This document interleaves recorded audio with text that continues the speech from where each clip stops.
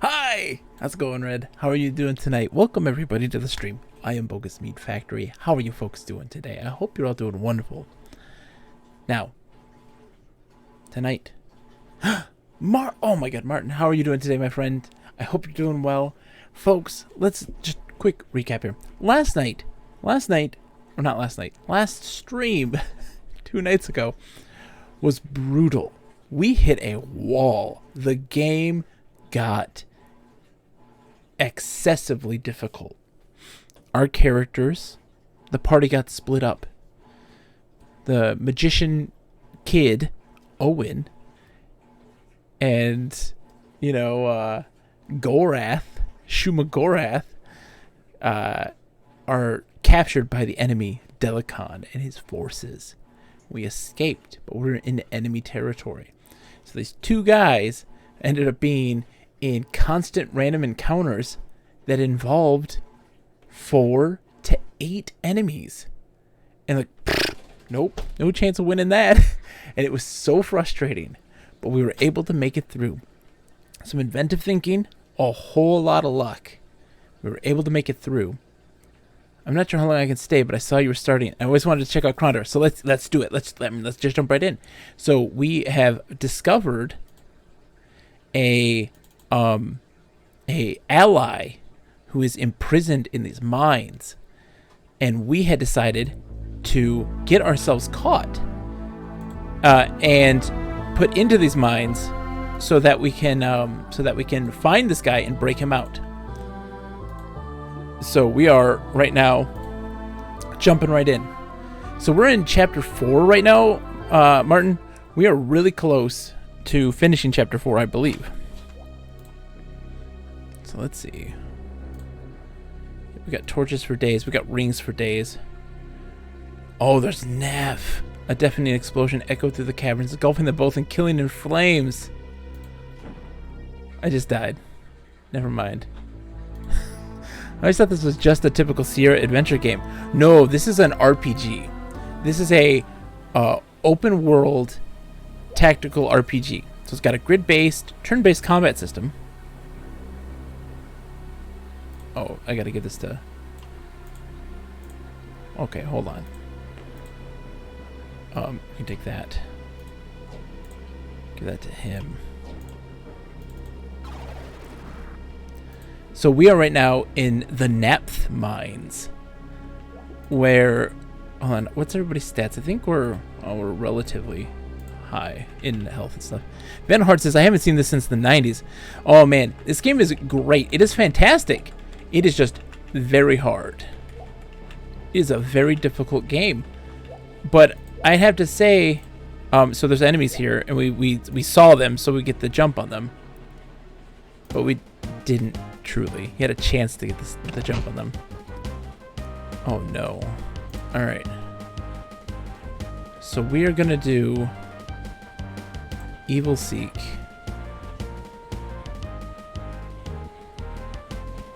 Damage is variable. Let's just throw that out. Yeah, it uses live actors. Oh. Yeah. You rest. Heal up, buddy.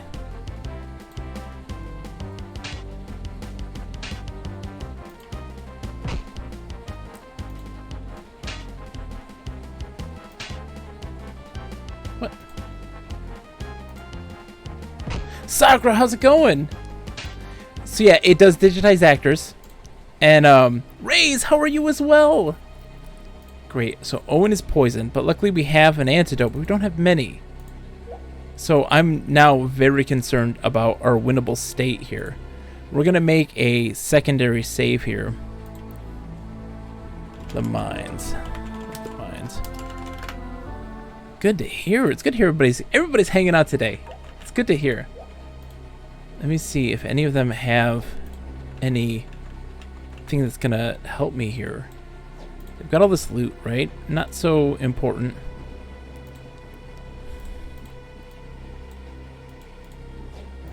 Take the poison arrows. Oh, Garth needs a rest. Okay, so they're telling us that there's enemies nearby. He's like, you can't sleep here, there's enemies nearby.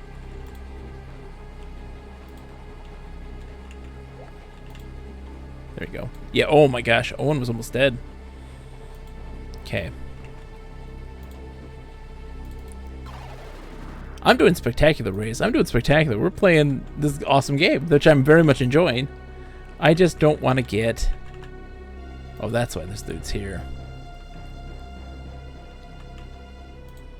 Owen stumbled. We didn't get the attack. So this game very much has a writerly style to it. Everything is very like written as if it's a book. They very much have this amazing art writing style to this game, which I very much enjoy. The music is awesome. It is complex. Well, it's not complex in like a barrier way of things. What makes it so awesome is that there's room for growth. Like you can definitely like it's easy to learn, hard to master. If that makes better sense. Yeah, it's from the book series the Rift War Saga.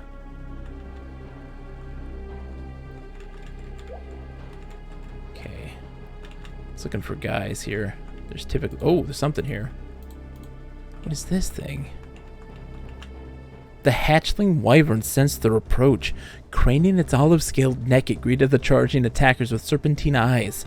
Though not the terror of its larger, dragonly cousins, a single bildrake was capable of slaying creatures twice its size. Gorth was sorry they had not caught it by surprise. Yeah, 3 is your max party, and we're in a story situation where we just can't. We don't have... The party has split. It's all story-based. Alright, so we are doing a spell. We are doing Unfortunate Flux. It's these sprites that attack, these spirits that attack the creature. Oh, dude, we beat him in 1 hit. That's fantastic. Doesn't have anything on him, though. And so another gimmick of the game is that there are these chests. This one doesn't have one in particular, but there are chests that you can come across that are locked by riddles. Yeah, it detonated. Owen died. Of course he did. And you have to solve the riddle to get past it.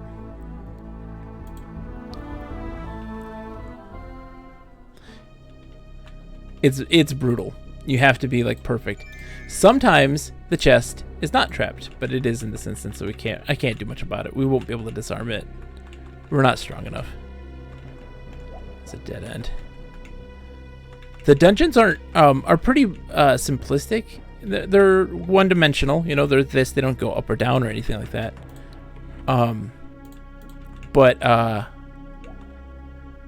A lone witch hag stood before them, hands on hips. Their opponent seemed completely prepared for the attack, making no one wonder if there were reinforcements close at hand.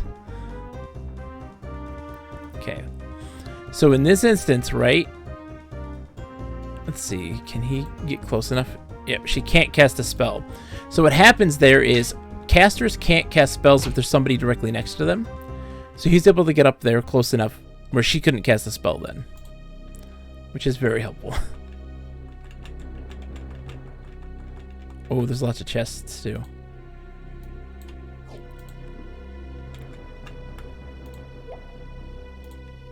It's safe.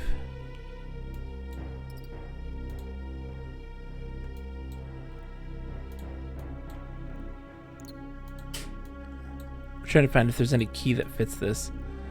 Typically, if none of the keys fit, it's a story chest.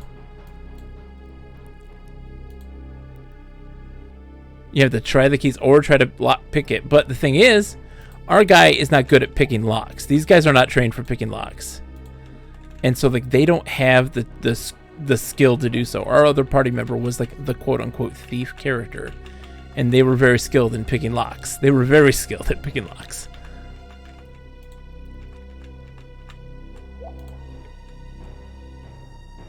It's just a rock pile. Interesting. Well, so here's what happens is that the story actually jumps between a variety of different characters and plot points. In the beginning, we had Gorath, Owen, and this other person, Lockwood. Lockwood?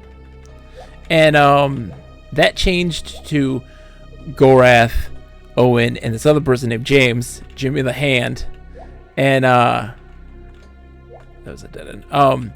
And now it was just Gorath and Owen for a variety of reasons. And so the party rotates, and I believe that the game actually jumps between the perspectives from time to time. So they will come across other party groups.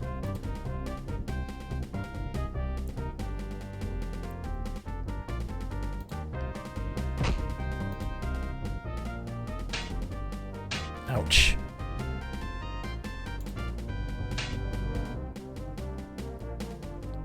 Don't. Oh, you son of a. Oh, I'm misclicking. Everything's a mess right now. He's gonna fall. Yeah, we'll have to restart this fight. I wasn't prepared for it. I messed up. I misclicked, and that was terrible. It's very neat. It's very awesome. There's these riddle chests that are really cool. We're in a dungeon right now, but the game is actually open world, right? So, like, I'll show you the map real quick. I mean, we started here. We traveled all the way down to Krondor, made ourselves all the way over to Romney. So we traveled all the way up here, and then we had to go all the way up to Kenting Rush, and then we had to travel all the way back to Krondor, and then we ended up here in Sargoth, and we're making our way down this way now. And it's been a wild experience, that's for sure. So we need to load.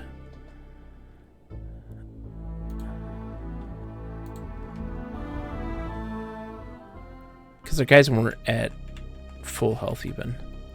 Right? How is he doing? Yeah, his stamina's okay. Let's try to get the jump on them one more time.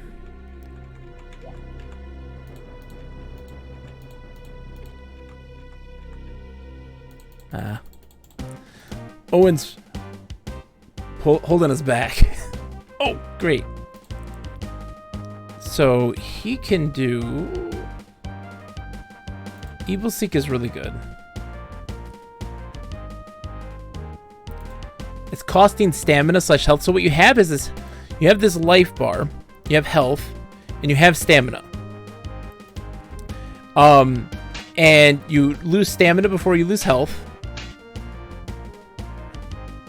Can you get there? No, you can't.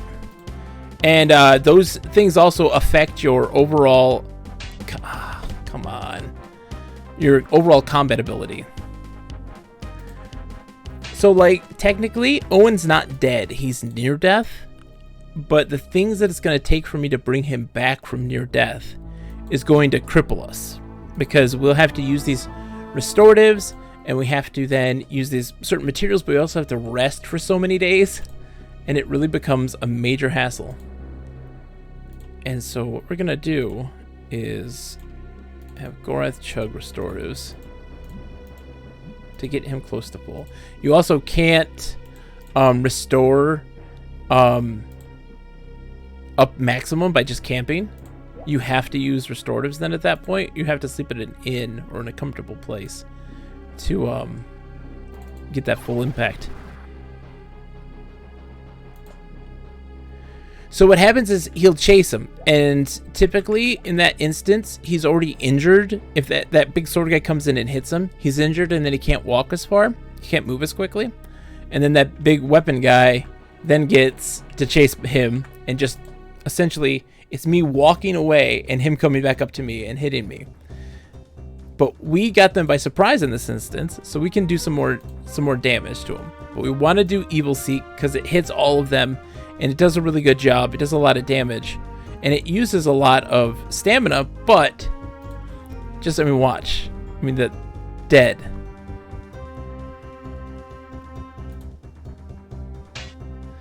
And now because that guy is hurt, he can't move. He can't, his chance of hitting is a lot less now. Because he was severely injured. And so what you need to do is essentially doing crowd control. You need to be in a situation where you don't want to focus on a single person. You want to be doing damage to a variety of people, you know, throughout the whole process. So that way they can't hit you. You know, their chance to hit you now is like 20% instead of 75 or 80%. And you got to just keep doing that to more and more people. So that way you don't have to worry so much about it. It won't be as difficult or challenging. You have weapon decay, which we have to manage and deal with constantly.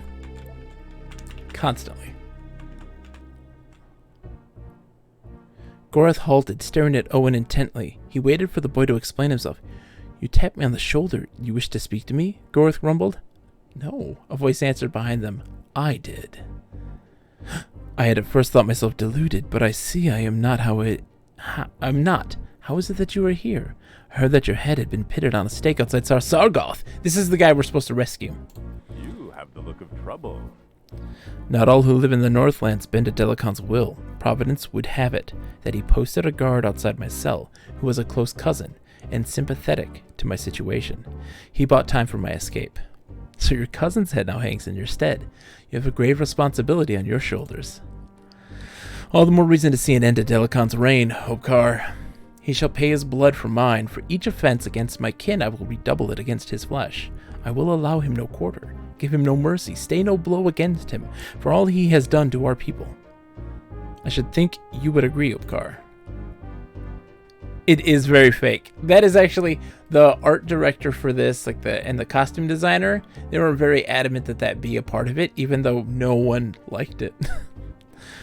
On the graves of all he has slain, I swear that my cause is yours, Gorath. However, I may aid you. You need only ask.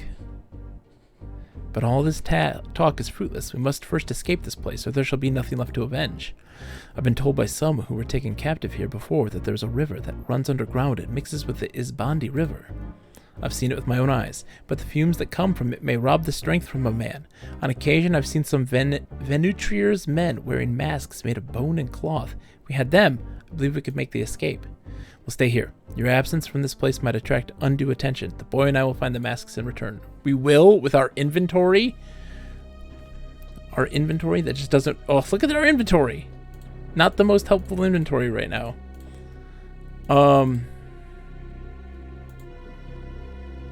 We found Obkar at least. Let's see where he's at in the grand scheme of things. Okay. I'm gonna apply this. Can I apply this?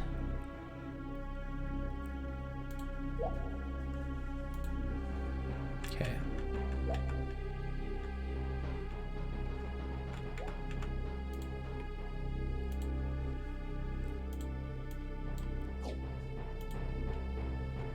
It's something that imbues the sword with a magical thing. So you do a lot of magical imbuing of weapons. And, a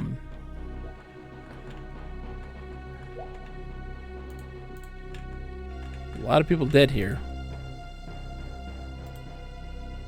Spoiled rations, and you have to like watch for rations. That is my whole inventory right now, so I don't know how we're gonna handle this. Owen felt dizzy. The air next to the river was heavy with naphtha fumes. Are you sure this leads out? Gorath nodded. Delicon placed a few others of my clan here. They told me how they escaped, but first we have to find Obkar and assist him. So, okay, we need to get the masks first. So we've got to explore the dungeon more in other directions, it looks like.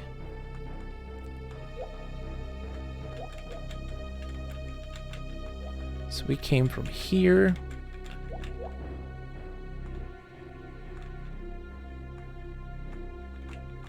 Okay, let's look at the map. Yeah, if we go this way, that's where we came in at.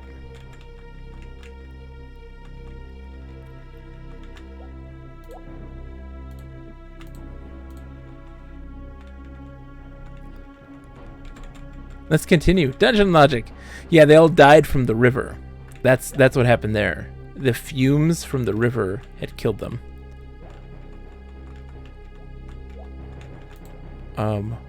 Okay, game. Where do you want me to go? I guess I can go left. No, that's the way we came.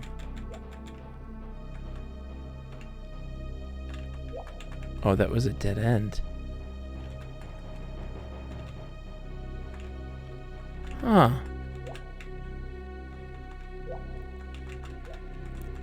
Will these like appear on the bodies now? Like that? No.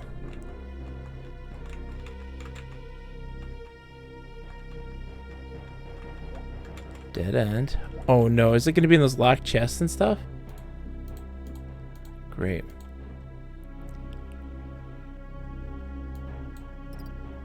It's not in that one. Because they don't lock stuff behind a locked thing unless you have the key or it gives you the key somewhere. So my guess is in those trapped ones.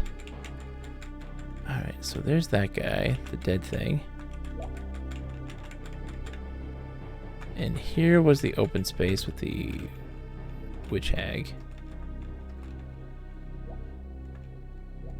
And this leads to a dead end. Nothing in the stones. So we've got to sleep and use a ring and to just try to tank this trap.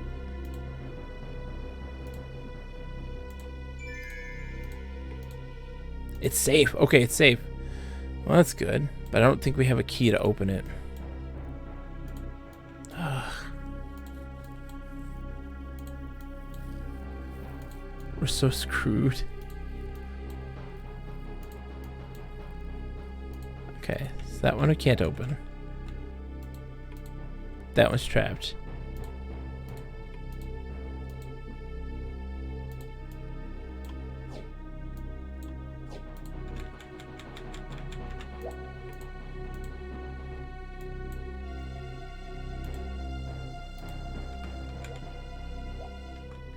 Exactly. Then where the heck am I supposed to go? So it's not worth taking that trap, because for just a key that we have multiple of, it's not worth taking that damage. So we're going to restore it before we open that up then. We do a lot of save scumming in this game, because it can get really hard. There's not really many instances of like an instant death, but the only time that really happens is if you were to light a torch in this dungeon, or in situations where like there's a pit you weren't paying attention to. So let's go this way.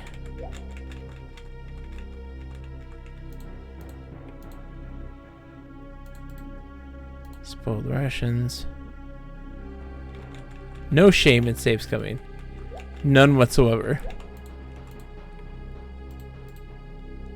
Poisoned rations. I am lost. Obkar's here.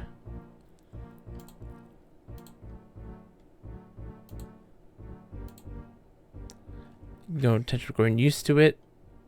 Yeah.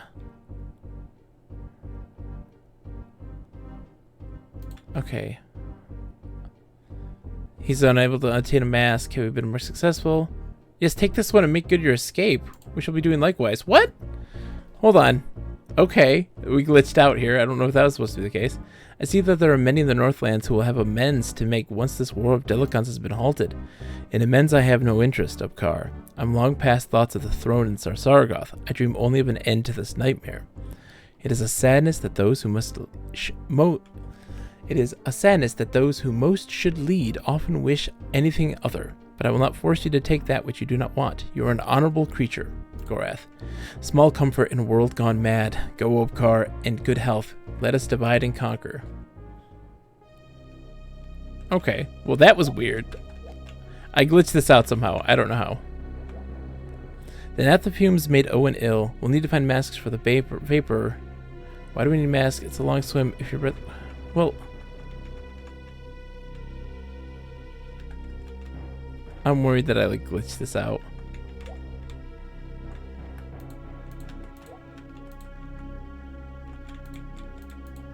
Okay.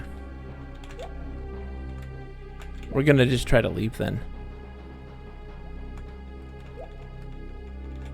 I think I glitched this thing out. Like I killed everybody before we found him, and we didn't get the masks to spawn in or something. I don't know. It's a dead end. This is the exit this way.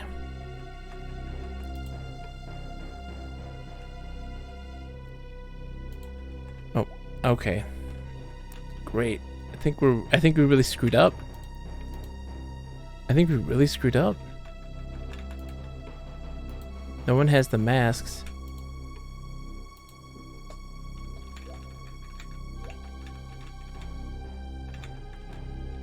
And I don't see anywhere else to go on the map. So if we go left, that's the way out. No whammies. How's it going, Lip? Okay. We head straight, and it's a... Can't open it. Riz Bob! Bob! Lip's freeing you, my friend! Oh. Hey, buddy. Mwah. Love you. Okay, how's it going, Lip? Any word yet on the house stuff? Okay, so we got a dead end there.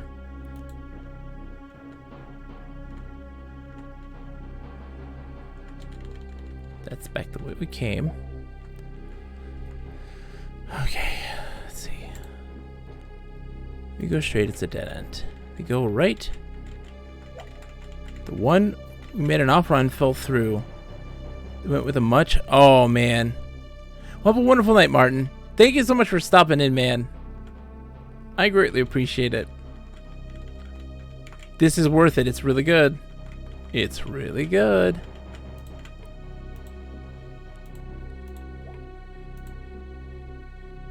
It doesn't have the gas masks. Where are the stinking gas masks?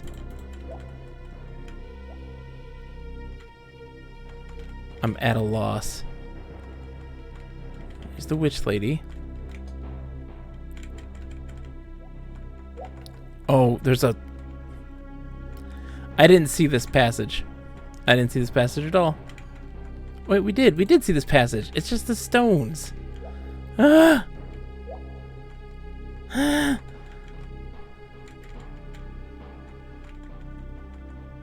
You need rest, Gorath? That's great, buddy. I need to find the stinking masks. They're nowhere to be found. I think we broke the game. I think we broke the game. It's broken. Hold on. Am I crazy? I'm going to look at a guide because I'm slightly annoyed.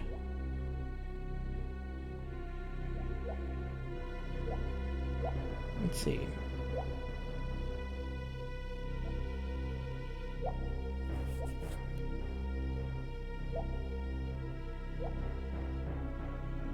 Let's see.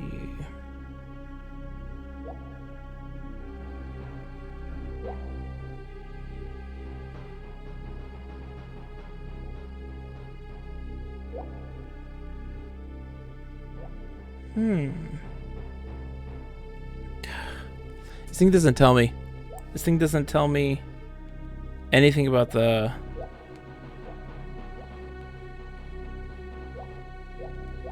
I'm looking this up because...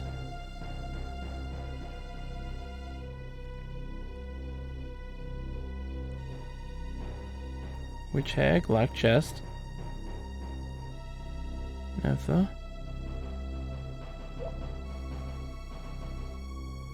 Goblins, oak car. Exit. Not light a torch.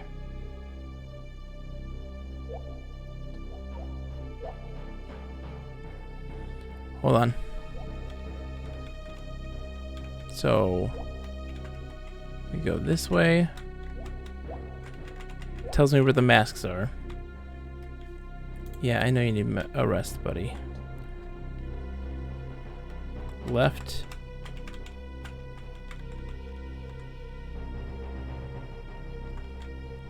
Right. Oops.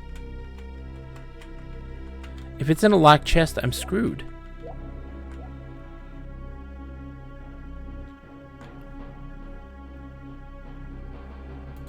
What? Wounds are mortal. Why are you near death? What the heck just happened? Okay, we're reloading, apparently. Because he's near death for some reason. I guess they were so tired that they were losing health. Okay. Where am I? Witch hag place. Okay. So left. Right. At the fork. Take the right. It's locked. It's locked. Are you serious? Are you serious right now, game? I swear I used that key. I swear I used the key. I promise. I did. Alright, so let's get a gas mask on for Gorath. And then True Sight T. Let's put that in there. Gas mask for you.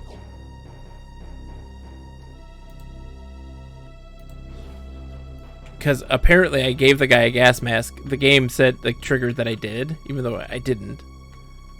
No,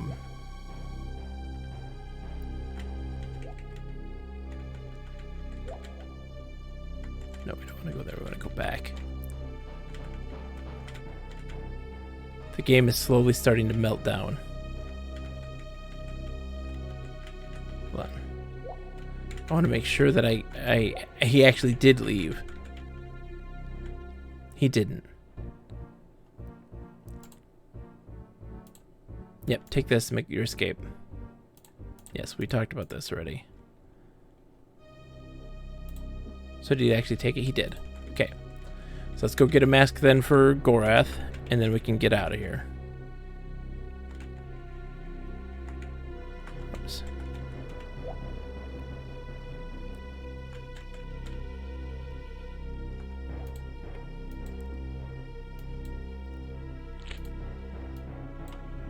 Okay.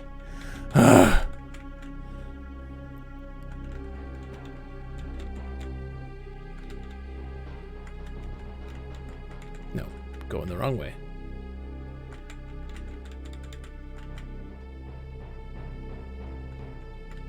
Let me go this way, and then this way.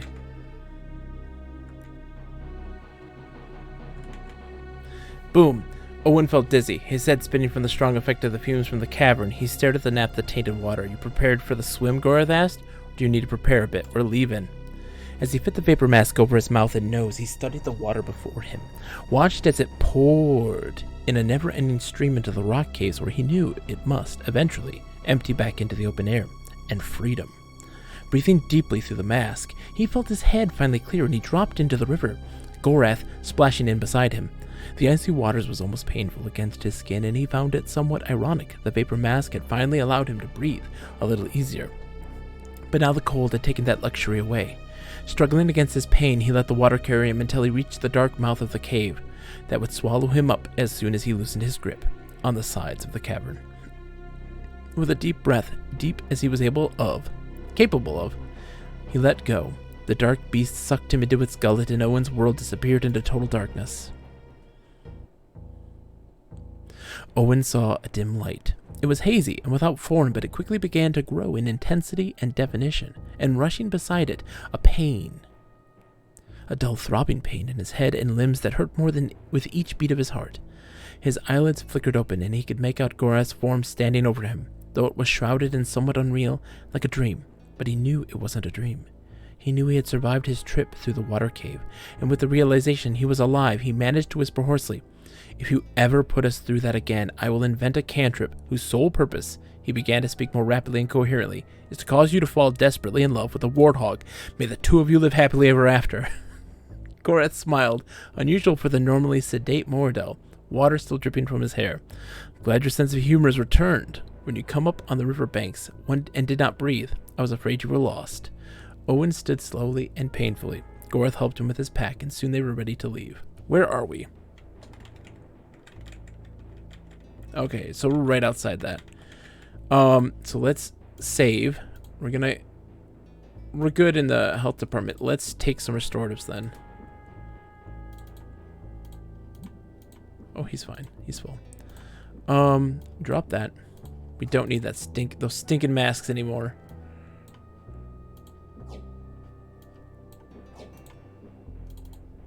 Take some restorative. Because I now have a method to my madness now. There's something we were missing, by the way, that we need to get. And that something is that Nalar's rib.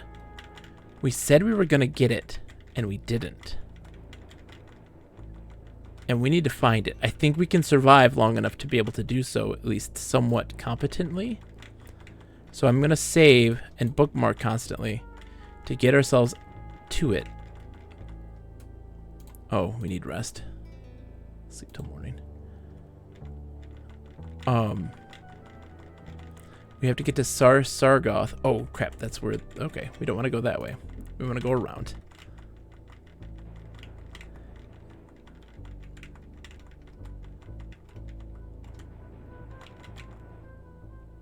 A circle... Oh, trap. Huh? Oh, okay. I see what we gotta do.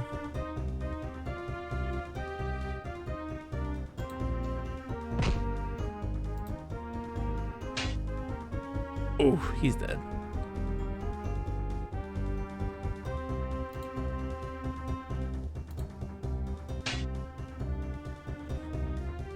So we've got this Naphtha enchantment stuff now, which is doing crazy damage. And to do pretty much fire damage with the sword itself, and it's fantastic. All right, so we just need to move this thing up.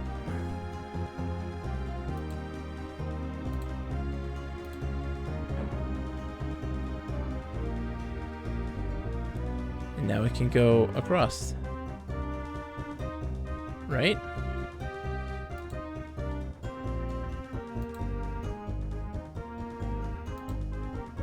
Yeah. Okay. Whew.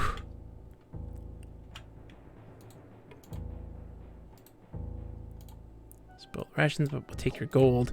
We've got enough money too, which has been very helpful, at least in this situation. We're able to kind of reclaim some of the lost money that we had when we got captured. We pretty much lost all of our goods. And so where are we in the map?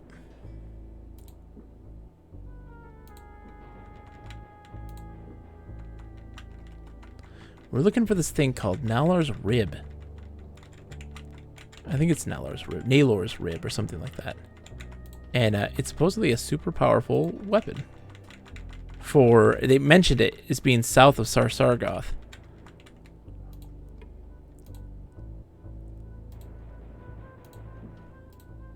Like, I don't need this. It's not going to help me right now. Like, we have our weaponry. We don't have a team that can really benefit from this.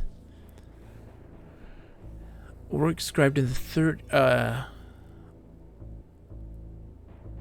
This is a copy of a work scribed in the 3rd year of the reign of King Liam the First for brother Foshin and archer and friend. Okay, so that's for Gorath then.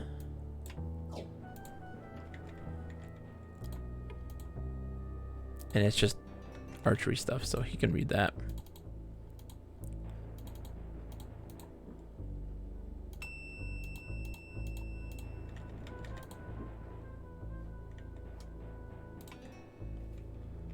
Okay.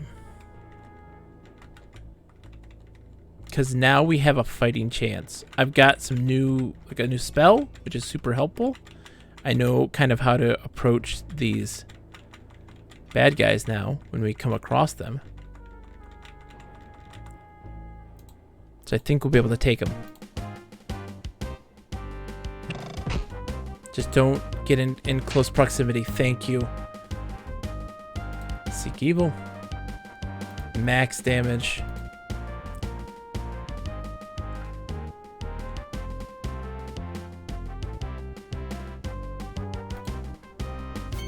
Oh, come on. Why are you missing? Evil Seek. Again, max. Because it's going to kill everybody right now. We'll cure him with the poison. We'll get some sleep. That's how you have to manage the situation. Gorath will get the finishing blow. Boom. Done. And we were having such a hard time with these combat encounters because I was not doing what I should have been doing. I needed to be using those spells. I was thinking that I didn't know what they did, and so I was not using them to the fullest of their abilities.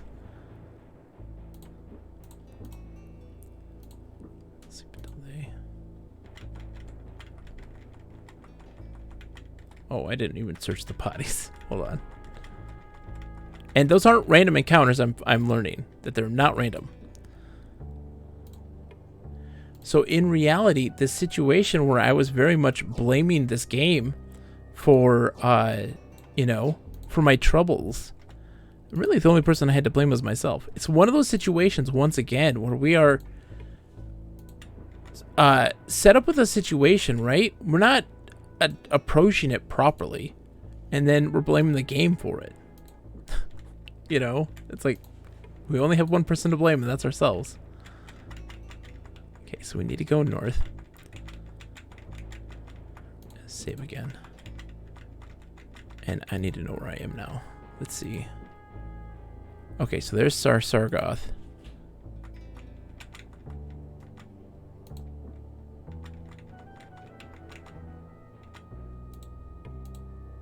Dead animal rations we'll take.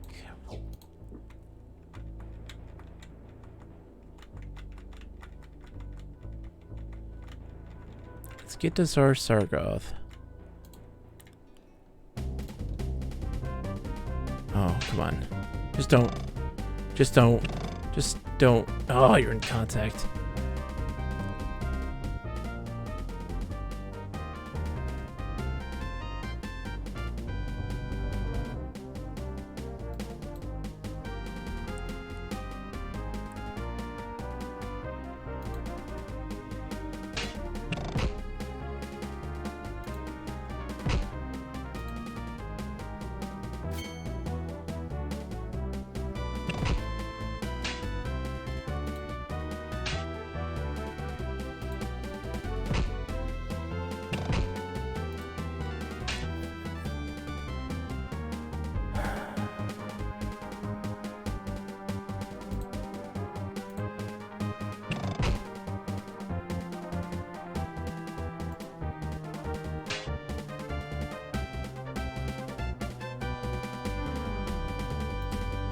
Whew. How's it going, sarcastic friend? I hope you're doing well, man. How are you? What you been up to?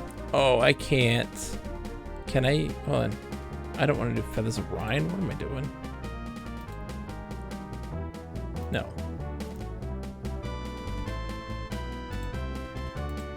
I want... Oh, can I not use it? Because I don't have enough... Wait. Do I just not have enough mana?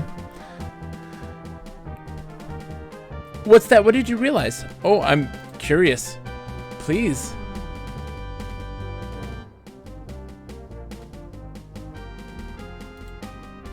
Great. I don't know what to do.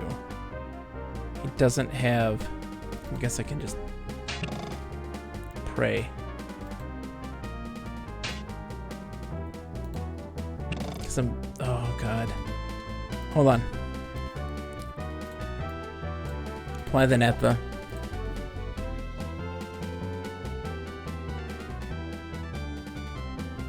Oh, snap. Oh, Jesus. Holding a phone for too long hurts.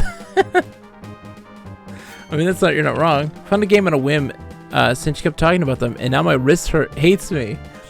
Yeah, so you're not wrong. There's definitely a lot of situations where it is a massive pain. And especially for prolonged periods of time, you're kind of doing the claw thing. You can get controllers for the stuff, but I don't think that you should be forced to have to do that. That seems ridiculous. Oops, I didn't.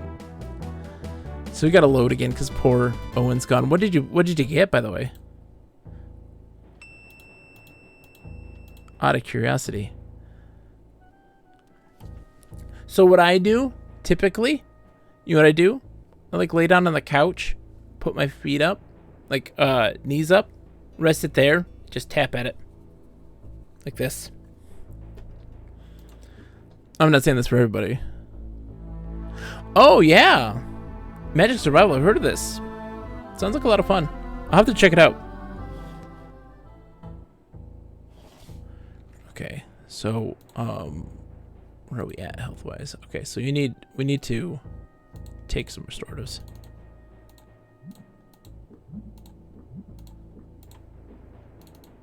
I have a bunch, so we're good in that department. Like, we don't need a lot. We have a whole bunch of restoratives. So I was going this way, right? Yeah, this is where we got into the fight.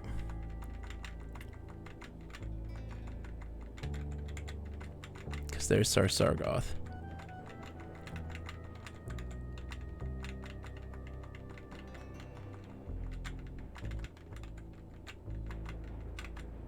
Right? Yes, we're winning now.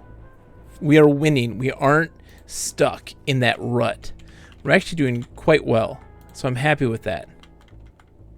So there's these guys here. Right? And like I'm guessing it's gonna be like southwest or something. I don't really necessarily know.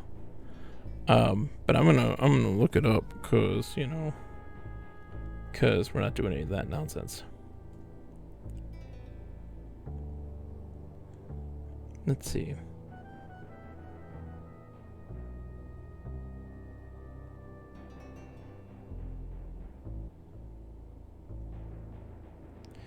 Let's see. Got the emerald. Hit the mountain with a graveyard. Got it. The west side of the mountain and keep heading south until you trigger a magical trap with 3 ogre magicians in it.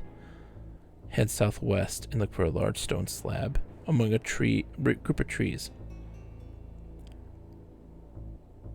That's what is supposed to happen. Oh my gosh.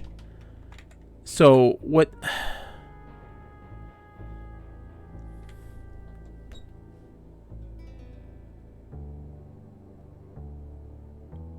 Never mind. I guess I don't need to do it. I mean, I guess I can. So what that's supposed to do is... This is nuts. This is ridiculous. So you're supposed to find Nellar's rib first. And then that will kill all the enemies that you do the encounters with. You don't have to deal with them.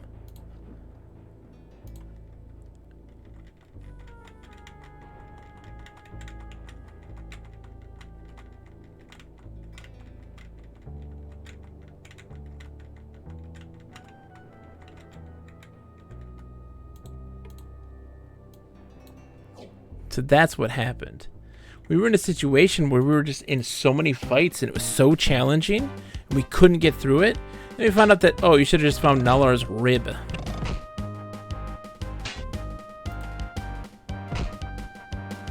Now we're gonna die.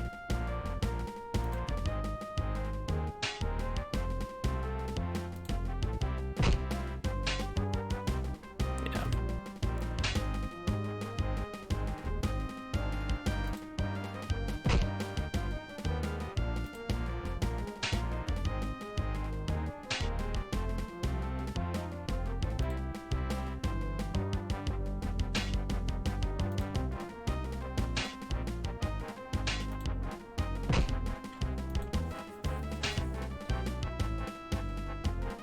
Guys, stop attacking poor Owen, okay?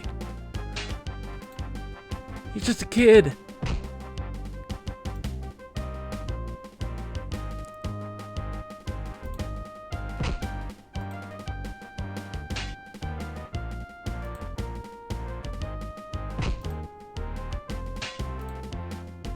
There we go. And then Owen's poisoned.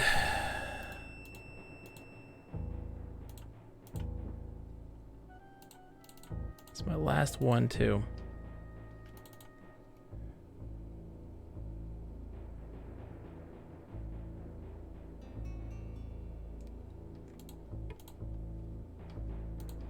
Okay.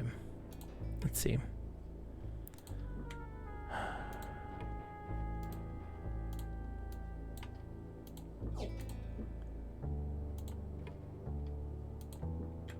Oops. What kind of rations did he have? Sorry.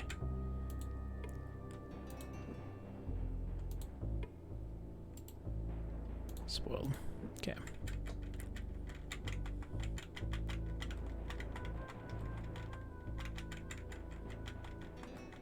You gotta look for this thing. It's like southwest-ish. Spoiled rations. I want to see it at least so that I can use it, you know? So that I can at least know what happens.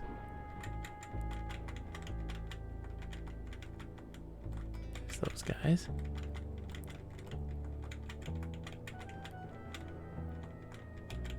Large stone slab against a ring of trees. Saw those. I don't know if we're gonna even find it. Oh! Nope. Nothing of use there for us. I don't know if we're gonna find it. We killed everything. Yeah, it's fine. We don't need Nalar's rib. I don't think we're gonna find it.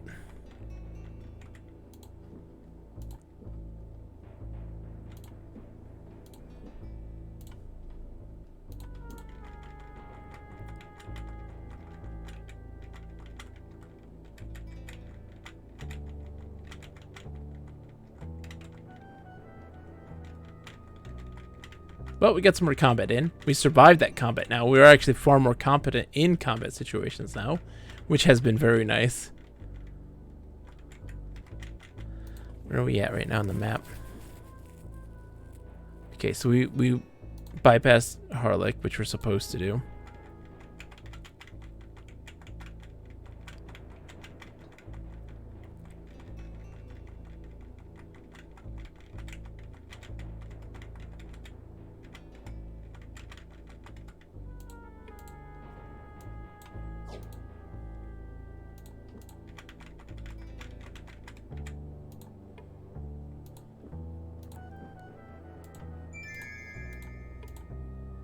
It's trapped. Crap. Owen died. Of course he died. We both died from that. Holy smokes. Okay. So yeah, so the game very much intended you to, hey, if you want to survive this situation, it'll be much easier to grab that first. To grab that special bone and use the spell to get out safely, which we didn't do. And so we did the hard part. We did it the hard way. Which was just do this all, you know, as is. And good luck out there. Alright, so we're going back here. We did find the person, and we did get him out. So we're going to go talk to the guy. Gorath motioned to the figure across the room. The man walked over to join them. He stood before them, eyebrows arched inquisitively. Sit and drink. Don't worry about it, Lip. You're great. Don't even worry about it. Obkar arrived here shortly before you and described a pair, a human boy and Gorath of the Ardanian. I was going to keep the reward for myself, but he insisted you were deserving of it. He is as reputable as I have heard of him. It could also be that he wished to save you your life. Save your blade for someone more deserving. I will pay your fee, 200 gold and not a royal more of it. Food in our bellies and beds to rest on, an acceptable exchange for a man's life. I would ask one more thing of you, and then we'll be gone from this place. Would you know where we could find a certain witch woman who is known as Kulich? I've heard word of her, yes. Fled south of Cairn and west of the fork which leads to Wick. Probably down there healing up Delicon's dogs. I wouldn't know. Our business is at an end, Remelin. Good fortune and health to you. Baby is, yeah, startlingly strong. Oh, can't do any more of that. Okay. What do we have? They have for sale?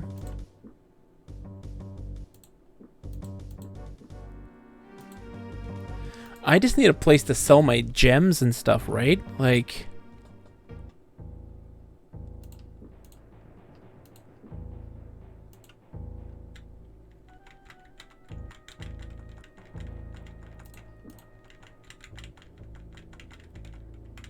But now, feeling a little more confident and able to like explore more, because we are now got a better strategy on our hands for dealing with these enemies with such a small group of people. And did the game lock up on me? Looks like it locked up on me.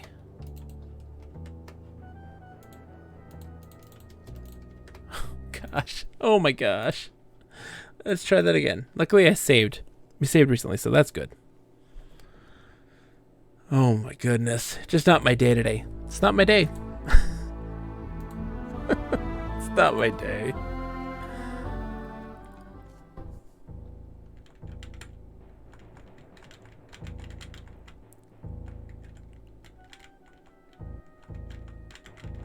Let's see.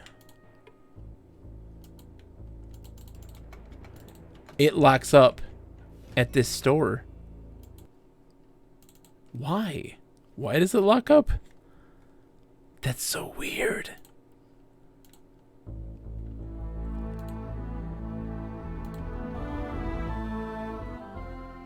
That's so weird.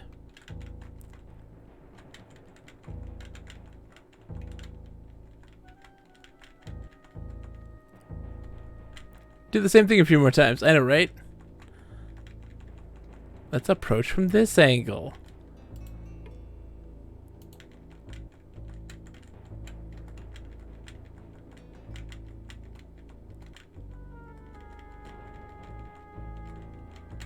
Let's see.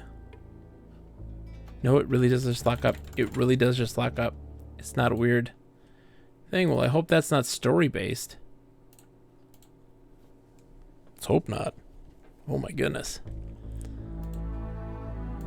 Like, does our run end there? You know? It's like...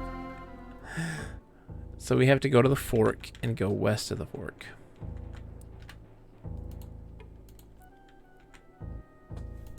We stumbled but didn't get the surprise attack. Oh, that's easy.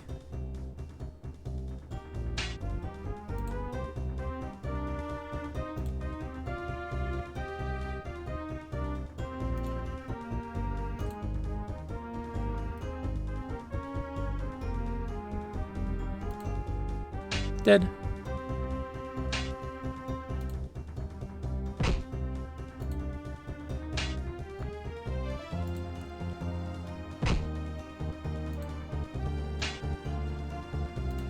Nailed it.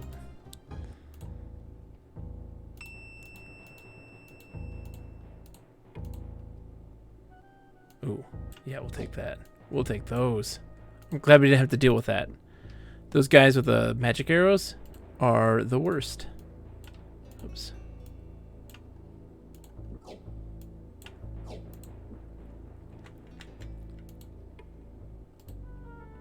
so many rations. So many rations.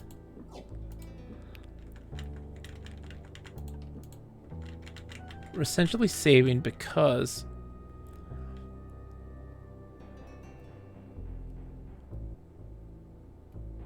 no, I do not know the password. Gorth shook his head. The guard item suspiciously then motioned Owen. Mercenary friend's a bit lean, don't you think? He's only a stripling. Without dropping his gaze, Gorth replied, he is no mercenary, but a spy sent from the kingdom to steal secrets from the Six. He has told me where other soldiers are waiting in the hills. The Six told me I'm to go and find if the boy is telling the truth. The guard didn't even hesitate. The Six have no authority to tell you to do so. Only Moriwolf can authorize passage across the span to leave the both of you before we run you through. Okay, so we can't cross. So where is... Hold on. Oh, Cairn. So we have to go back and go south. Okay, so we gotta go this way.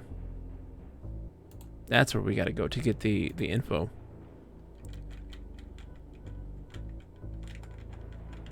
Okay. So we have to go all the way back.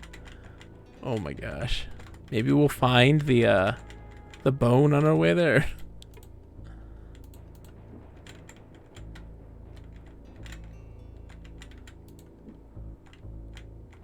We don't want to follow the road too closely because we'll eventually get to the town that we can't cross through and we have to make a circumvent it.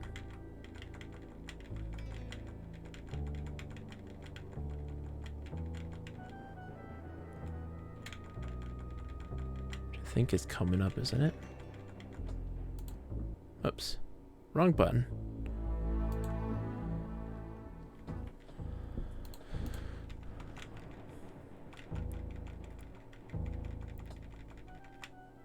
Yeah, there's them.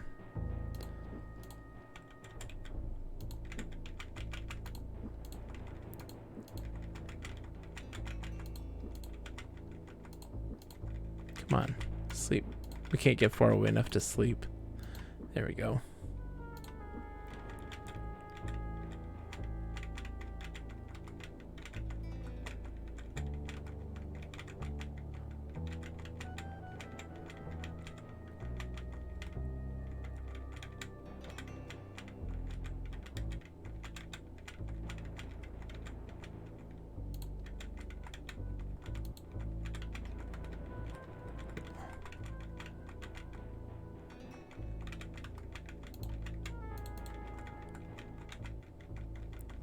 Looking for this thing, traveling through the wilderness.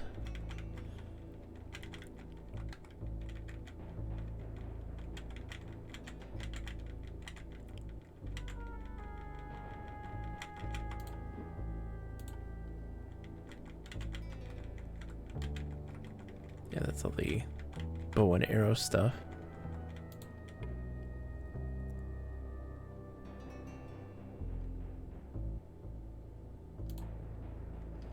Tools, because they're building chests or something.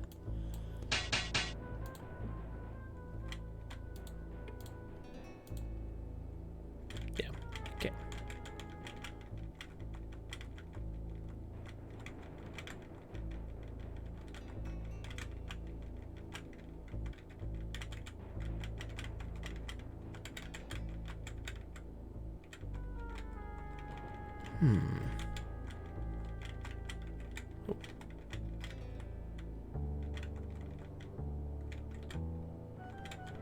Interesting. So yeah, sarcastic friend, if you're here still, what is that game about? So you were talking about magic survival. What do you do in that one? We're not gonna survive this.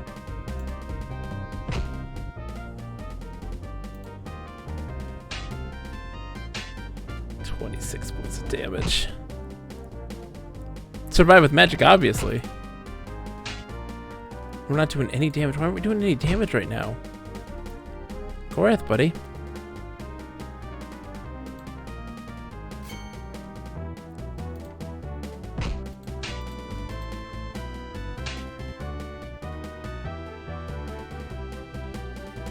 Leave Gorth alone! Ow. Son of a...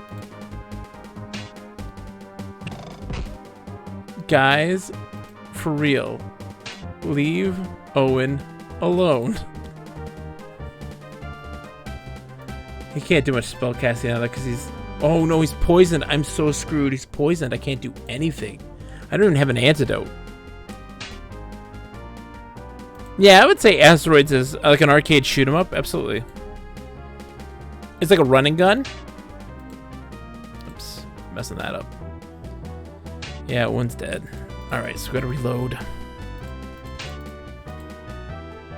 Gorat's almost dead too. That sucks. So you're like running around casting spells and like attacking enemies?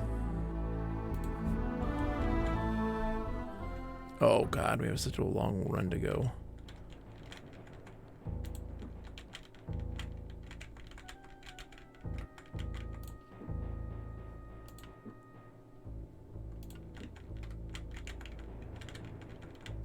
I'd say in the vein then, you basically just have to run around and you upgrade spells you automatically cast with unending things coming at you. Okay, that sounds cool.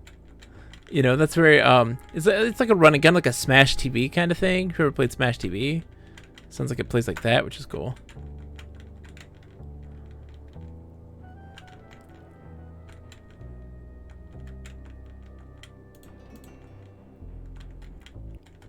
There are those, we don't need those.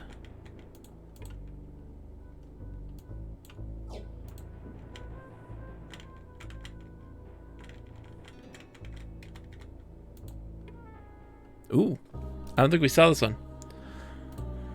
No visible flesh, no blood, nor bone, but given time, they will walk alone. No visible flesh, nor bone, nor blood, nor bone, but given time, they will walk alone.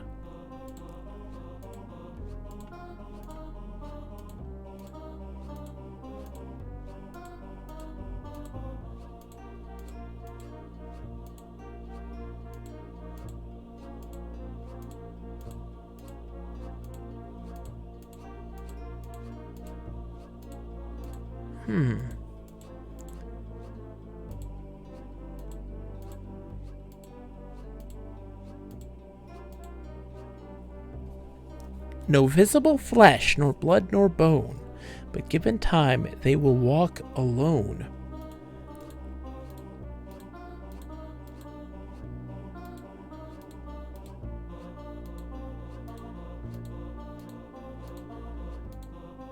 Logs.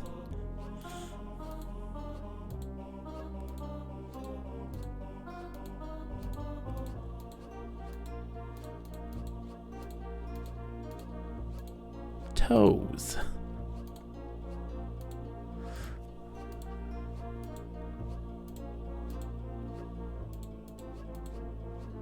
No visible flesh, nor blood, nor bone, but given time, they will walk alone. Oh, hey! Got eggs. Eggs. Alright. Oven crossbow. I've got an oven crossbow, right? Yeah. Dilaton milk. We've read that, so we don't even need it anymore. And then what we can do is we'll put this in here. And then give that to him. And then take that and put it over there. Excellent. So this is for Night Fingers. Wonder what Night Fingers does. We'll find out, I guess, at some point. Oh, jeez. Hello, guys.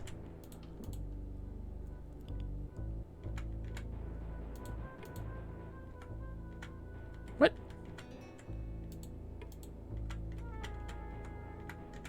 They aren't attacking me. That's weird. I broke the game. Like, that's just that, guys. I broke the game. I'm sorry. I tried not to. I can't help it.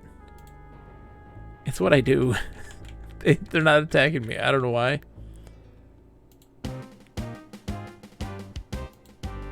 Huh? Oh, okay.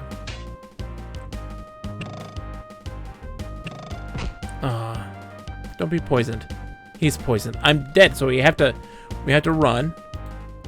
And we have to reload. Because I don't have a cure for the poison anymore. We've used it up. Which is so dumb. Did I save after the eggs? I hope I did.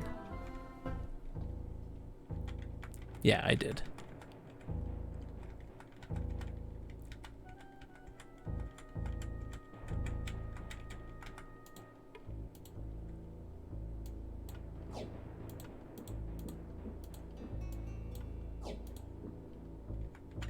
Okay, so let's chug some restoratives.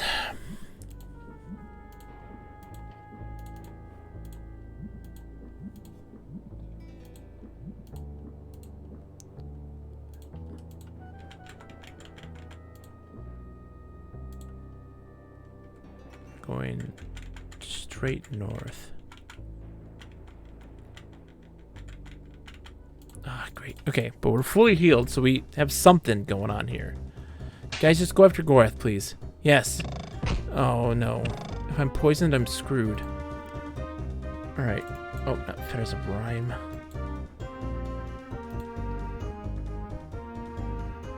Wonder what Night Fingers does.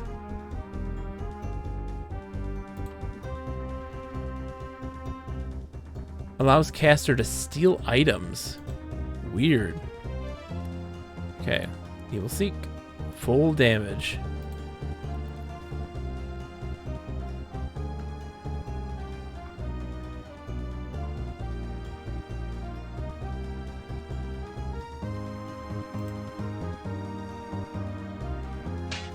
Missed. He's poisoned. I don't know what I'm gonna do. I don't know what I'm gonna do. I can't cure the poison. I don't have an antidote for that.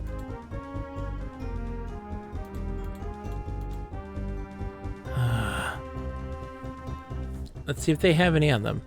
They might. You never know. Yeah, there's a fire inside of Owen. Yeah, I know there is.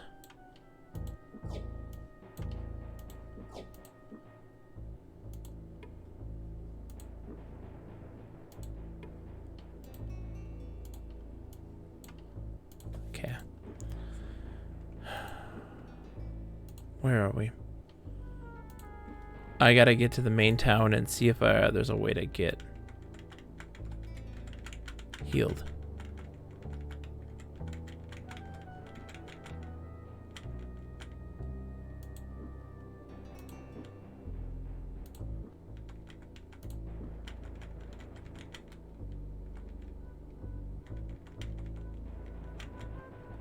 Yeah. Please have stuff. They do. Not enough room. Hold on. Let's sell the gems. Close enough. Oh, thank God. Alright. I'm not even gonna haggle, old man.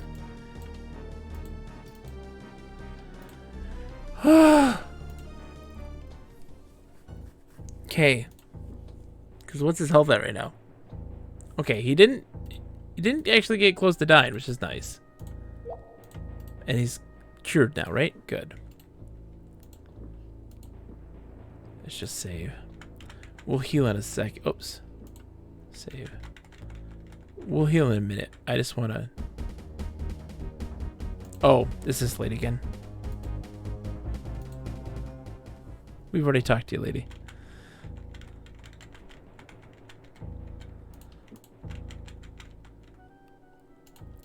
Crap, so we need to rest then. Let's run. And we'll reload and rest fully. And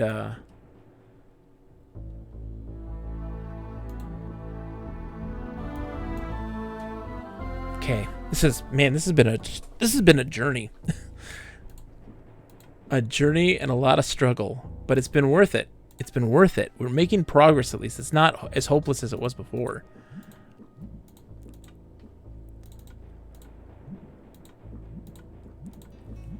And in a bit, we'll give him his magical... What?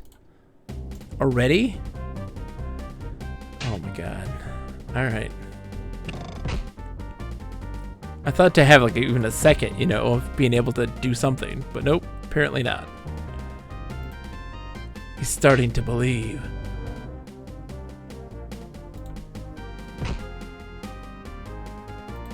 Yeah, go after Gorath, guys. That's great.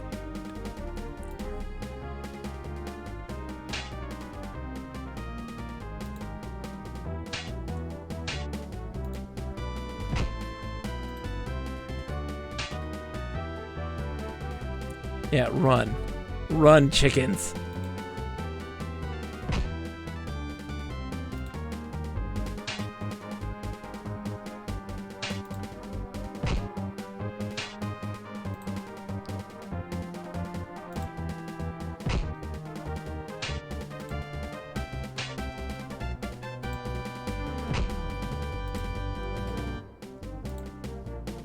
Ha! All right. This is good. I'm starting to believe. I'm starting to believe, guys. It's happening. It's finally happening. Poison rations. No.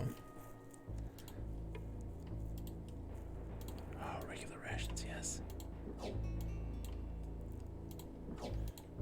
We'll have rations for days now. We're doing great. We're doing great. Okay. Oh.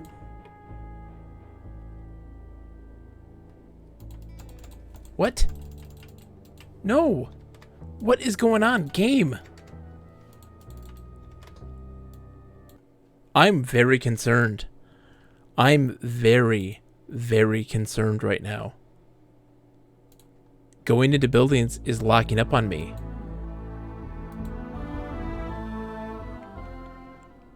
I am incredibly concerned.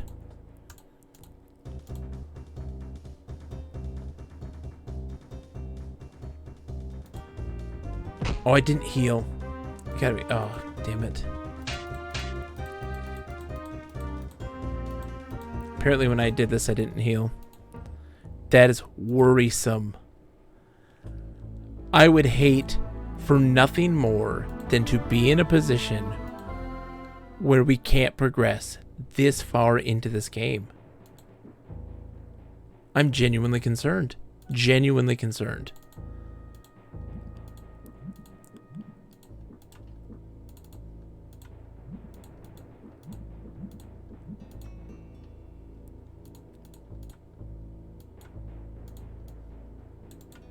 Oops.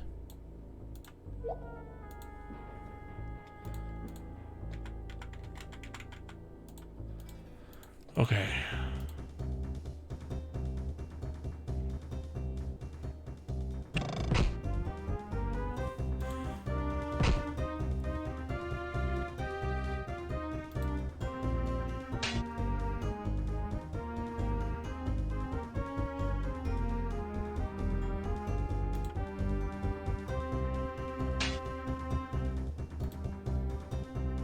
Oh, come on, don't miss. You have a thinking like 95% chance to hit, and you miss.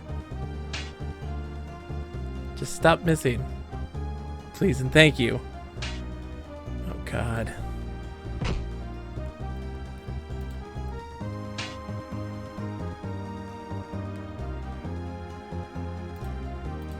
Oh, I misclicked. Can't be misclicking like that.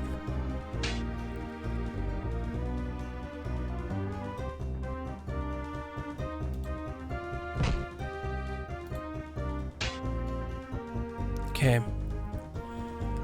All that naphtha, though, is like insanely helpful.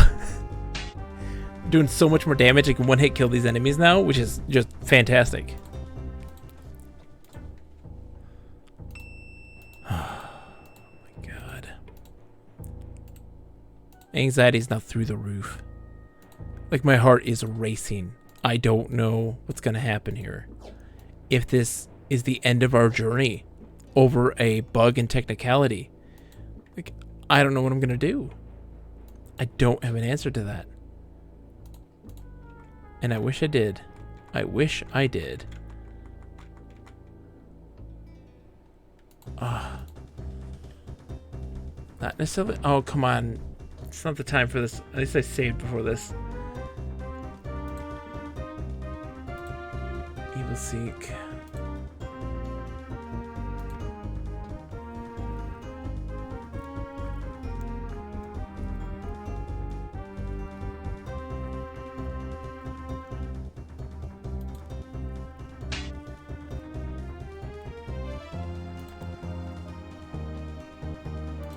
He's hurting bad.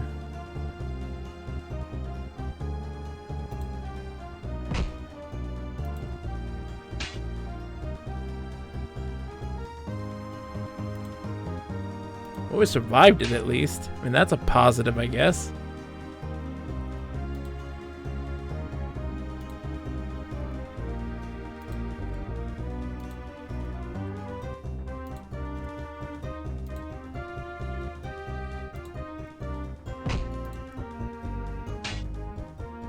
All right.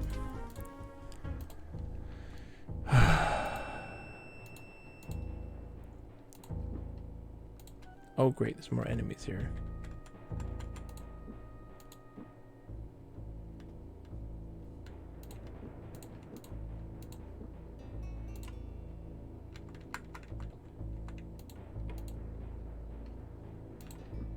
Man. I'm so scared now. I'm so scared. I don't want to lose all my progress. It's like, that was the house that locked up on me. Place is abandoned. Let's see if there's stuff. Okay, so that one didn't. That's a positive. That's a positive. Inside I found stalls containing a standard mixture of animals. The floor of the barn was covered with a pungent mixture of hay. Yeah, okay. So that was nothing. Okay.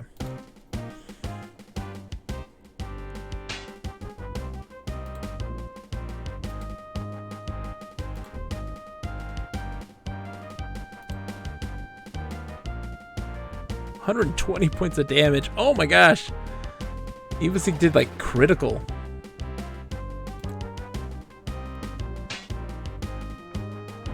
That's not gonna do much damage to Owen, because Owen's got a great magic defense.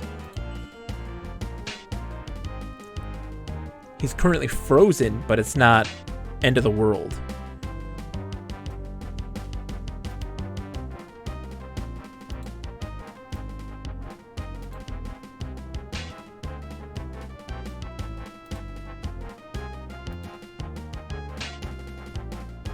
Whew, okay. I want to be bibbling. Lib. What are we bibbling about right now? I want to bibble. Bibble me. My kids are on a video call with my parents trying to get them to floss. Bluey? Grannies don't floss. Grannies don't floss.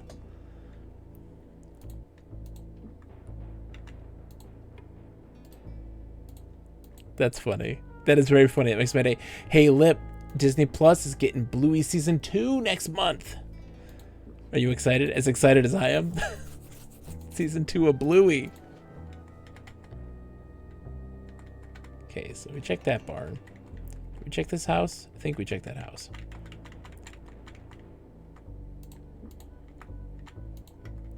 Cerebral Arcade, how are you today? I hope you're doing fantastic. It is so good to see you. How is work going? How are things going? Cerebral Arcade, I have so much to talk about. This has been a very wild week.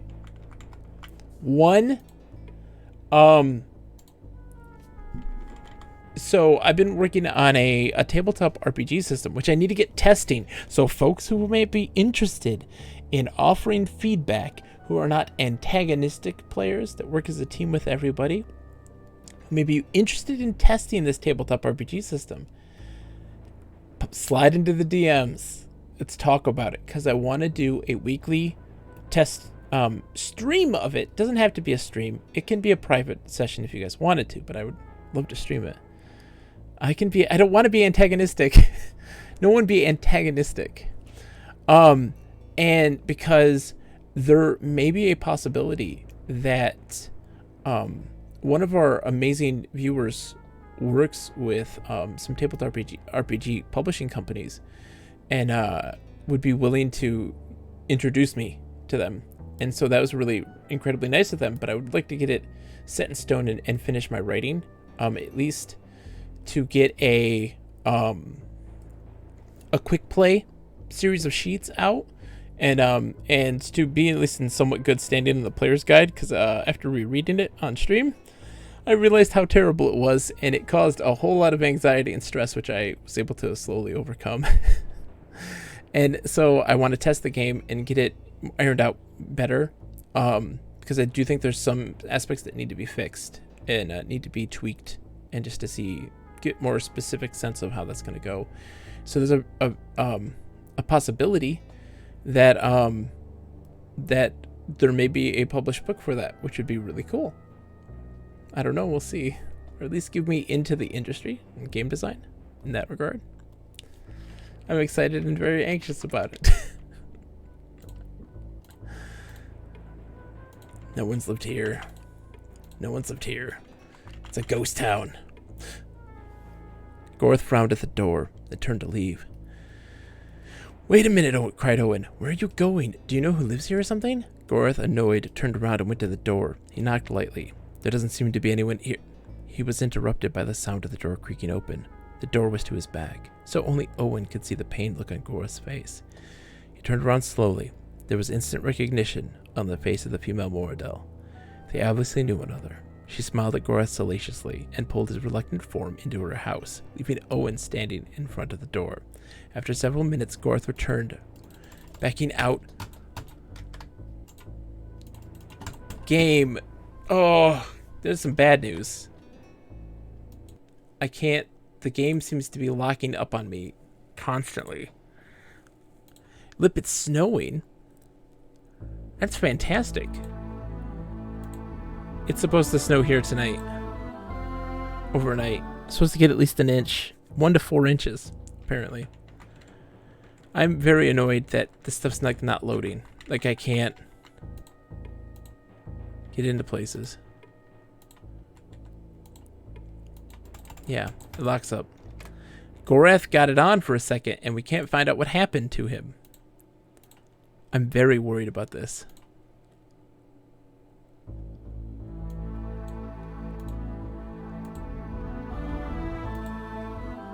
So, yeah. Oh, what am I thinking? Sorry, I didn't even read your message there. Oh my gosh. I mean, I want to get playtesting done ASAP.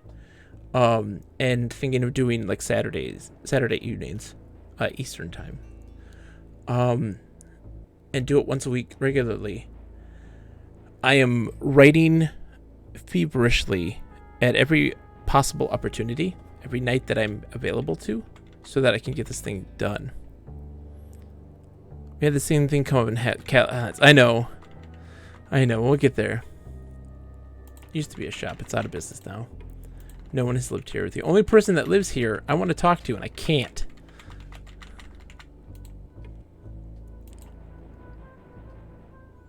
The shopkeeper is leading him inside, and it locks up. I am at wit's end. Goodness gracious. Betrayal at Krondor. I love you. I do.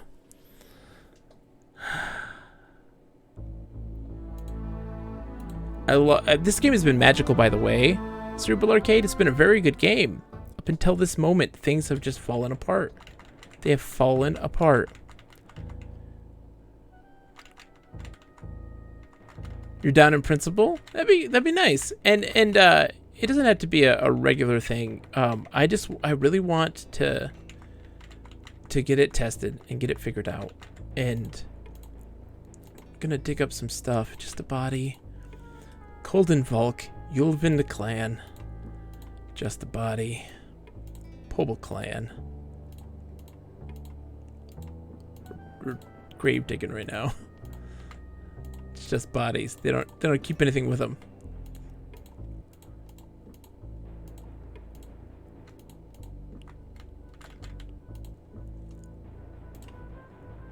Okay.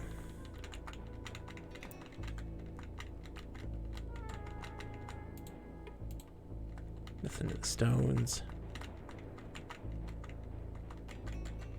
What is this? Just a plain old field.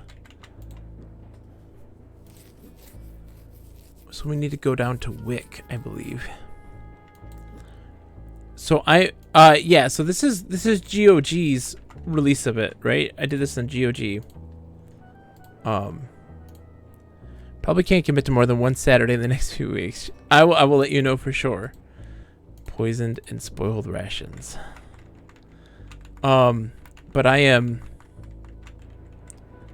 incredibly excited, incredibly anxious, but it's one of those things, and I don't know, Super Arcade, you tell me this, right? I mean, how do you overcome those jitters? I get the jitters big time. I'm so anxious. I'm so anxious about my work, and like it's wasn't an issue until I started talking about it again, and now I'm incredibly anxious about it. I'm so anxious. I don't know what's going on. It wasn't the case, and it's not normally been the case. Honestly, is this a normal thing? Is this what I'm stuck with now? We always deal with honesty here. Yeah, people you care about totally eviscerate you. It just gets easier each time. Okay. As long as it gets easier with time, I believe you. As long as it gets easier in time.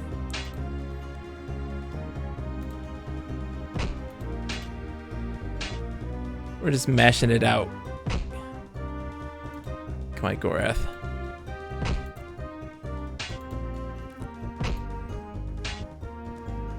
Because I am, here's the thing. I'm terrified to be eviscerated, but I also want to be eviscerated. So there's just that major contradiction there. Like, I feel like if I'm not eviscerated, I won't be able to do my best and give the best in this situation, right? Oh, geez, I have so many rations. Hold on, let's sleep real quick. And so then what do you do in that situation? You know? Like, I want to do my best. But I also... And I want to be eviscerated so I can improve. But then I also am scared. We're in chapter 4 right now. Remember, it's better to come as early as possible and from a friend than from millions of people online who will be way more mean about it. I think you're right about that. I guess that is very true. Too bad I don't have any friends. Gorth looked at the small well and couldn't help but remember the day it was built. The hole was no sooner dug than the skies opened up. Rain fell for several straight. Hold on, Lips clipped it. Let's see. Lip, what are you saying about me? Here's the thing. I'm terrified to be eviscerated, but I also want to be eviscerated. Just that is very funny. It's like people talking about Lady Dimitrescu, you know? It's like, she terrifies me, but I really want her to step on me. And always, yeah, and also that the creative process is about rewriting. Good writing is good rewriting. This is true. This is no context. That is probably one of the best clips we've had. I love it. You're absolutely right. And it just... There's just so much anxiety about it. There's so much anxiety about it. It's a thing I genuinely love. But then in those moments, I have to strongly separate myself in that regard. Because it turns into self-loathing, you know? And I've had to recently... Betrayal! Oh, man. Slitlip, how are you doing today? It's good to see you. Throwing out a Spoony Bard reference. Holy smokes. Betrayal! Betrayed me. He was really good in his Ultima series, which I really loved. There's like a YouTube guy, Spoony Bard, a long time ago. Way back in the day. who did a series on the entire Ultima series, which was really good, very funny. He eviscerated it in a humorous but also very intellectual way, but also with like silly, stupid, angry video game nerd style things. And don't worry, it's okay to be drunk. Anyways, he smiled as he remembered his friend Drolek, slipping backward into a large puddle. How they had laughed. His smile faded as he remembers the day Drolek left to follow Mandamus. He had not returned. Come on, said Gorath, let's fill up our pouches with fresh water and leave this place. Okay, let's save. Please don't crash. Gorath paused in front of the door. Then, much to Owen's amazement, he pushed it open without knocking and walked inside. Welcome to the stream, by the way, Slitlip. I hope you're doing well, man. It's good to see you. Inside the cottage felt more house than home, empty save for shards of broken crockery in one corner and a few rudely made stools for sitting. The witch's home was nearly as cold as the winds which howled inside. There she is. Your journey disagrees with you. Your husband has at last returned. Oh, snap! Yep, I knew because of the revelation happened with the well making. Husband? How so? Clan leader? By what right? Upon a time you held all these titles with dignity and honor. Around you the clan Ardanian was curled like a golden dragon, ready to rise up at your word and crush whatever lay in your path. Where is that dragon now? Why does it sleep? Kulich, is that all your dream of beneath your strange stars? Is that all you dream of beneath your strange stars? A dead past? What value in all Mermandamus' speeches did we gain but to learn that we are weak? What spirit did we discover and defeat except that we corrupt from within? The time has come to blunt our blades and look to our own, to put down the monster that we have become. What destiny would you have of the Moradel, Gorath? Should we bend our heads to the earth once more, enslave ourselves to the will of the Eladel who live in Elvandar? Much as we trembled beneath the Valheru in black centuries past? Their queen Aglarana will not accept us back into the fold as family, but instead as slaves. You've seen our brethren that have returned to them. What are they but gelded bulls in elven servitude? I know not whether they rejoice or weep under their midnight stars, but their children grow to great ages. They trade freely under the kingdom's sun. We must fight for so little as a loaf of bread, and kill our cousins lest they steal our kits from their dreaming. It is time we became more than savages. Why have you come here, Gorath? Surely not to debate a love that between us is dead. No, I need your help, but for a short time longer, and then I'll be away and leave you to your own. So much I ask from my former wife, you then may be free to do as you see fit. Your video card hates you. What happened to your video card? What's going on? In the name of one I loved once, I listened, and I will do as I can. Speak, Gorath. I mean, it's dying, I'm guessing.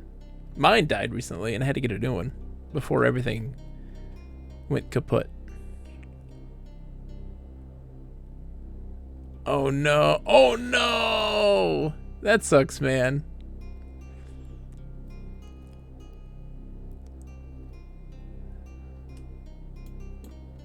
We need to view a scrying. What road will lead us to safety?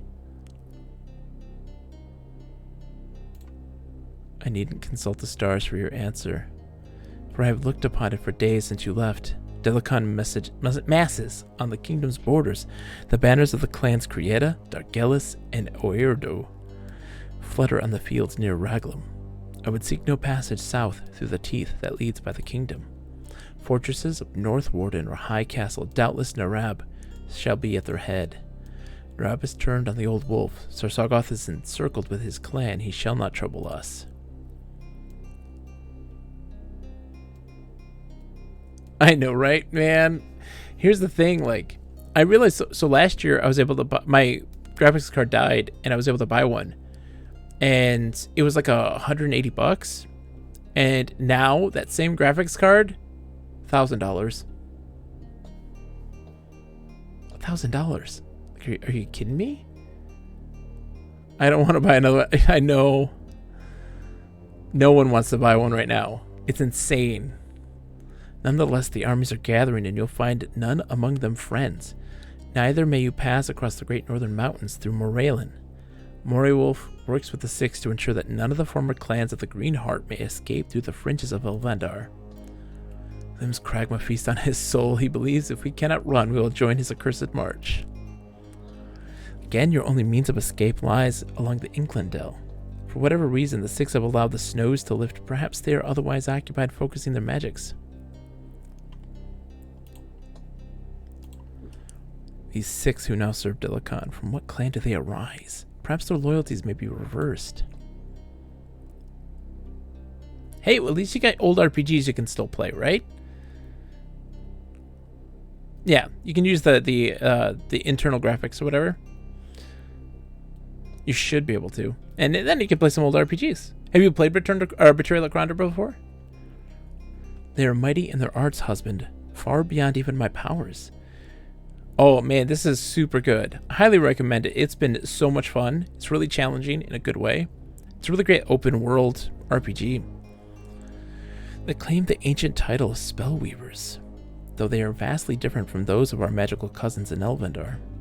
Some suspect they hail of the Serpent People, but long it has been since I touched the mind of those folk in the Northlands. Monkey Island, King's Quest, wonderful games. I grew up, Space Quest 2 was my first computer game on my Apple II GS. And then Police Quest, and King's Quest 2 and 4. All good stuff, man. Love that stuff. It's so good. You have 4? Nice. I've got the whole collection. And I last year I went through, because I played Quest for Glory 1 through 4 millions of times in my life. And I decided to go through the whole series last year and finally beat Quest for Glory 5 and get like closure to that series. It was really good, actually. It's a lot better than I was remembered it. All right, let's see. If we are to slip undetected through the Inklendell, we may require your skills of illusion. One such as you summoned when I first escaped Delikon's men. You know not what you ask. That spell was great in its fashioning and left of my power nothing for a month. I cannot follow where you go, for I believe yours is a coward's path. Owen fidgeted. Unable to pick meanings out of the harsh-sounding mortal tongue, he nonetheless understood the tone of the conversation between Gorath and the strange mortal woman. Whatever they were saying, they weren't in agreement. She will speak with you, Gorath snapped, his face flushed with rage as he stalked to the window. Listen to what she says. But how will I understand what she's saying? Owen said. I don't know Moradel. Wayoda Aldewin, Kulich whispered, gliding to his side. She gently took his hand and began to stroke it. Wayoda Aldewin. Owina, you will understand. Oh, hold on. We'll fix it. Hold on. Permit. I have a bot that's going crazy. You have permission if it's a link. Don't worry about it. Sorry about that. Whoa. The game freaked out. I don't know what just happened. The purging begins. Bots are crazy. If we should encounter Morewolf on the Six, I should like to be better prepared to meet him. There's a spell I crafted once that I may teach that boy. It's an illusion which bends the perceptions of those nearby in such a way that they cannot see you for who you truly are. Instead, you're seen as a resident of the area which you wish to enter. It has been specifically tailored for the town of Harlech, perhaps of use to you when you deal with Morewolf. If you have 800 silver, I may teach it to Owen, or an equal sum in gold, that I might buy the silver I require. You would charge us for this? While it'd be within my rights to do so, I require silver because it's needed for the fashioning of the spell. Yeah. I'm not going to end up unconscious on the floor again, am I? You shall remain on your feet throughout the whole lesson. We shall begin. I didn't see what that said because the thing freaked out on me and clicked.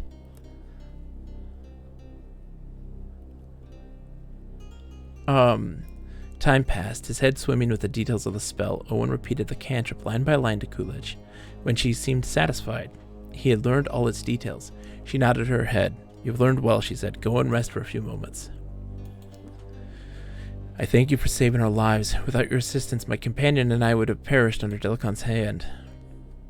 I would not wish your death, but I'm not to thank for your recent escape. Why would you think me a part of it? Magic was involved. While we were captives, someone released us from our bonds. I'd assumed you were responsible. Someone else acts in your favor, Gorath. It was not I. I should question who it is and what their motives for doing so would be.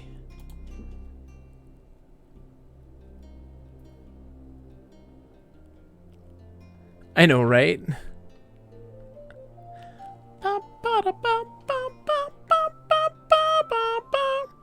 Well, that's the thing. So I think that the history of this situation is that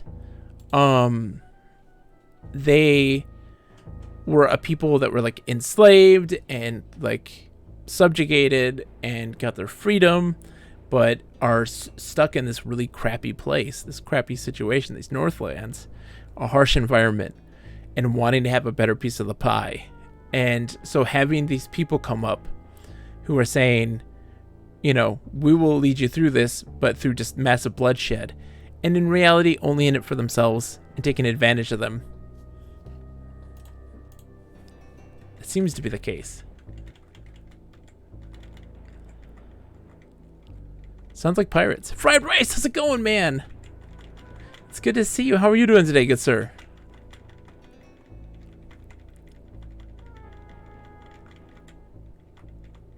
Okay, so we're heading back now.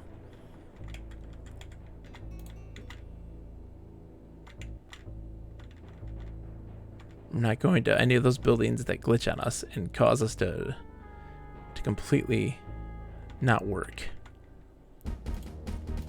Hi, how's it going? We're not talking to you, Lillian. Weed killer, I think I might have gone too far in a few places. Oh no!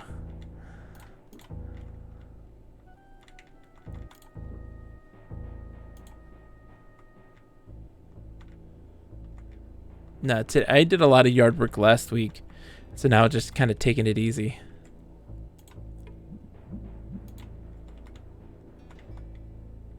Oh, crap.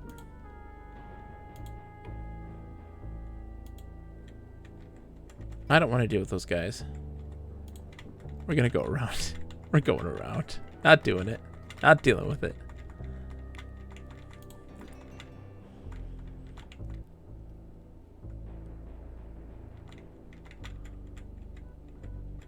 I guess there's that, right?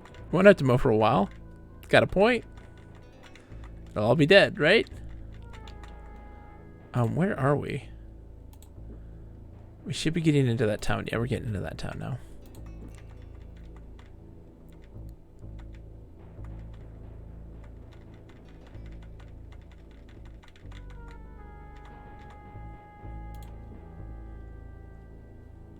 So, do I have to cast actually a specific one? Okay. Owen didn't feel any different. All seemed normal, save the very faint glow that seemed to surround his body. Held up his hand and wiggled his fingers while Gorath watched with bemused interest. I'm afraid your spell didn't work, he said. I should try it again, but it did work. You can't see the effect because the spell was specifically designed for Morrywolf. Let's go. Hi, guys. Okay. No one's living here. Game crashes. Of course it does. Because this is how we get the password, right? The bottle did say it won't kill grass, so you put it to the test. Well, fingers crossed. Fingers crossed it doesn't. So that one I can't open.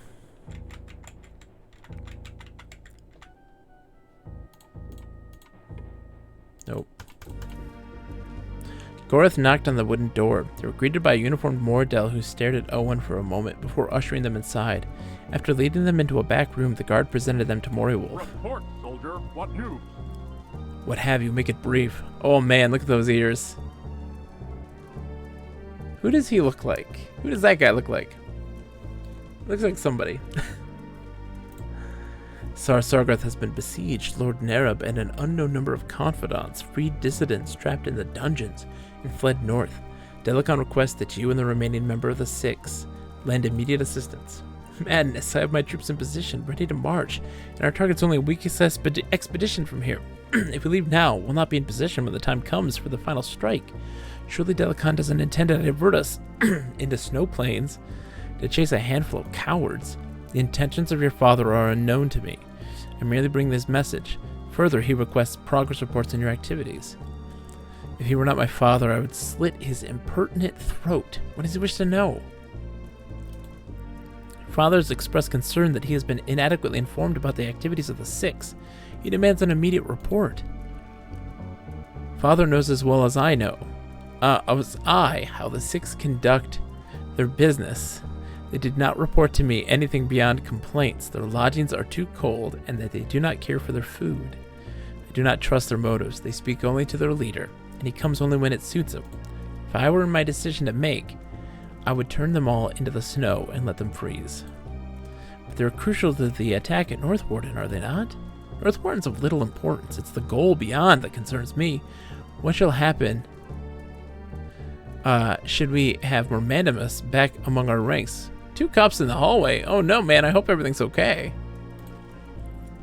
How would that be possible? Mermandimus is dead. I'll answer my father's question, messenger. But I am not here for your own curiosity. The guards at the Inklindale Bridge have turned back goods stolen from the kingdom. We need the password for the day to authorize the movement of the goods across the bridge.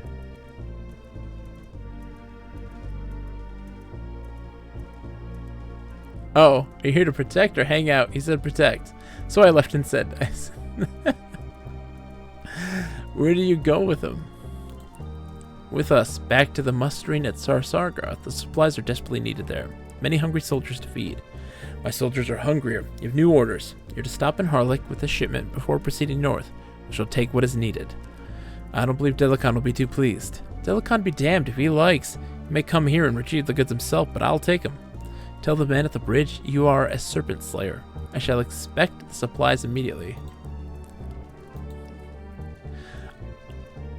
I mean, Fred raced the hallway.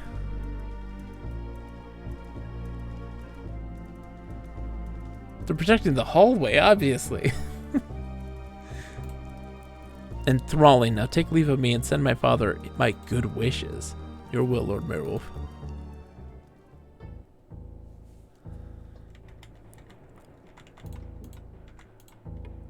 Place is abandoned. The house was silent. Whoever had been arguing inside the house before had evidently adjourned either to sleep or had found a means of leaving undetected. He had a feeling he would not be meeting the house's residents anytime soon.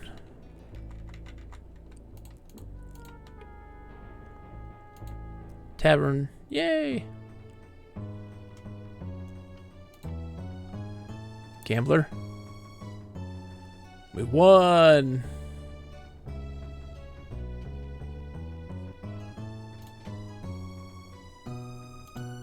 Cool, we won some stuff.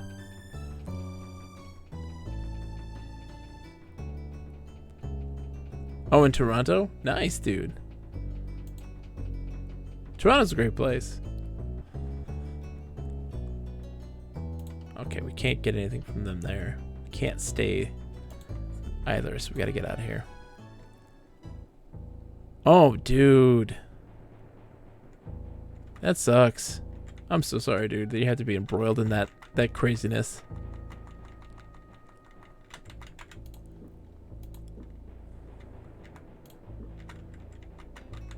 Oh, no, no, no. Don't be going through... I believe you. You don't need to go, you know, posting addresses. I believe you. I do not need to see any video. Well, regardless of the case, man, I hope you're staying safe, okay?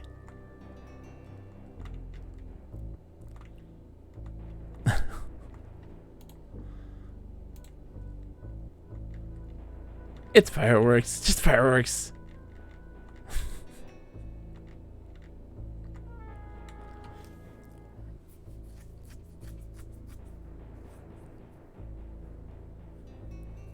The Mordell Moss troopers guarding the bridge greeted them with icy stares as they approached. No one shall pass this point without word from Morrowolf, threatened one of the guards. Do you know the password? Gorth nodded. Serpent Slayers, he said, staring the Mordell guard deep in the eye. And that comes from Morolf himself. Now shall I return and tell him you will not allow us across? The guard stared hard at them. Very good then. You may pass. Get me out of here.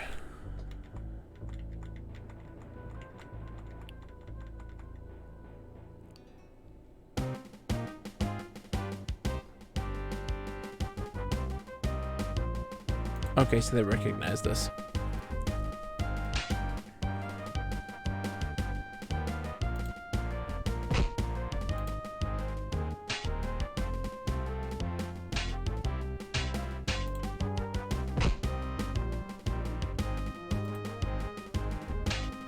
Oh, 24 points of damage. Why only 24 points of damage? What the heck is going on? Oh my gosh, we're getting murdered here.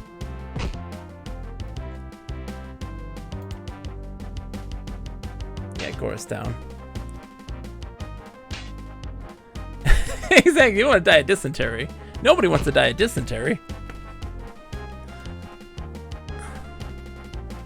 It's a good way to go. That sucks to be in that living situation, man.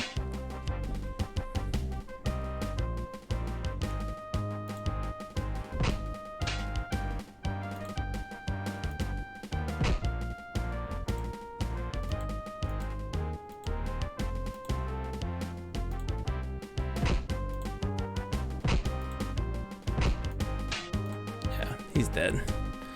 We'll try that again.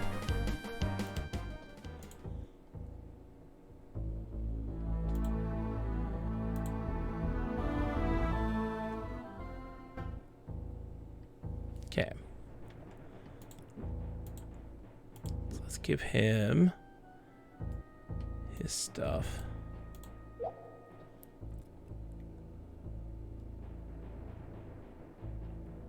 Hopefully you'll be able to get yourself into a better situation, my friend, because that stinks. That's terrible.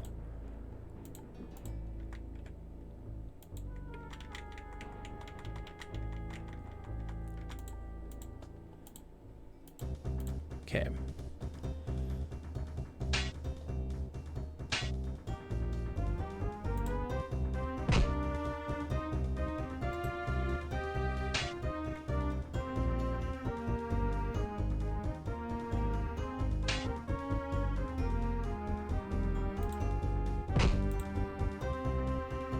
Missed it at like a 95% chance, man. Come on.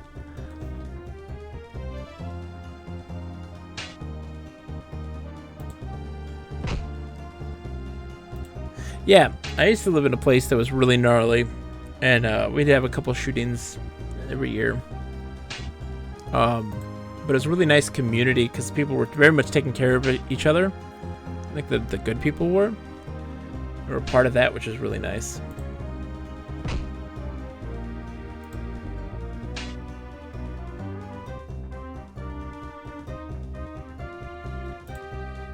I was very glad to be out of that situation. That's for sure. This is before I had kids.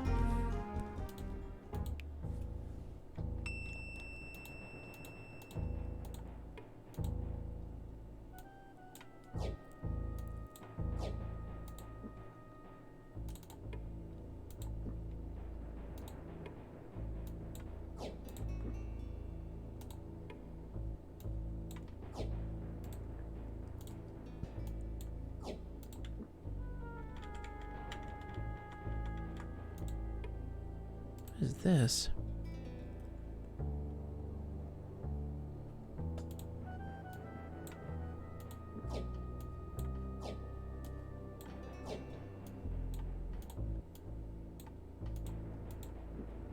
Well, yeah, you don't want to be put into a situation that's where it's dangerous. Nobody wants to be in that situation, you know?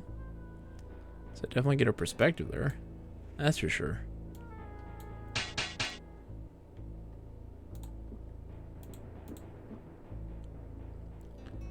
What am I gonna give up? I might actually give up some rations. For the lockpicks.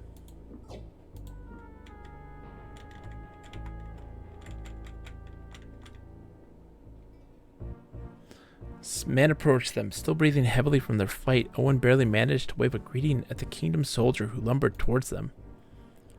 Boy, you're just about the luckiest whore's son I've ever laid eyes on. If we hadn't have heard the commotion down the pass, I think those goblins would have been having noble stew about now. Nearly took out your friend here until I seen that he appeared to be fighting at your side. Now I don't know what you think you're doing in the Northlands with these Moradel. It's very important that you take us to Prince Arutha. What? Cold's gotten to you, boy. What makes you think I'm going to take time off from my duties and trot you behind down to Krondor? Prince Arutha isn't in Krondor. He's likely still stationed with his Krondorian lancers just outside of the Dimwood near Sethanon. We need you to escort us to his camp. Why would he be there? And why would he want to see a boy and a Moradel? The prince just sent us a spy, sent us to spy on them, alright? They'd never suspect a scrawny 19-year-old boy and a Moradel, so that's why he sent us. We have information about a planned attack on the kingdom, and it's vital we get this information to him. How do I know you're telling the truth? You don't. If you don't take us in the Moradel overrun Northwarden. Oh, if you don't take us in the Moradel overrun Northwarden. Wait, what? You don't. But if you don't take us and the Moradel overrun Northwarden, do you really think we're going to be able to sleep with yourself? I have to give you one thing. If you're a gambler, you shouldn't bid low. Come on, let's get moving. The Dimwood's hell. And back from here, and the prince won't want to be kept waiting. Let's move. Dude, we're not doing that stuff, man. Enjoy your Uber Eats, dude. But, like, we're not getting into that nonsense. Like, we're just playing some games, man. We're having fun. Let's get us out of here, Lieutenant. The sooner the better.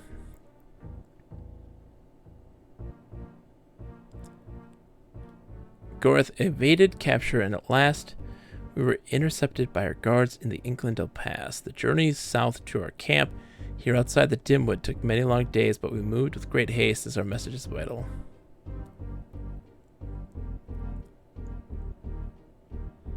Very interesting tale, but how do I know a word of it is true? How can I believe that this scroll you have given me is the genuine article and not a forgery trumped up by Delicon? I was very explicit with you before, Gorth. I refused to act until I have a word from Senior James. He told us to give you a message, but it's odd, sire. What exactly did he say? No. That's Bob the Blobfish. He's just a big old stuffed blobfish. He's just hanging out, man. He said to tell you that there's a party of mothers. And a good time will be had by all. Gods, Lori and Jimmy used that phrase years ago. Alright then. James has just saved the pair of your necks, and me a good portion of grief. And must settle down to the matter of finding out what Delicon is thinking. If this report is correct, then the best force he could muster would number the most 2,000 warriors. A pitiful spit in the eye for a castle assault. You believe he has something else in mind? Undoubtedly. As James indicated in his brief note, it takes some spectacular strategy on Delicon's part to take the castle. And honestly, he's never displayed that kind of wit. We faced him before when he was still a field captain from Romanimus. Wherever he's going, he'll no doubt hit fast and run for high ground. Now we have to establish where that high ground is. Shall I accompany you to Northwarden? No, I have a much more important task for you. Though I doubt you'll find it as exciting, I need you to return to Krondor immediately. Inform Master Magician Pug of the situation. Considering his tactics, I have a feeling Delicon may have a few surprises in store for us. If that bastard brings anything magical to bear, I want to know what it is and how to counteract it. Obi-Wan has the high ground. Give up, Anakin! I have the high ground! You leave immediately. Okay, so we're going back to Krondor. Chapter 5. Oh man, we finally made it to Chapter 5. That Chapter 4 was crazy. James' breath emerged from his lips as a frosty white cloud. Before him, Senior Locklear negotiated scrub brush as he worked his way up the winding mountain path. He cursed expansively as a thorn bush caught in the chinks of his leg guards, and he paused to throw his friend an exasperated frown. James smiled and turned to look out over the snowy peaks that marked the boundary of Mordor territory. 5 hours after arriving at Northwarden, Baron Gabbo had called both he and Locklear into his meeting room. While worried about James' story of Nighthawks, he was far more concerned that his magical advisor had not reported back from investigating possible Moradil activity. With a large band of the Dark Brothers approaching his castle, he feared that the old magician might have fallen into enemy hands. And so reluctantly, he'd asked the two seniors to finish the page's job. Locklear arrived puffing, his face haloed by mist. I thought I was going to have to come down there and carry you up, James said, grinning. You shouldn't have stayed up all night with that serving girl. I didn't expect to have to get up at the crack of dawn, Locklear growled, yanking a twig from his chainmail. Mountain climbing and armor do not mix. Suddenly, the two seniors reeled to the sound of a horrible mewling. What is going on? Bobo Baggins, how's it going? Going to get a third-party member again? Because we definitely saw how much of a difference that makes. It makes so much difference. Patrick says, and if it weren't bad enough, I have to chase you. You made me get rocks in my best shoes. I'm blistered. Know now how mad I get when my feet hurt. I get river bottom, mud, sucking, badger whacked mad. Excuse us? the hair.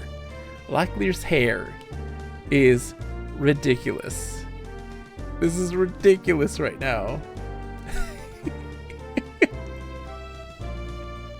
They're not even looking at the same thing, you know? James is off looking to the left there, and Locklear's just looking straight on. I'm loving the stash. It's amazing. Badger whacked is my new favorite adjective.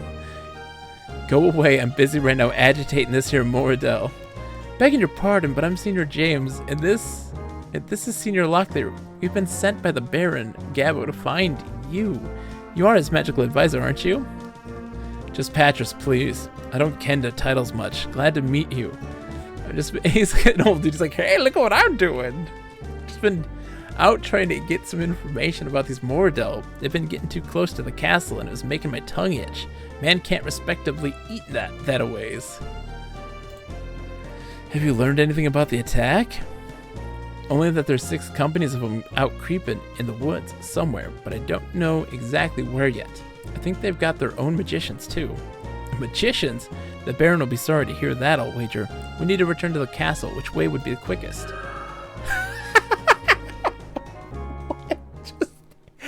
What just happened? I'm sorry? What just happened?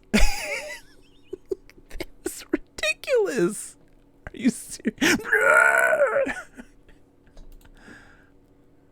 This is our guy, Patras. Wow. What does he know? Alright, Evil Seek. He's got Evil Seek, so we're good. Evil Seek is like a solid. And if there's Locklear, man, it's been a while. We haven't seen Locklear in a while. And let's see, yeah. Oh, geez, he's got a 92% accuracy in melee. Like, that's crazy. I mean, defense. Yeah, and like James is none of that. Okay, so yeah, James has got, we got the spyglass on his thing. And Locklear is sporting that stuff. Best hair boy right there, man. I always just keep this up in the background and have zero clue what's going on. I'm glad to have no context for that. Dude, I'm glad you don't either. That makes it even better. It makes it even better. I love it. I love it. It's so ridiculous. This game is... Let's hope that the joy continues. So where are we going? What is in the water in Moradell land? What do you mean what's in the water? I mean, besides that crazy explosives. I literally just turned onto my second screen and saw the... So we're headed, what, to... I don't remember where we're going. Where are we going? North Warden? Let's save and reload, because I don't remember. Chapter 5.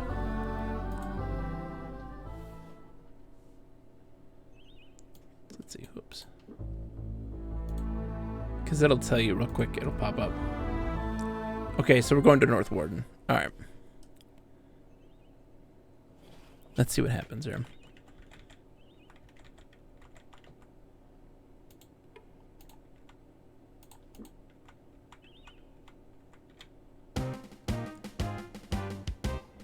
We didn't get advantage.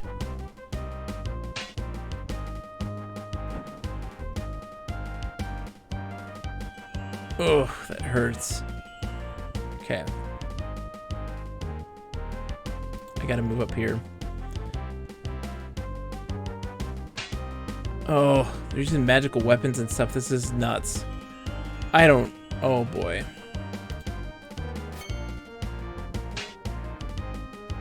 James is, like, already down.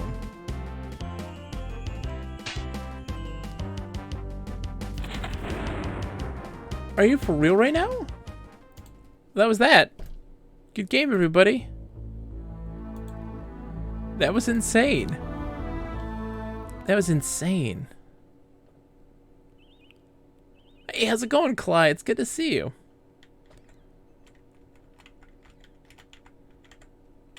Let's take on these guys. Oh, it's the same ones. What are these lepers doing on the baseball field? Oh, he missed. Okay.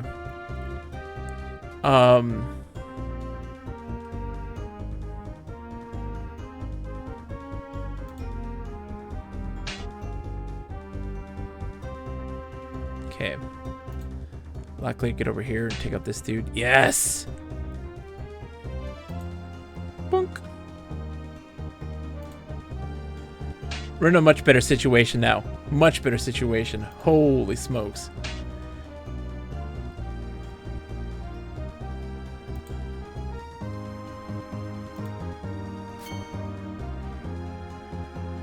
His accuracy, he has a 102% chance to hit. Watch him miss.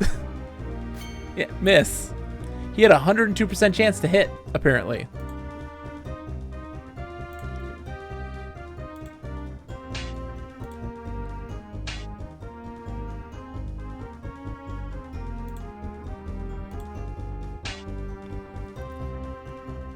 Oh, really, Clay? Krakathoom, then Dunzo. No way in hell. Clyde, no way in hell are we doing that. Never. Never. Holy crap. Never. Never doing that. No. No. No. No. Okay, let's give him the metal armor. That's gonna be better, I think. And repair. Let's put that guy on.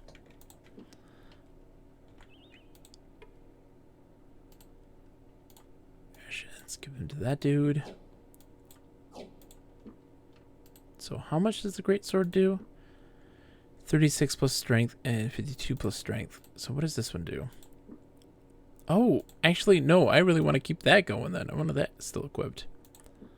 What does this guy do in damage? We'll take it to sell.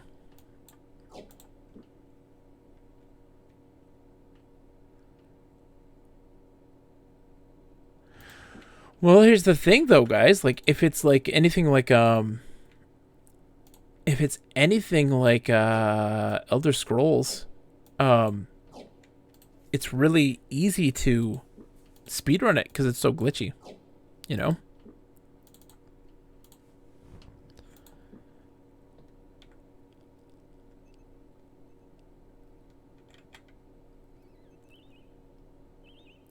The game has been a fun time experiencing it through Bogus, though I am, but not a fast time. That's the truth. Opportunities of glory? Oh God, no, never in a million years. I do not have that. I do not have that bug in me. We are not gonna speedrun this. We're not speedrunning anything. I refuse to speedrun. I think we came out of that completely unscathed as well, right? Let's check everybody's health. Completely unscathed, yeah.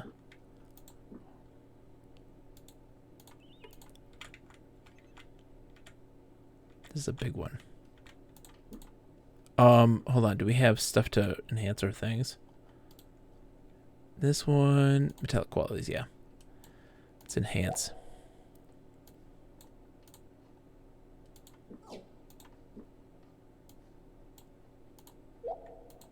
This looks like a big fight. Stumble. All right. Can't get to the casters yet. What?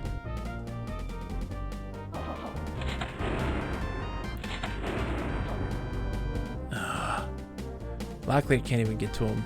Ugh. Missed. You have a 102% chance. 102% chance.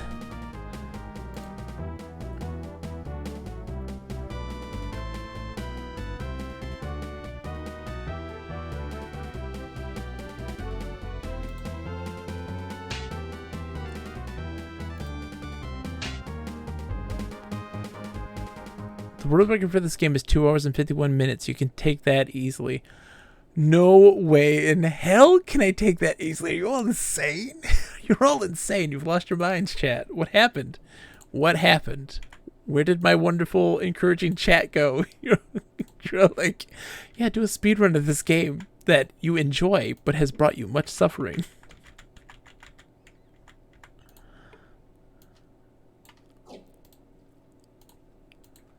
We're encouraging. You can do it. What if I don't want to do it? What if I don't want to do it, guys?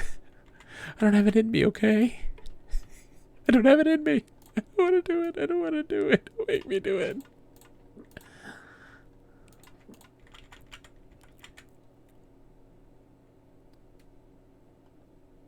Okay, so we're going to North Warden. Shop.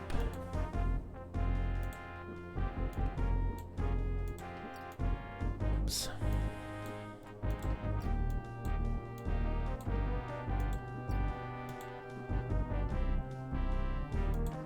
Okay. Your fans demand a speedrun. No, Bubble Baggins. No. No. You're all not fans then. That's it. We're done. Chapel's Myrrh.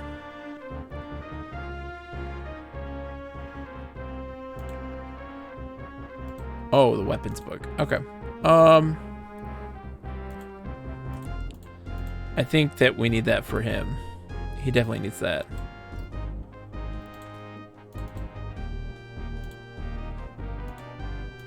Yeah.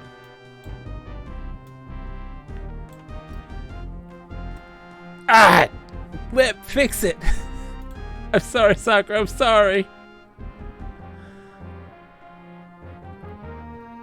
Alright, do we have any anti-venom? We're gonna need to get some anti-venom, that's for sure. Buy an anti-venom.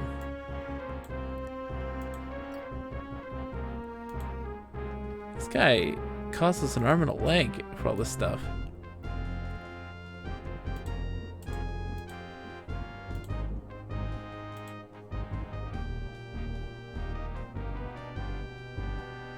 Where's the tavern? Is there a tavern? Palace, shop. No tavern.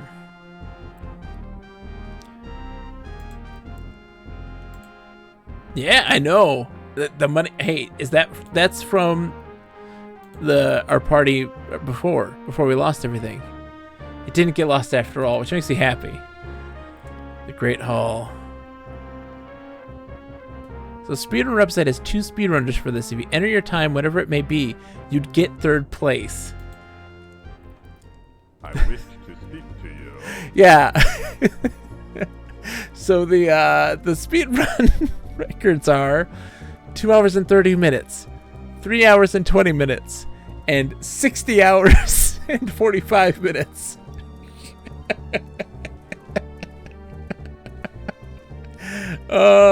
Combine it with a subathon. There you go. That's perfect. Yeah. That's perfect. That's what we'll do. Top time is 2 hours, 51 and 42 seconds. What's time 2? What's time 2? It seems our time for preparations is at an end. 2 of my field captains were found dead in areas through which a Moradel strike force would likely come. That leaves me with 1 garrison company and 2 field companies operating under green commanders. Does not make for an advantage in the siege. I mean, we got a chance now. I guess I have to, right? We have to now. We have to. I mean, there's no. I am gonna get the 3rd place world record with 60 hours. It's so dumb. What of Duke Martin? I know he was visiting here. He already is in the field with my rangers. I want you two to work with him to find ways to slow down or stop the oncoming enemy companies. Our scouts have estimated the Moradel have fielded about 1,500 men. You have 300 men here in a castle. It's far more than you need to stop that many soldiers.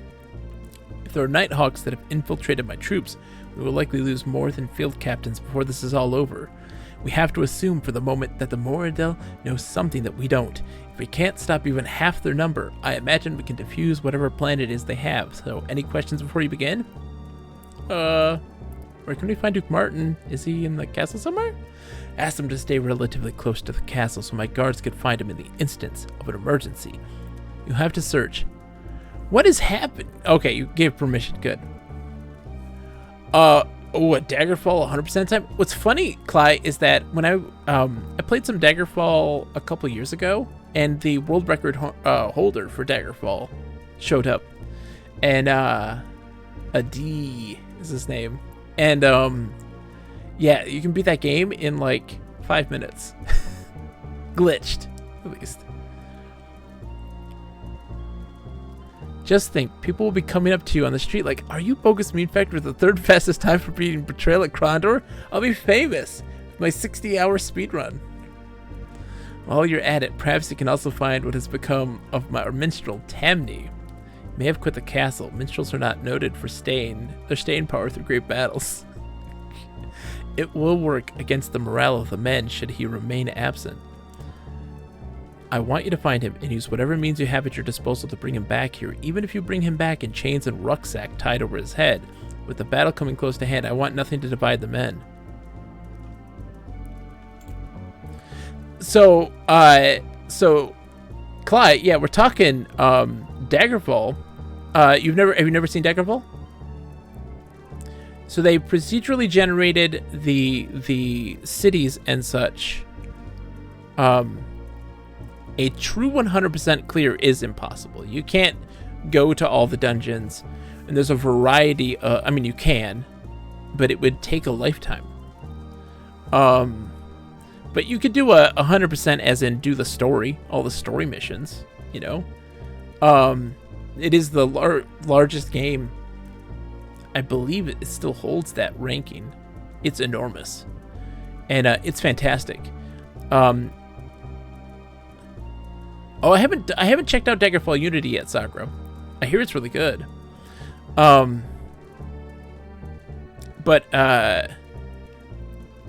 the game is fantastic and is full of details that most people will never see. Because like there's things like witch covens. It's enormous and fantastic. I've heard that line before. That's what she said, right, Fried Rice?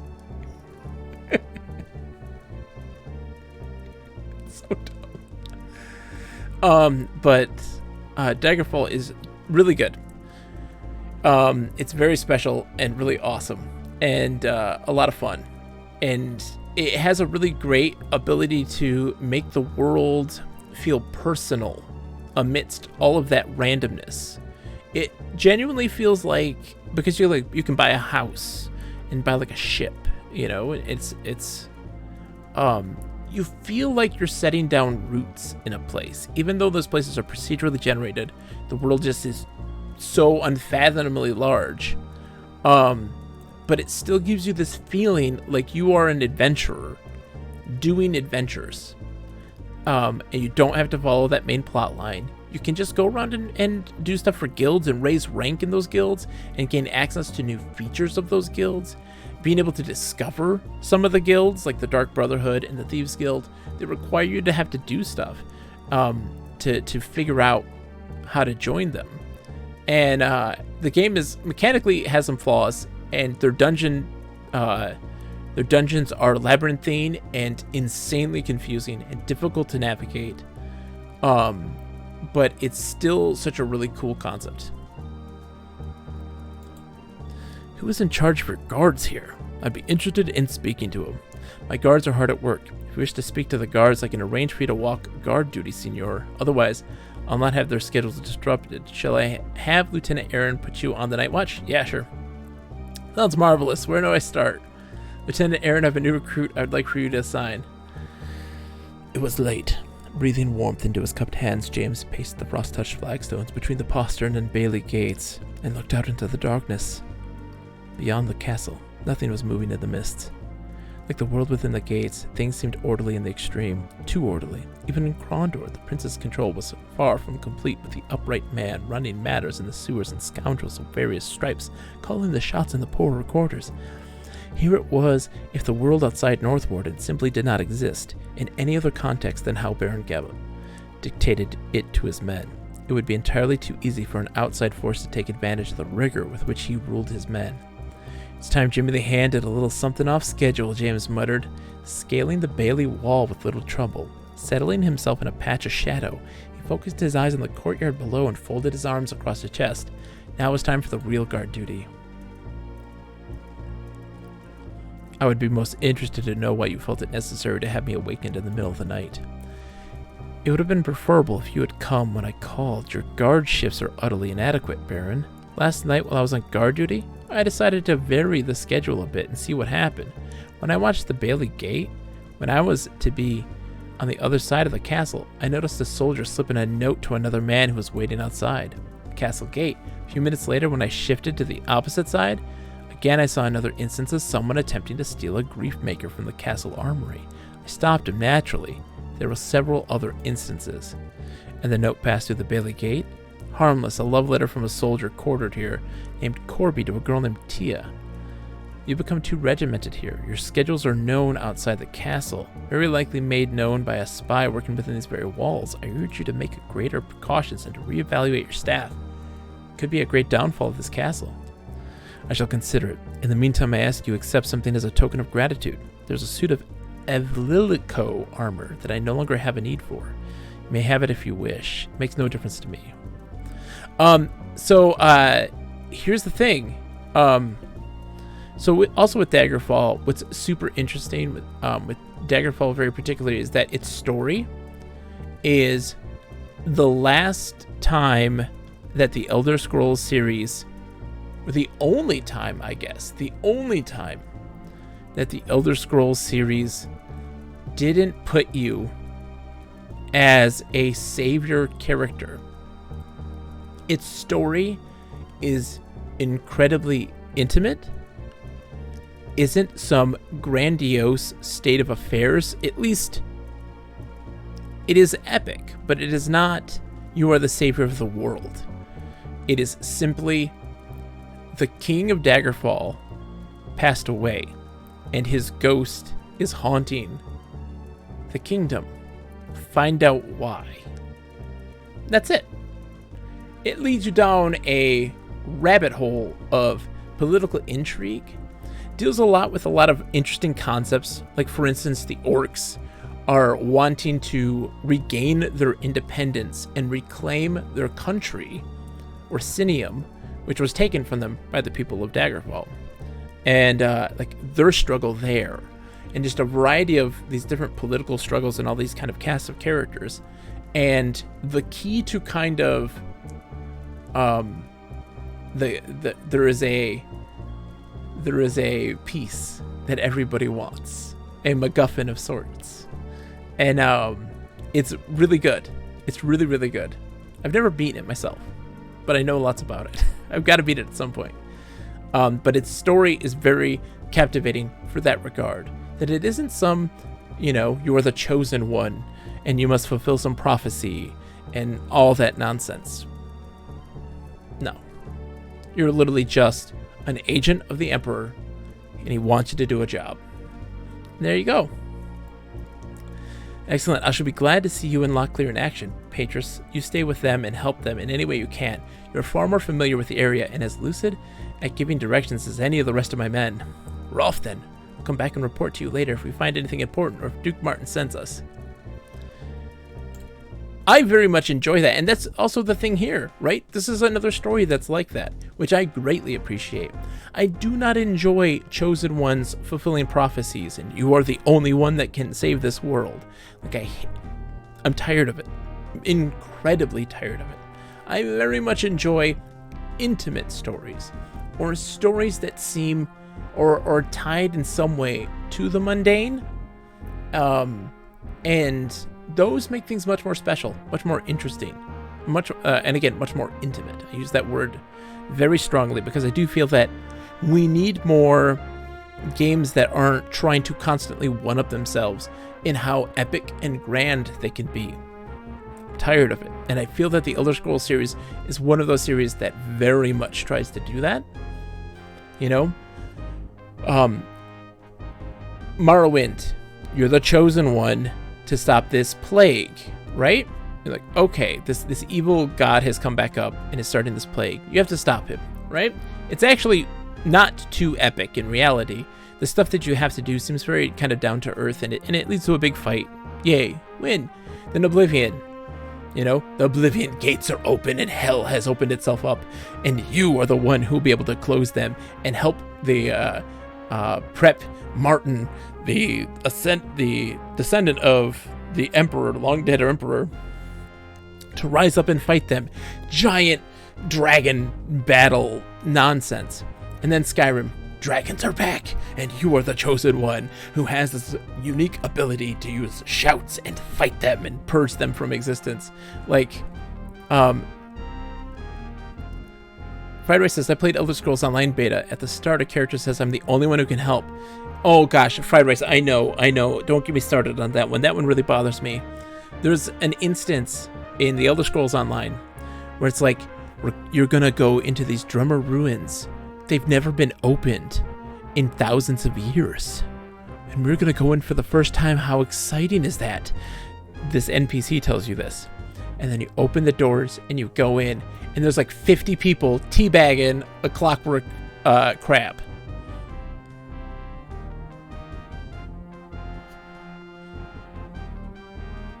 What? Sakura, though, that's the thing, though. Not all MMOs are like that. And what's beautiful, what's spectacular, and I stress, EverQuest did it flawlessly. Right? You're going into these dungeons. They're public dungeons, right? But they're still insanely dangerous, even though there's all these people in there hunting and doing things. Many, yes, many modern ones, 100%. I noticed in WoW Vanilla is they treated you more as an adventurer, but later on it got all chosen one. This is also true, Fried Rice. I'm a firm advocate for MMORPGs to very much be living world, but there are stories peppered throughout all over the place that you get to experience that better flesh the world out and also give you a better sense of the world as a whole. Not this chosen one nonsense, not this linear progression through a theme park. It doesn't work. That's not how an MMO should be designed, and that fell apart. It fell apart. Ugh, it drives me nuts. Yeah, Clyde, the Oblivion main story is a mess. Tell a good story. Only requirement. Yes. And so, Clyde, you haven't been here for my talk on EverQuest. Like, the original vanilla EverQuest is so insanely designed. Meticulous. And what I mean by this is, so for instance, you play a good character in the city of Kinos, right? You're a good class. You worship a good god. You're a good person. And you know that there is a secret cult hiding somewhere in the city, trying to spread pestilence and plague throughout the city. There's somebody working on the inside, but they don't know who. You learn about this by using a text parser to communicate with the NPCs and asking questions in question form, in sentence form, in public chat to get information from people. You don't have to do this. There's no question or, exclamation point over their head saying, I have a quest. It is insanely hard for a race. You're true. This is true. And so you then would get missions and stuff as you gain reputation with these factions and organizations, and learning about the corruption of these guards, and you learn about how those plague cult are working with these gnolls that live in the hills, and what their plan is and where they're getting their resources, who's pulling the strings. But what's even more interesting is that if you're in Kinos and you play a necromancer or an evil class, right? You are in the sewers of the city, working for that cult. Your guilds are located with that cult hidden underground. You know right from the get-go who the inside man is. You're doing missions that are interwoven with what the good people are doing, that fill in gaps and holes of that story that you don't have as a good player. And you have to navigate the city underground through catacombs, passages, and secret passages throughout the city to avoid guards and yet still interact with that world and that city itself. But you're evil and eventually would be killed on sight by the guards and denizens of the city as a whole, but there are also corrupt guards that are with you. And so you have to know the routes to be able to navigate those places safely. And what's more nuts is that there are quests that span the continents or have context with that. So for instance, outside of Kinos is a place called Surefall Glade. It's where the rangers and the druids live, and that's where their guilds are. It's big forests, but their patron beast, this bear, is getting sick. Those plague cults have given him something that has made him sick and go rabid. And they're like, we need you to go to the Gnome City, which is insanely far away and is probably an incredibly dangerous journey. It would take you a couple hours to get there, like 4 or 5 to get to that place. They're like, go talk to this guy, give him this note, he will give you a potion, the Regurgitonic. You need to bring this back and give it to the bear. And the bear would then spit up this gross thing that you have to kill, and it saves the bear. Yay, that's great. But that Regurgitonic can technically be used for a variety of other quests that you would never know you could do, that you could use it to interact with. For instance, there's one where they're like, these plans, we're looking for these plans, this message that we were supposed to send out got intercepted by this guy, and we need to reclaim those plans and get them delivered where they need to go. The dude's dog ate them. You could kill the dog and take the plans from its body, or you could give it the Regurgitonic and get the plans and then go. Because if you kill it, you get major reputation hits. But if you do the Regurgitonic, it's perfectly fine. It's so fascinating to see how these things are interwoven. So by playing a different class, a different race, in a different city, there are different quests that you can do that will relate to stories in other cities and other races that you wouldn't know about unless you played that race. And how they're all just interwoven together in a really fascinating way. And not some epic you're the chosen one, but just a lot of different intrigue and just secret stuff. Sorry. I love the world building of EverQuest. I don't do the grind for loot. I don't think there's a need to grind, period. There's really interesting ways that you can engage in that world and environment and explore without having to be stuck doing the same thing over and over and over again. It's not about that, and it doesn't have to be, but people make it that. They did it so well. They did it so insanely well by having these places for good and evil within cities, secret passages and things to navigate, evil cities that are strictly for evil characters, and their world, and how every zone that you're in is dangerous no matter who you are, because there's these different characters and enemies that can exist and roam in those places that pose a threat that you have to be aware of and mindful of, and how everybody's talking in those areas to inform others of locations of these really dangerous enemies so that people can be aware and avoid them at all costs. So there's this constant communication of people working together and trying to stay safe in this incredibly dangerous place, because if you die, your gear is with your dead body and you have to go from your spawn point to go reclaim that stuff again, and that's insanely hard to do. But you can go find somebody in that area, give them permission to drag your corpse somewhere safely, and there's ways that you can manage this stuff in really interesting ways. If you have a necromancer, you can have them technically summon your body too, if there's a really high level enough. And how everybody has these things. If you die in the virtual world, you die in the real world. The body cannot live without the mind. Sorry. let's get back to this. And also, I would mention that my love and obsession of classic EverQuest doesn't stem from me playing that as a youth. I technically played it as a kid, but I never made it more than like level 3, and only got to play it for like an hour at a time because I had much older brothers who played it, and I had no concept of it. I only got into it through Project 1999, which is a vanilla fan server, and that's where I really started to understand the intricacies of the game design as an adult, you know? Sorry. Okay. Let's see. Okay, we've already talked about this stuff. We're fine. Yep. See ya, Baron Gabbo. So where are we going? I forget.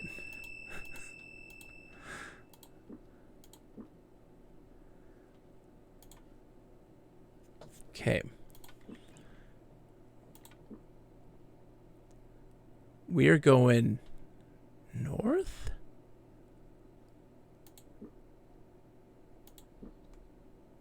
Checking the map. The Den Camp on the Teeth.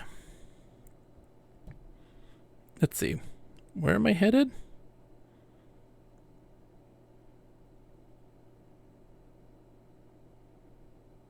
Oh, we have to find Duke Martin. That's what we're supposed to be doing, right? So he should be close by. It does when you save and reload. So watch. When I make a bookmark, then we reload, it'll tell us. Oops. Yeah, defend the North Warden. So we got to go like somewhere around this area.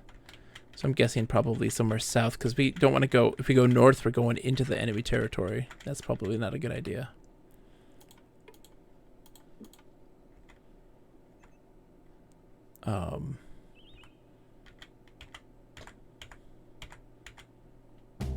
Stumbled. All right.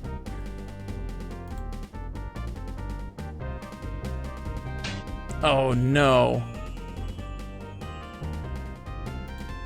Yeah, we're screwed.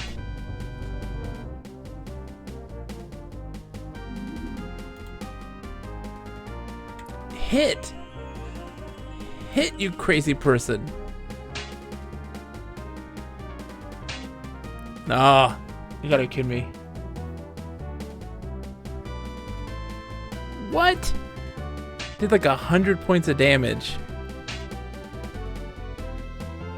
That's insane.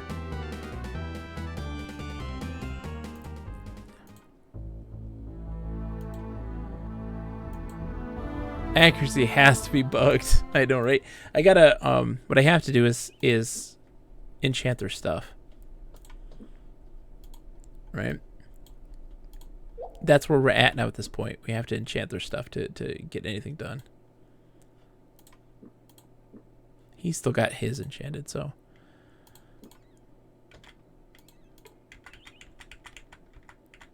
Yeah, Patrick stumbled.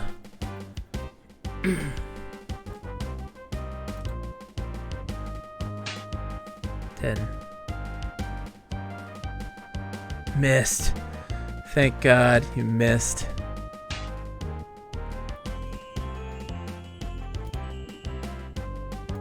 Nope, not fit as a rhyme. Seek. Max.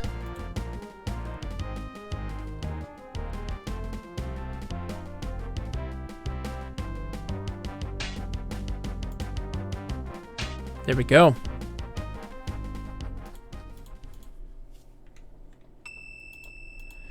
Whew, that's scary, man. It's now getting serious. It's getting very real right now. Oh, I didn't sell my swords. I didn't sell any of that stuff. He was supposed to also give me armor. Oh, this is what it is. The Ulilico is 30%. So that's going to him, because his stuff here is what? 55.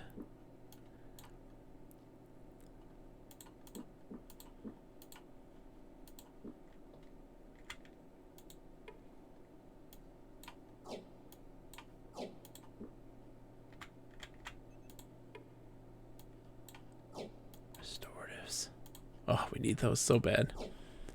Restorers are the best. They're the best thing in the world. We should probably go back and grab this, like, this gear. This enchanted gear, right? Sell it. Probably a good idea.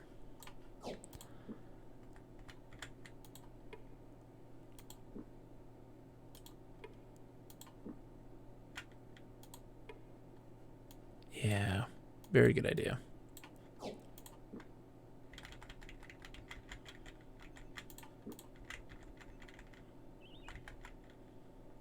Wait, I don't want to go south. I want to go north. We're already going south.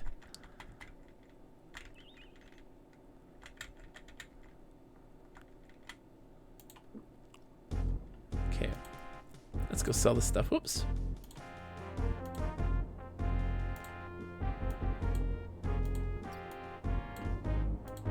Yeah, just free money at that point, right?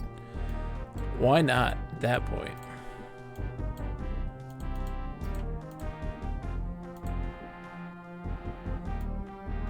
Yay, welcome back, Lip! You missed my gigantic tangent on EverQuest. As I want to do, right?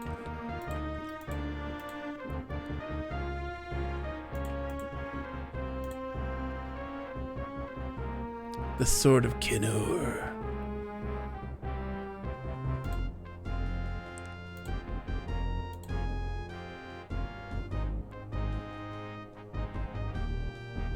Ooh, so the Icer is a lot. Yeah, let's accept. That's 8? 8 of the Icers? That's really good. Oops. And we'll buy some more rations for everybody.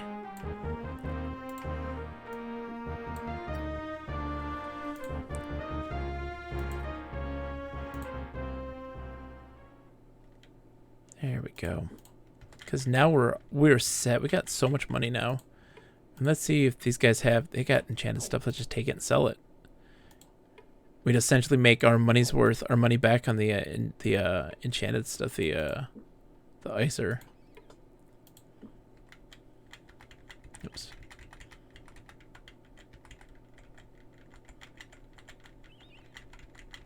Why not at that point?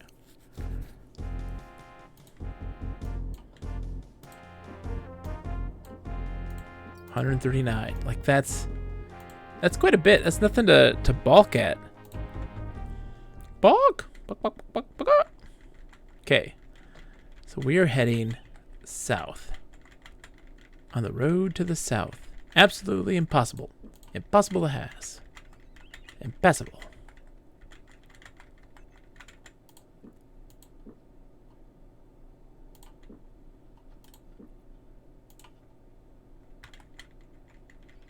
Oh, I should also use I got the spyglass. There's stuff behind us. We got chests.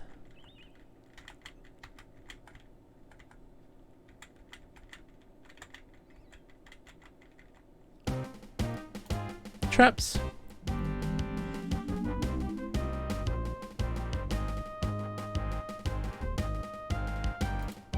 No. Oh, James.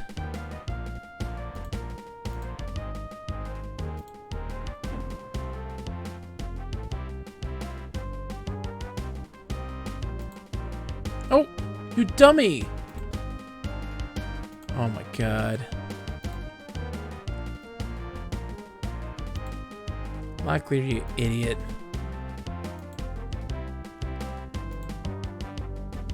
You're just a big old idiot. Ugh. Okay, riddle time. Riddle time, everybody. Perfect time. He came in just in time. We can't speak the language.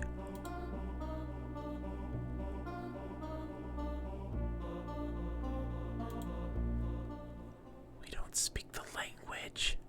Does he have a spell? Allows the caster to read Mordell. Yes. Patrick felt a shifting in his mind. It was as though his brain had suddenly turned itself around, and the thoughts in his head were scrambling to return order to the chaos and achieve some sense of equilibrium. At last, Images began to form, and finally words and letters, though these were not the same thoughts he was accustomed to thinking. They were Moradel. Yep. Doesn't live within a house, nor does it live without. Most will use it when they come in, and again when they go out. A door.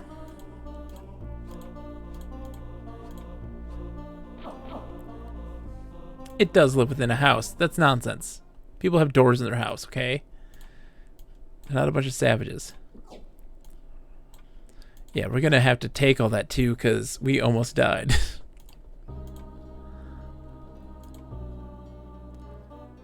This side of a wolfhound has the most hair. The butt.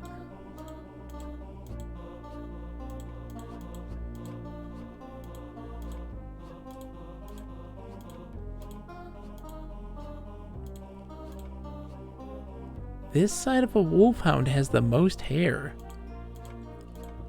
The outside. Maybe. Oh, you're so right.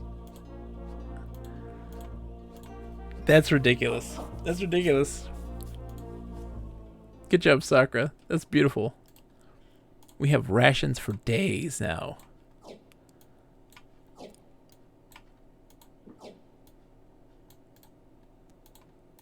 Hold on. That was non-spoiled rations, right? Okay, good.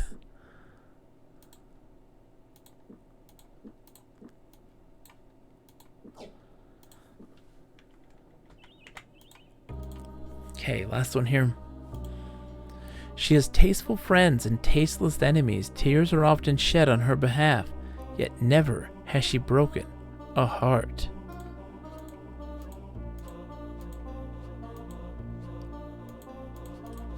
A siren. No.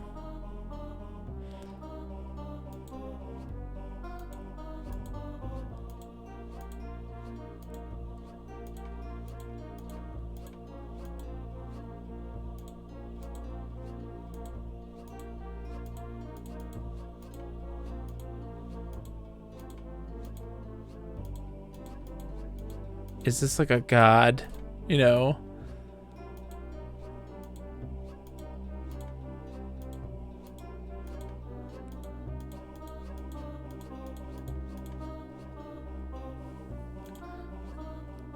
Clyde, this is the riddle chests.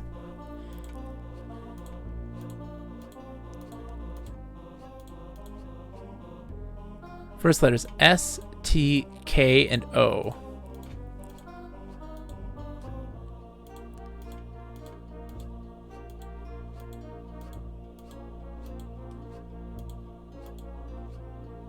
The second is N-I-E-H.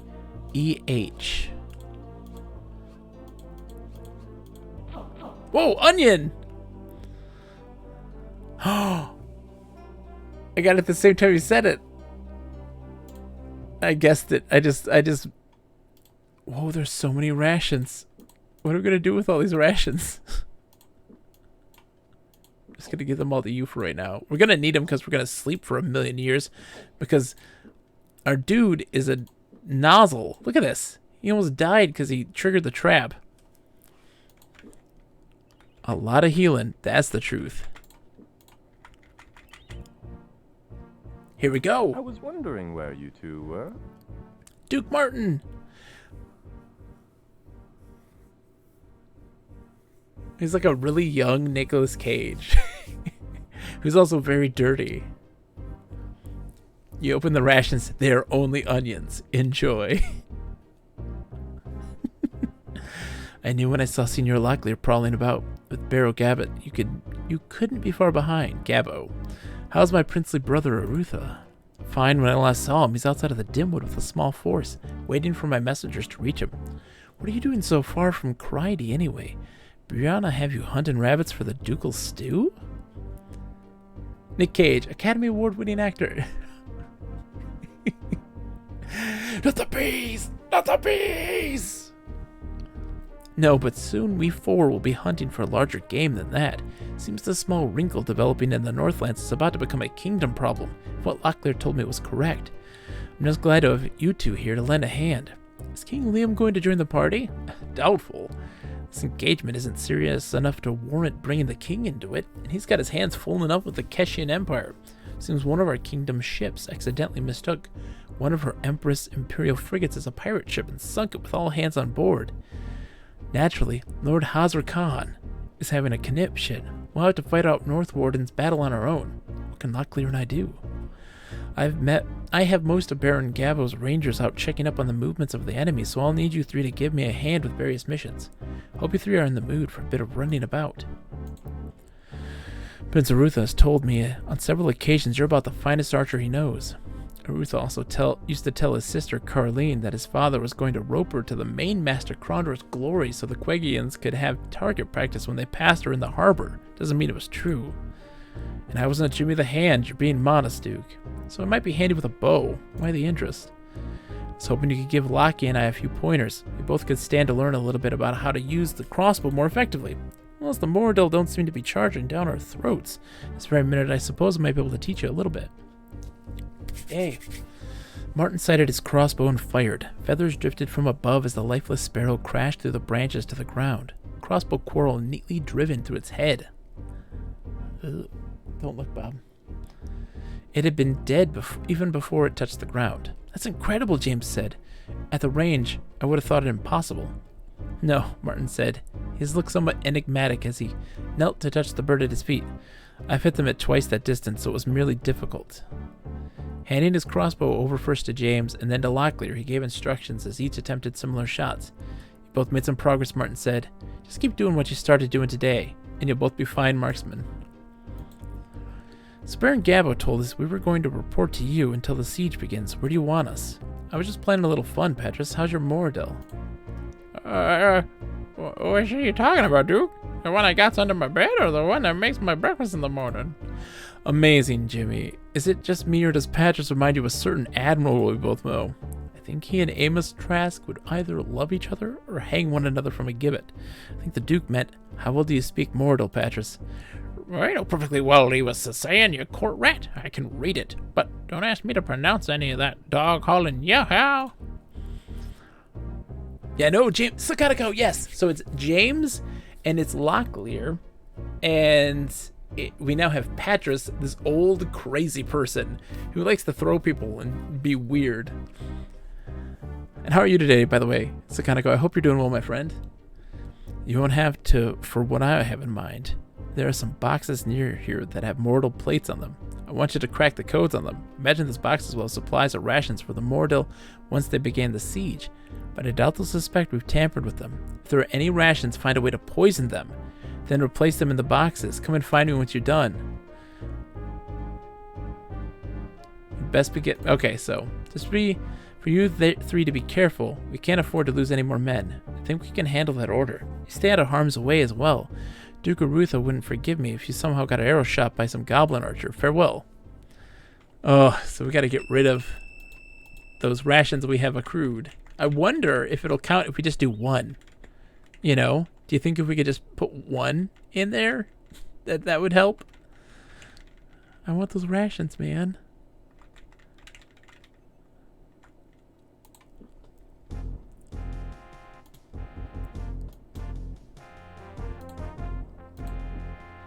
I don't have any poison, right? I do have poison. Never mind. I don't need to do anything.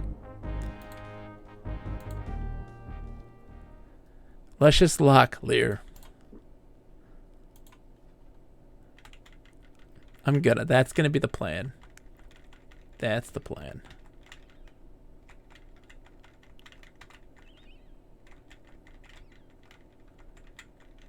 But now I gotta cast that spell again, I think. Right? Yeah. So I have to cast the spell again.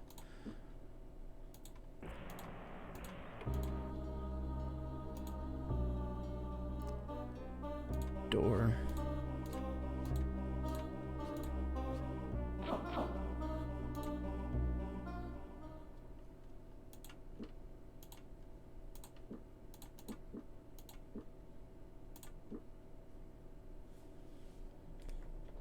Oh, I should probably have saved it before this.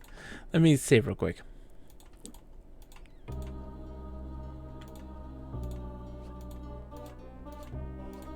That way, if it's not that, I won't waste my poison.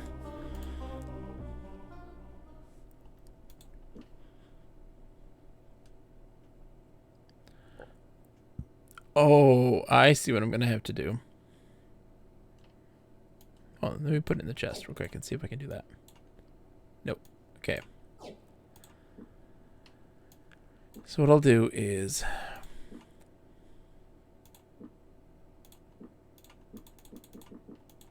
give 5.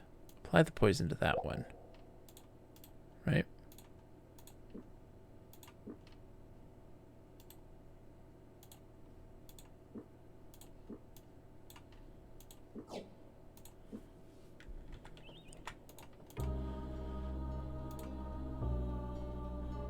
The outside. And I thought they smelled bad on the outside.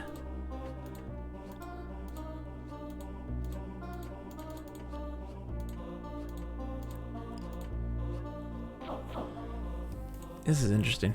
Okay. So let's do that then.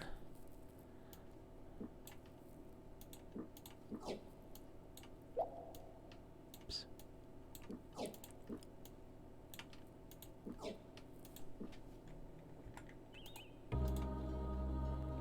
Onion.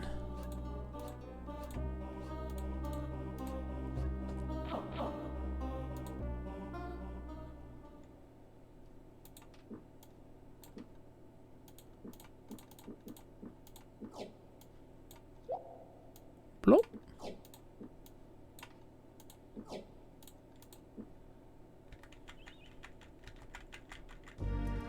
I was wondering where you two were. Okay. We poisoned the food in all the mortal lock chests we could find. There weren't many of them out there. Probably found the majority of them, so I wouldn't worry about it. There's something else I need you to do. There we go. So it did work. So we get to keep all that then. There was a minstrel that the Baron employed here at North Warden by the name of Tamney. When we got word that the Mordell were beginning to move down from Raglan to North Warden Pass, he picked up all his things and disappeared in the middle of the night. Baron is insistent he be brought back. Baron mentioned this Tamney to us as well, but why is it so imperative he come back? Surely the men might feel a little betrayed, but if the morale is that shaky... The Baron sent word a short while ago that a Nighthawk was discovered within the confines of the castle this morning, and there is evidence there may be others. Naturally, word has spread and the men are edgy about the whole matter. Doesn't help matters, Tamney was never administered an oath of loyalty. It's possible he was connected with the Nighthawks, I understand. Find him and get him back to North Warden if you can, but don't let him know you're suspicious. He might bolt. One of Gavith's scouts has told me there may be goblin activity in the north, so hurry back when you're finished. I may need your help. Okay.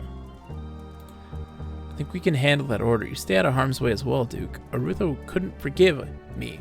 He somehow got arrow shot by some goblin. Yeah, we said that. We'd said that already. Okay, so he's... James stopped and stared off into the distance. After several seconds of contemplation, he turned and began to speak. Look at that tree over there. The lower limbs have all been hacked off. Oh, yeah. Caution. Don't go that way. That's what it's telling you. That's not the way to go, is what it's trying to say to us. So he went north, I think? I think that's what it's trying to say.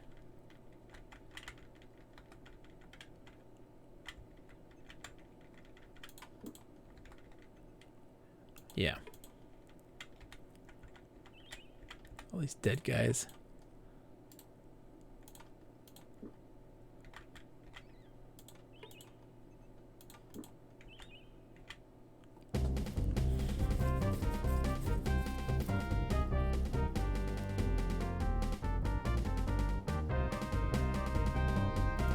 Okay, so that means we didn't get the surprise.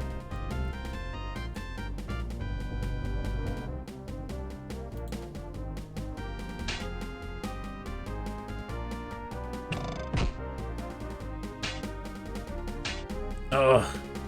Those magic hits really hurt.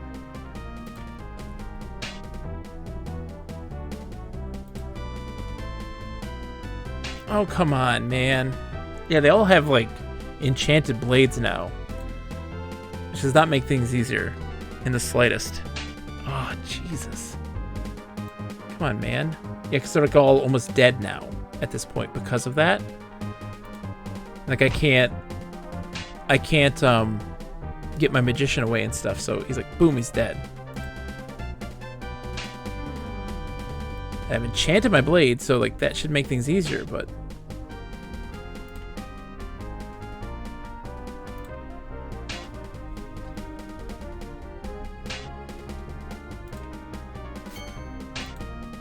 yeah, he's dead. Because they're doing 60 points of damage then at that point. That's insane. Like 60 points of damage? 2 hits, 3 hits, they're done, you know?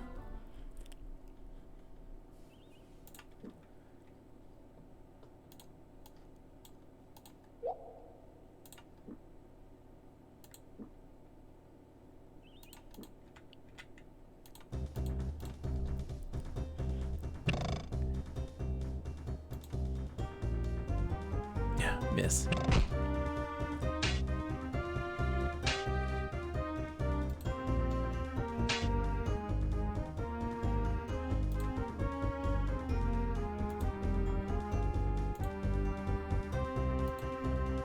That should kill everybody. Or didn't. Oh my gosh. Well, now I'm screwed. He's gonna go down in just a second. Yep. Ugh. So brutal. It's so brutal. I thought that was gonna do it. I thought that was gonna do it, but nope. I'm just gonna miss. Miss. A guy with a 102% chance of hitting misses. It's like, what is going on? So we got to reload that because Patras can't take the hit. We don't have a place to like heal and restore from. We don't have the restoratives and the things necessary to do it.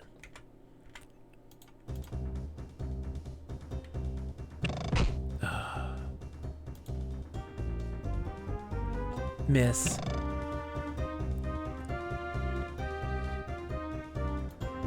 Oh, crap. Wrong person. Yeah, he's dead. So,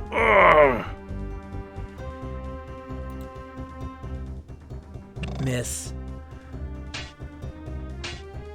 Like, and Locklear's now with those two hits. The 2 hits. Locklear's now 1 hit away from dying. He now has a 20% chance of hitting. Like, a guy who has a 102% chance now has a 20% chance.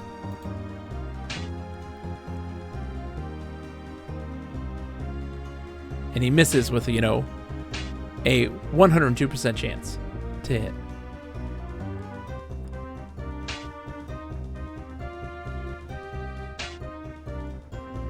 That's crazy. That's crazy game. And the guys move so quickly in on our magic user that we can't do anything about it.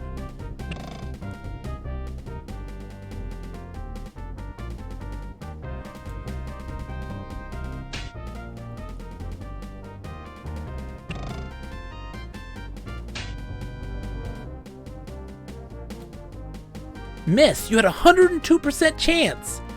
A 102% chance. How do you miss?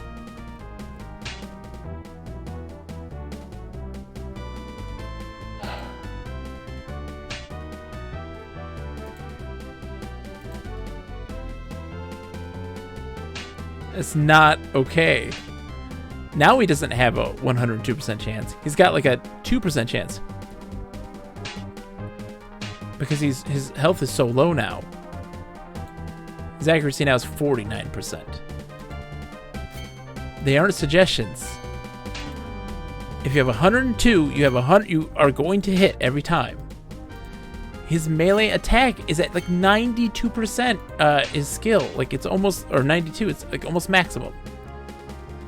Like, oh. Still enjoying this game. I'm on tilt. I'm on tilt again. I'm on tilt again.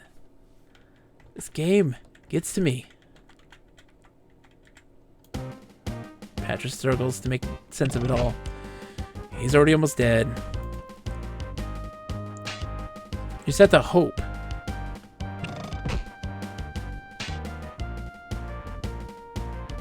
Yeah, now I'm at 77, which is different because he got hurt so bad. Yeah, and then he can hit Patrick. He's dead.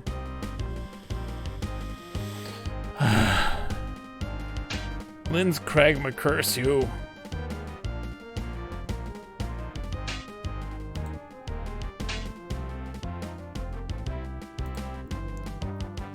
I can't do anything.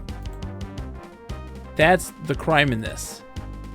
Is that he is so injured now that he can't actually do anything.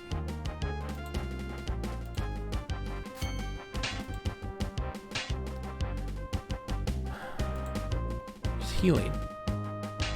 Oh! Thank God. Oh, but that was just the first group of bad guys.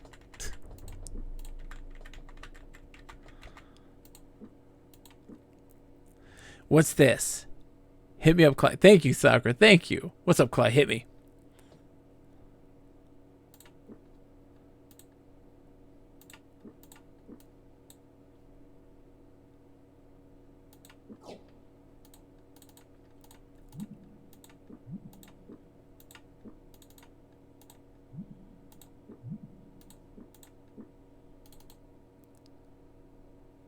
Yeah, that's true.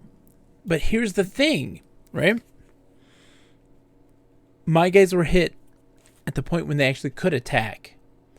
That they're by the point that they could attack, they're at 70% chance to hit, 40% chance to hit, 12% chance to hit by the time that they can actually attack. And I would enchant their blades to the going into combat so that they would be able to just kill in one shot instead of having to worry about, you know, doing the damage. So let me see. Let me enchant my blade.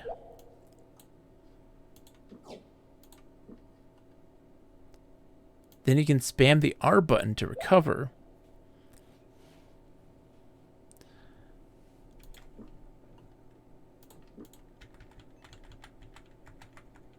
Let's see.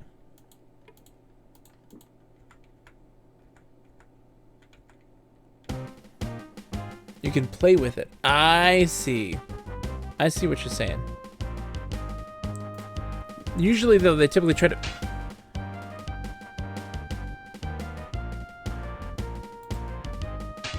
Are you serious, game? Are you serious right now? This is where you're going to put us. Why...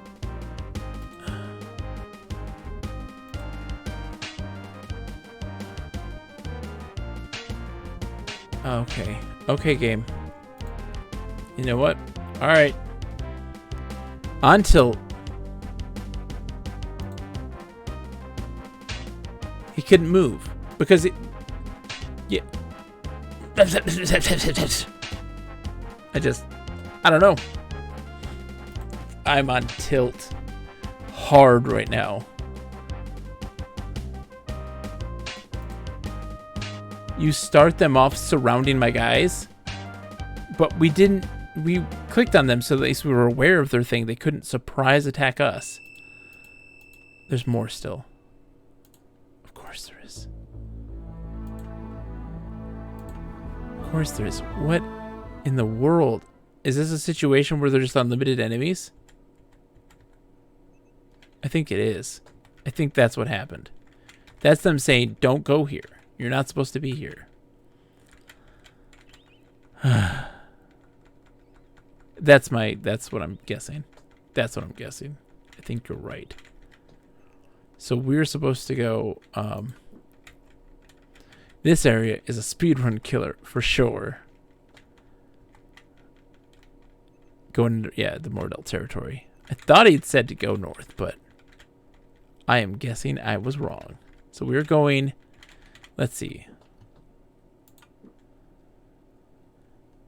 to, like, going west, I'm guessing.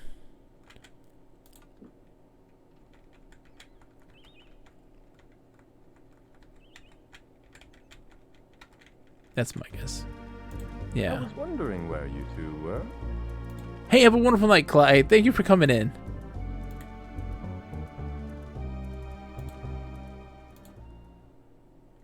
Okay, so we're gonna go this way. No, it's not that way. When that happens, that tells you that's not the way to go.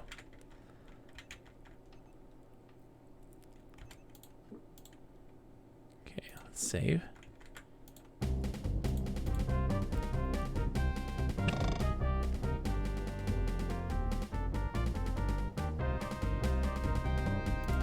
Go here so that the guy can't do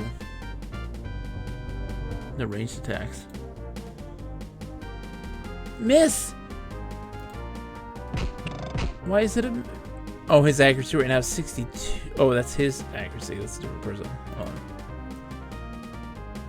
What's James' attack? 102%! You can't miss with 102%! Okay. Evil Seek. Let's do that.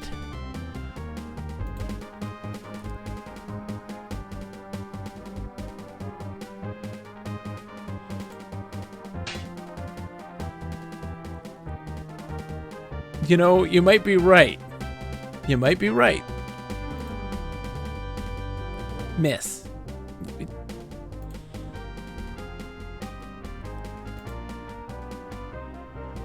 Miss.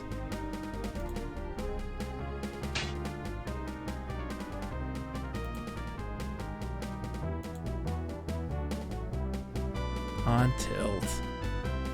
On tilt. Okay.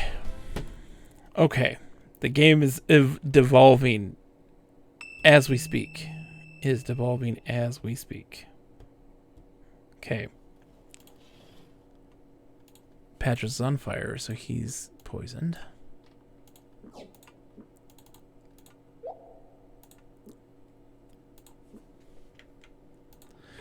This is the way we're supposed to go, at least.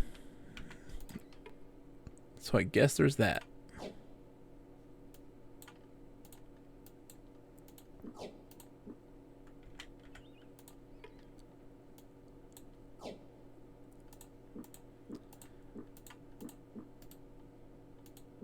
Ooh.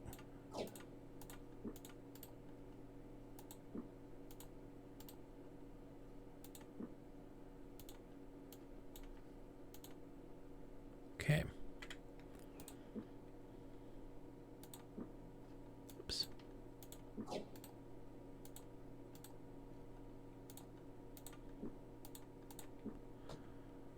Okay.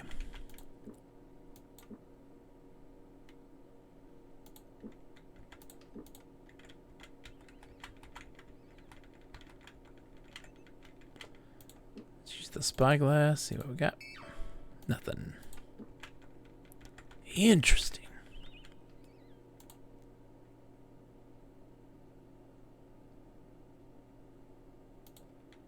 Okay, so it says don't go that way. That's what it says. Don't go that way. Where do you want me to go, game?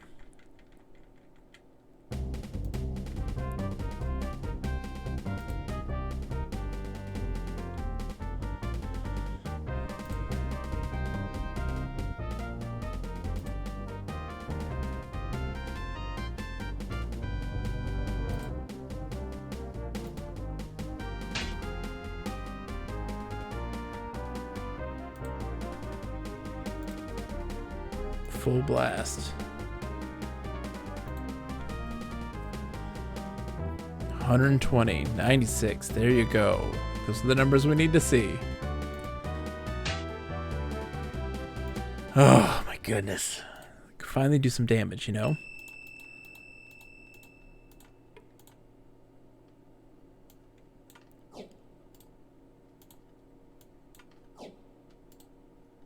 So this one.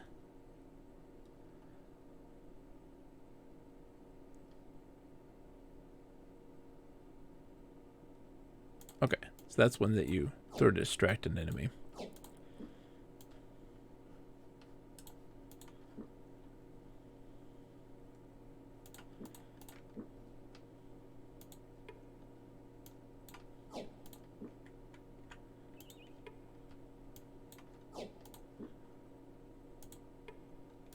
I'll work with poison weaponry. I'm like, oh, come on, man.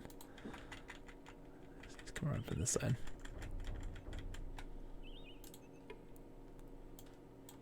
Oops.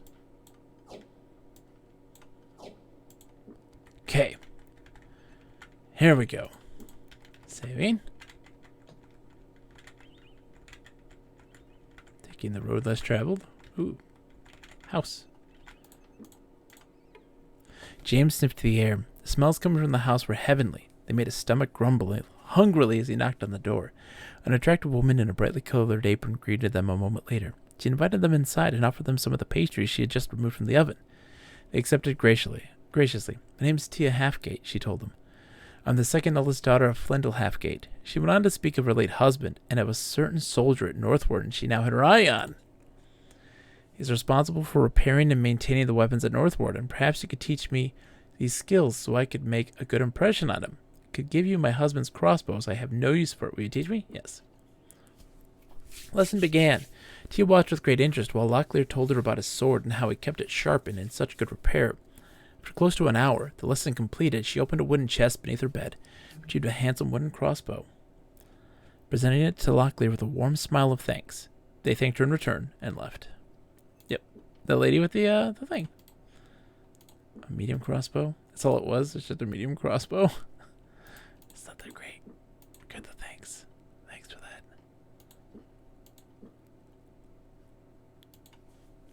Okay. Ooh, a cave. Hello.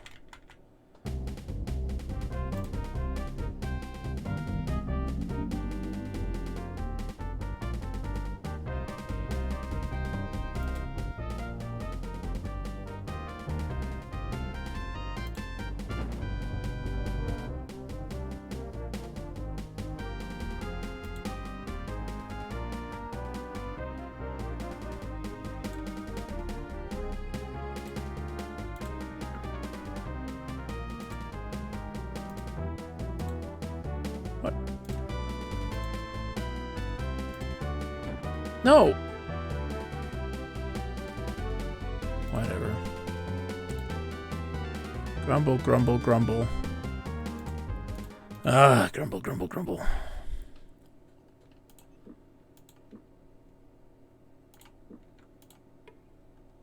Cracking it open, James peered into the formless darkness of the shaft. No one replied to his shouted greetings. He returned to Locklear. No one down there. James said it might be interesting to take a look around. Okay, dungeon. Let's get out of here first. Sell our stuff. Come back in. That sounds like a plan.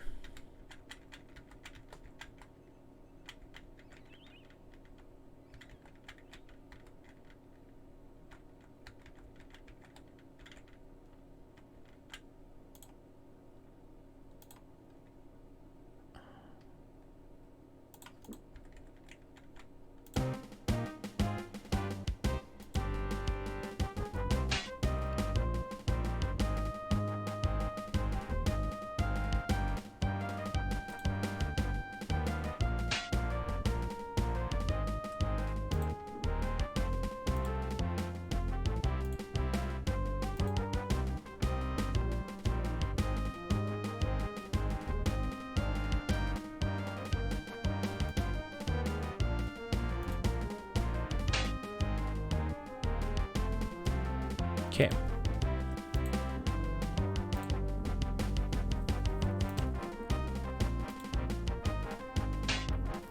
There we go.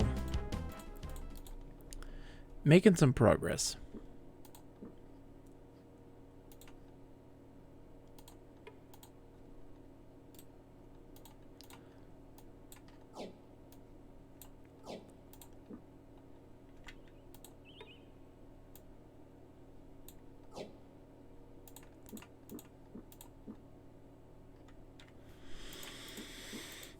Okay. I don't need that. I don't need the crossbows. Or this one either. It doesn't have anything on it.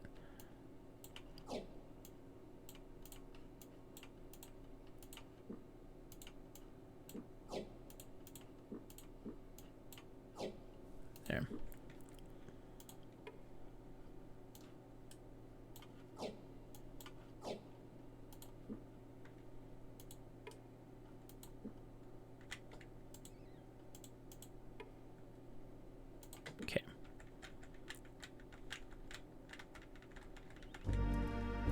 I was wondering where you two were. Yeah, I know, dude. We're doing our thing, okay? Just give me a minute. We're doing our thing. We're gonna go sell some stuff and then go back into that cave.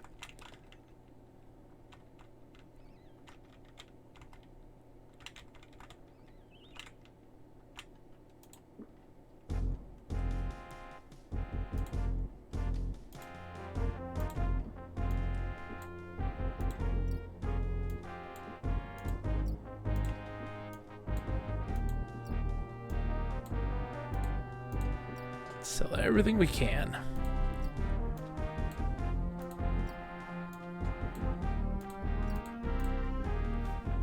Okay. Oh. Alright, so we've got torches for days. We don't really need all these torches. And let's see, rope. We got a rope. Okay. Oh, switching up. Because I'm an old man. Alright.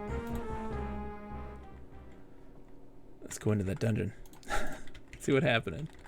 Cause like oops. You absolutely need to have that experience too, because you're also increasing your skills in things like defense, you know.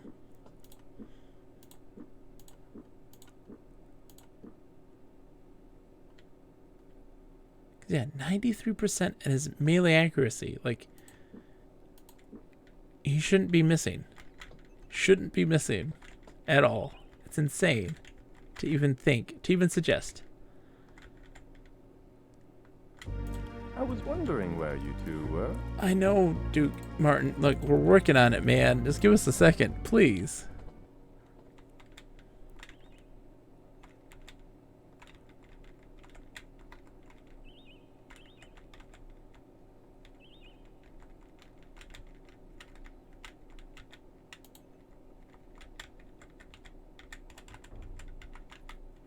What the heck? Hold on.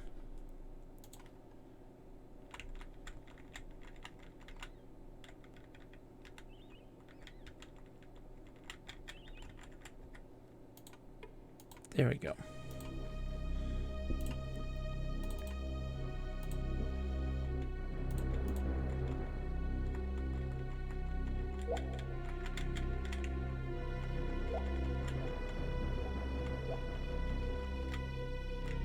Wonder what's going on in here.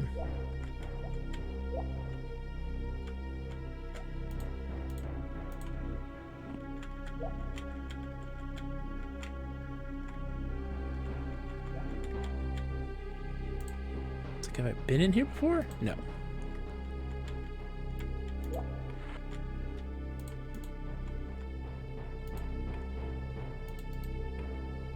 The Beast Hound hadn't noticed them. Interesting. Beast Hounds. They were not surprised. Okay. Oh my gosh.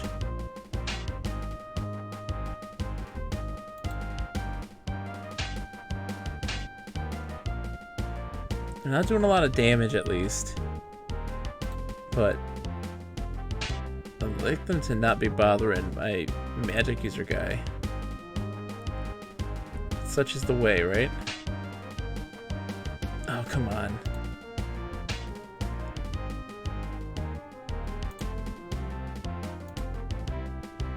Miss. Of course he missed. No, don't hit. Please don't hit.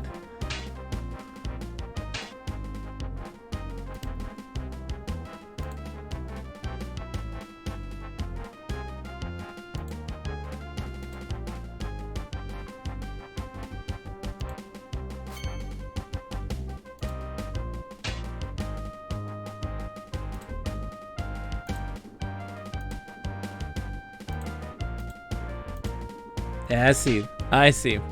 It's like doing 12 points of damage, you know? I can recover that. Let's kill this one guy. That was just this dude. Because he's still attacking. But he can't hit. He can't hit the broadside of a barn right now. That makes sense. That makes sense. That's a tip. That's an abuse of the systems to help you out. Because poor Patras here. He can't do anything, and it's not eating into our rations then at that point. And like 7 points of damage on Locklear in that whole process isn't much in the grand scheme of things. That makes a lot of sense. We're abusing the system to our advantage because look, the game is being brutal now. Now is the time for us to fight back. Okay, I think he's back to, he's full.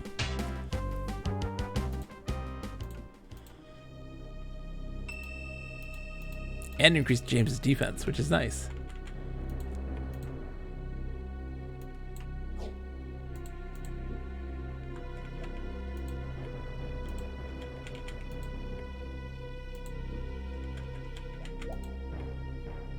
Key.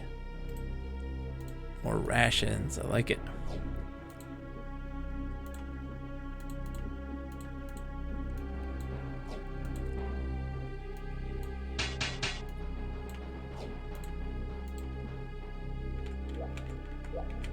Search the dogs. Nothing. All right, let's see.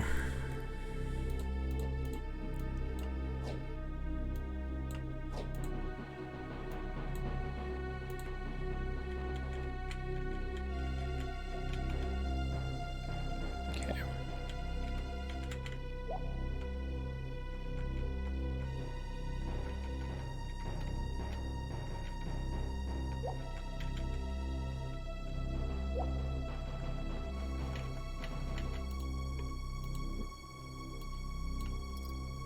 Yeah, James has got the lock picking stuff down. No problem.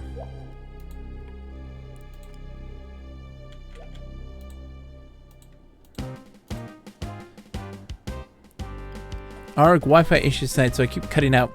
But the menu system of this game is really interesting. So what about it do you think is interesting? Enlighten! I would love to know what you thought. I hadn't really thought about the menu system at all. It didn't really cross my mind.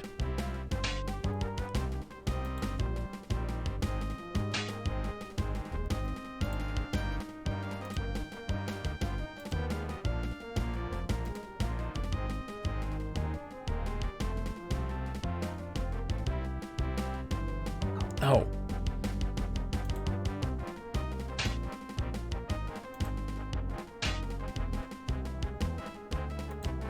Heal.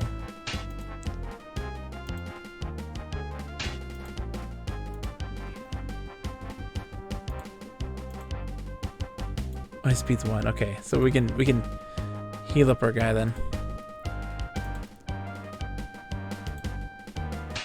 Reminds me of one by Tricky. Slash Polly Jean Harvey. Really? You have to share that because I have no idea. Called Broken Homes. I'll have to look into that. That sounds interesting.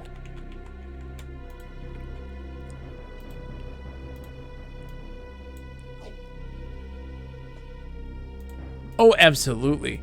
This is such a Western RPG. Have you played a lot of like Western RPG stuff? I'm curious. This is very Western RPG. Still. This is the kind of stuff we would see regularly. That's a much better defense, right? 55%, yeah. You can wear this, right? The melody goes, these men will break your bones. Don't know how to build stable homes. It's very similar to that battle melody. It's interesting. I'll have to look into it to kind of go, that sounds like a great song.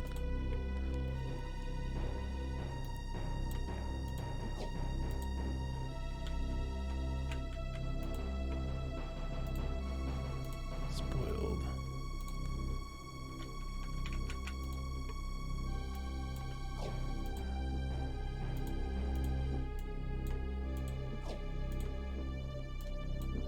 Not doing that one.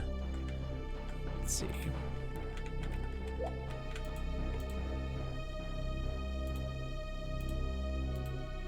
We don't. Wyverns aren't that much of a problem. We don't need the wyvern egg to fend off a wyvern.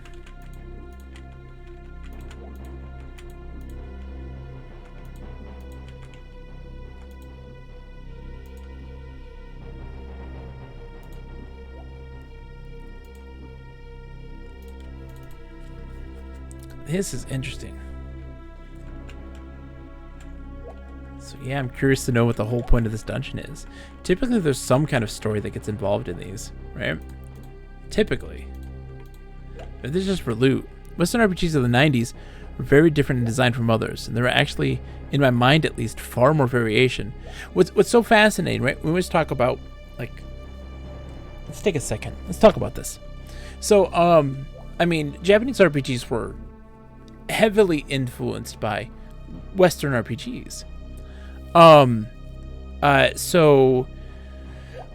You know, Wizardry and Ultima, these games ultimately shaped what is generally what we have as the Japanese RPG genre. And they took various facets of those particular games and warped them to their own particular design. You look at the Ys series, heavily influenced with the bump combat system. That's heavily inspired by Ultima. Ultima was essentially a bump combat system, right? That's how it worked. But they interpreted it in a very different way. They kind of took it in a different spin, a little more action-oriented with the bump combat system. And then, of course, Wizardry being very, you know, very much inspired by all the stuff that they've made. And so you see the way that they handle like menus and things like this, because of course the popularity of consoles over PCs in Japan definitely changed the hardware restrictions and things that they could do with it. So of course they probably really built the JRPGs, you know, around those restrictions. And then but with Western RPGs being a progenitor of a very particular type of game genre, right? Heavily influenced by Dungeons and Dragons and traditional tabletop role-playing games. Japan took their influences then instead just from those games, those American computer games, but then were heavily influenced by manga and anime as their major impetus for their types of games. So you see their narrative styles differ greatly and go in a completely different direction, this major branching thing. Falcom actually invited Richard Garriott over to Japan to see their studio because they wanted to port Ultima for Japanese platforms.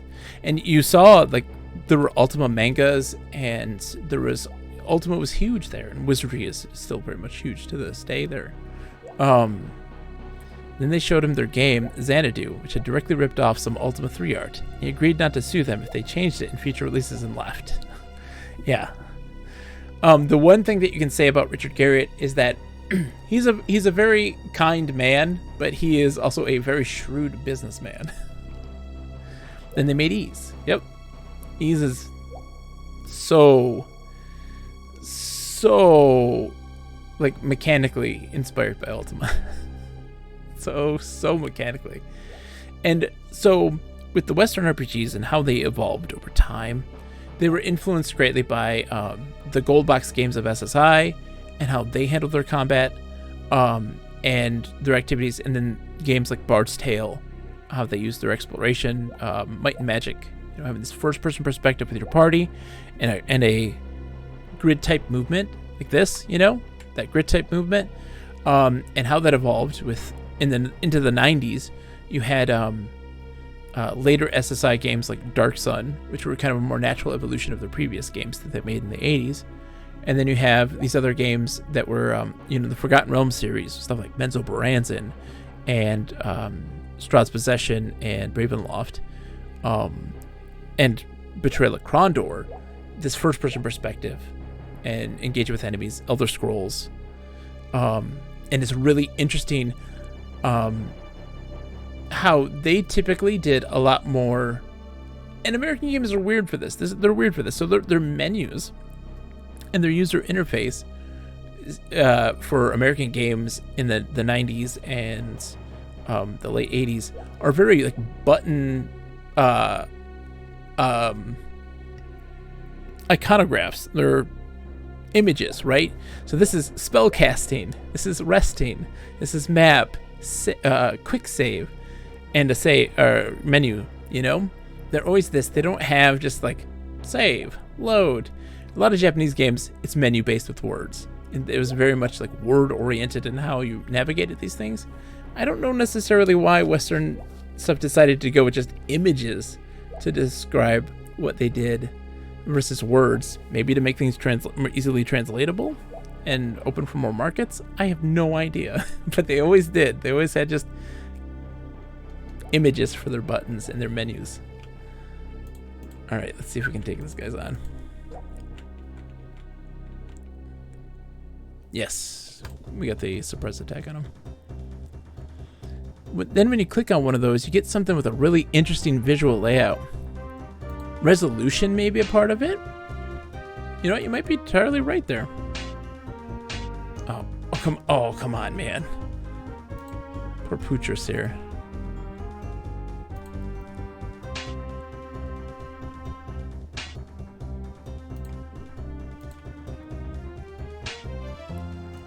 Yeah, resolution may be a thing. And yeah, so okay, Poochers is on fire. He's gonna, oh great. Poison is a real problem here. Okay.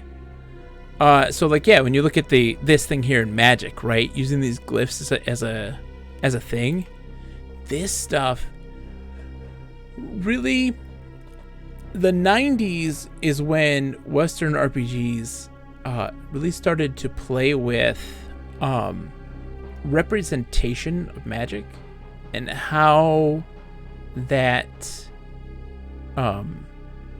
relates in the user interface.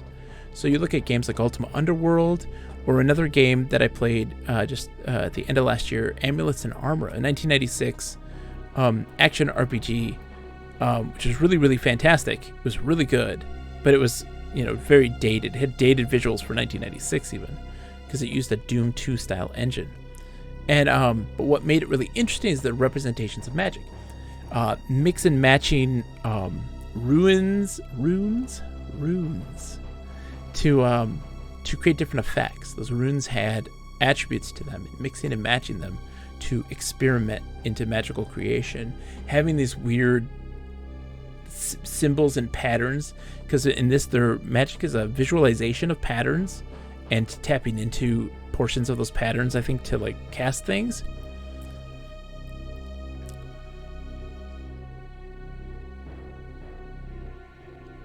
Like, to modern sensibilities, the icons feel huge. I guess it's true as well. And so, especially in their depiction of how magic is portrayed, a lot of games in the 90s started to really experiment with that and the fantastical representations of magic. In Amulets and Armor, for instance, you have these various sine waves, right? And they didn't do anything but be a visual representation of how much mana you had, and that those sine waves would go lower if you had, you know, less mana. I don't know why that was the case, but it's very interesting and visually great. And I took that idea into another concept, because we had tossed around these ideas of what would you do if we wanted to take something like Amulets and Armor. Again, really obscure and very dated game in 1996 DOS game, but had really interesting ideas that couldn't fully be realized because it was restricted by its engine. How would you make that modern and interesting, and playing around with the visual aspects and actually make them more functional? So taking those sine waves, right, and having them be, because there were a variety of them. It wasn't just a singular sine wave that was moving. It was undulating on the screen. How would you, it was multiple of them, and moving in unison and in dissonance with each other from time to time. And how would you make that mechanically interesting? And I was like, having different attributes of magic, of these runes or these magical aspects, attributed to a very particular sine wave, and by using them, you're starting to align them, right? So they're effective, they do their thing, but if they're incredibly dissonant with all the other waves, then they would be a situation where you would fizzle, you would botch your cast. But if they're all lined up, or they're lined up at least closer together, you're doing more damage, they're more effective. And so you're actually able to have this visual representation and have control of your ability to have a critical hit or have a critical miss and have things fall apart.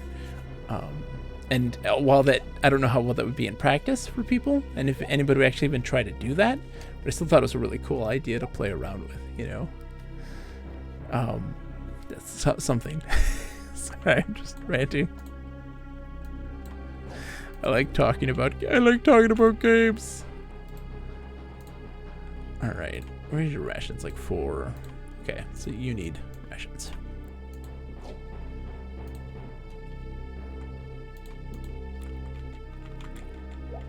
Because I like that idea of giving players control, or the ability to have control. I have a fun history related to fantasy games. Hit me, Sakura. Besides the fact that you play like 12 D&D campaigns a week. Hold on. I gotta see, did I sleep? I don't think I did. Nope.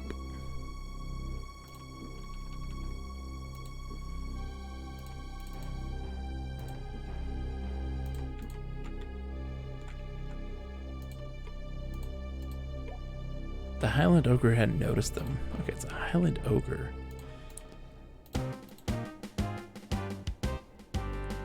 Okay.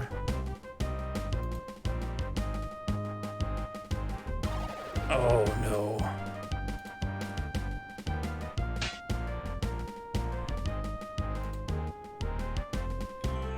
That's gonna hurt. That's okay.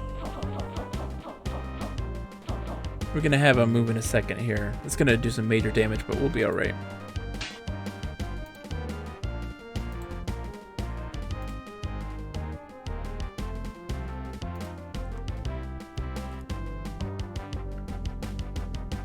How old do you think of the idea of mana as a renewable magic source is? I would think it's incredibly old. Maybe I'm crazy.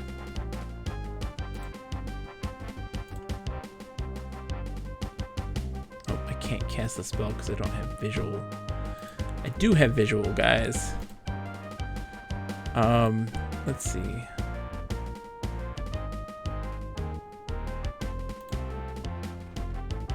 Spare thy eyes. Mana transfer. Oh, I can deactivate trap crystals.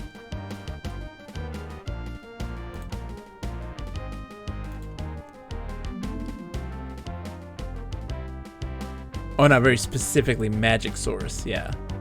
Guess that makes sense.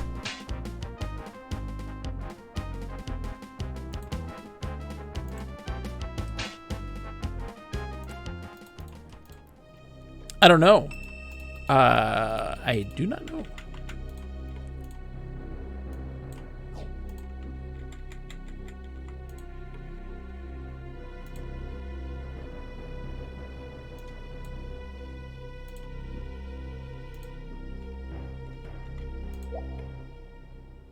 Okay, yeah. Let's gotta cast the spell.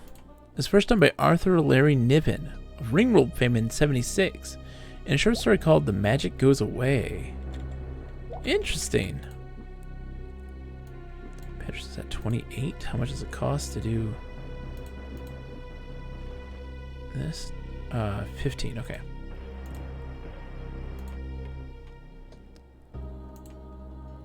So fairly new, fairly recent then. Neck but no head, arms but no hands, waist but no legs.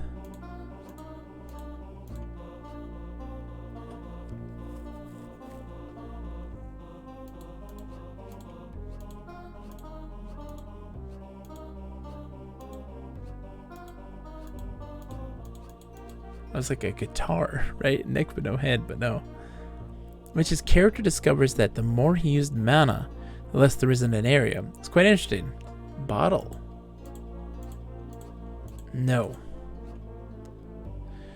Yeah, Sakura and Dark Sun, the Dark Sun campaign setting also very heavily uses that concept. Essentially, you're in a cataclysmic wasteland, right? That magic had sapped the life out of everything. And so you have these people who are defilers who use magic, but at the cost of course, draining and blighting whatever life is still left in that area. And so then you have this major reliance on psionics instead of magic because people hate this. They revile it. It consumes life. And you have these sorcerer kings that are like godlike status that run their various different cities. It's a really interesting world. I very much enjoy it.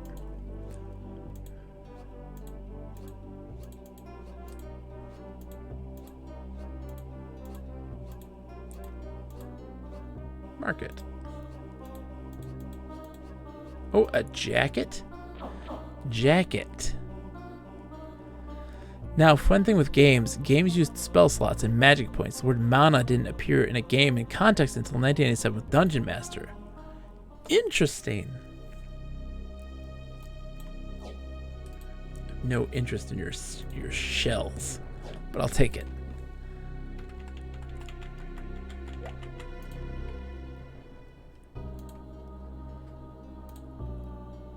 The carpenter left some wood, would not take it back. I saw some dust where he left it, but couldn't find his stack.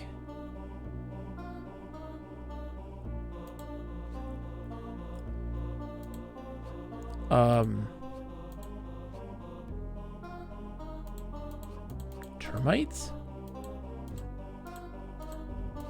No.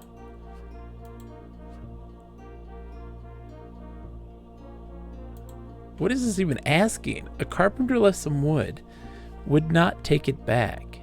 I saw some dust where he left it, but couldn't find his stack. That is really interesting, Sakura, and magic is always one of those really fascinating things that mechanically used in games, and I always find it. I personally have a very different perspective of what, like, how magic is represented in games, right? This idea of manipulating forces. I think there's a variety of really interesting ways to do it. Games like Mage the Ascension, the World of Darkness version of it is really interesting. Saw some dust. I saw some dust. Is it sawdust? That's stupid.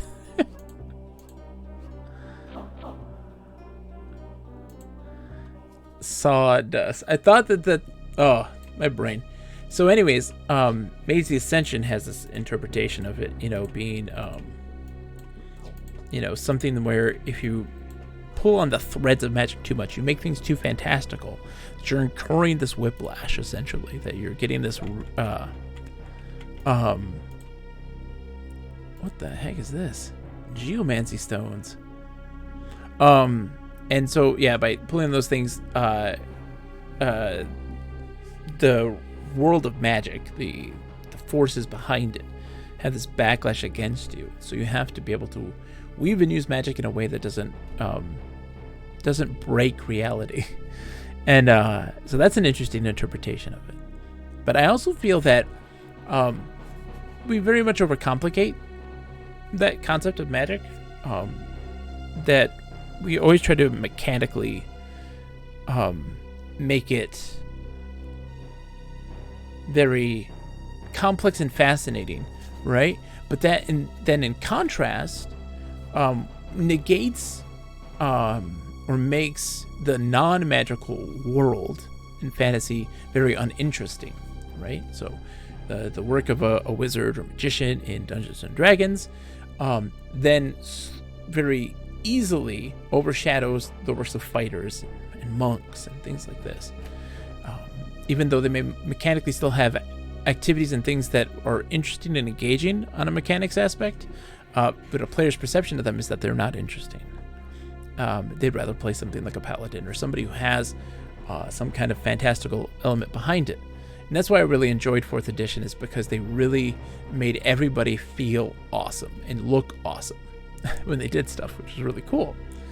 But that's also why in my particular system that I'm building, that you can just make it be whatever you want it to be. So if you want to be a fighter, but be a guy who fights with fish or something stupid, you can do that and find a way to mechanically make it interesting and engaging. So that way you're not limited or restricted by those arbitrary magical mechanics that get placed on people. All right. For a moment, Locklear was beguiled by the patterns on the strange stones. Hues of red and ochre interlocked in an intricate web of fault lines and ridges, pooled together in shallow depressions so complex were the shapes he could easily see why priests insisted they conveyed secret messages from the gods.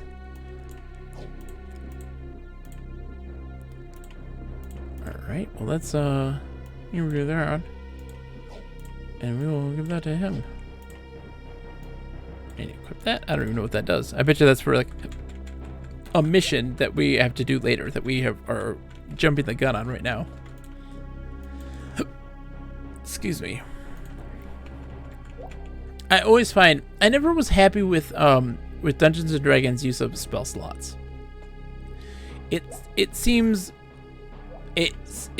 so random or strange. It doesn't have lacks reason behind it, right? And I mean it might not lack reason behind it, but it feels like it lacks reason behind it. It doesn't feel very well thought out, but it also is incredibly frustrating because it's purely mechanical, and when a player has used up their spell slots, which they do so rather quickly, they become frustrated. They become unable to participate then at that point. And that can really hamper a player's experience then. Because they want to participate, but they can't now. Or they're severely limited in their ability to do so.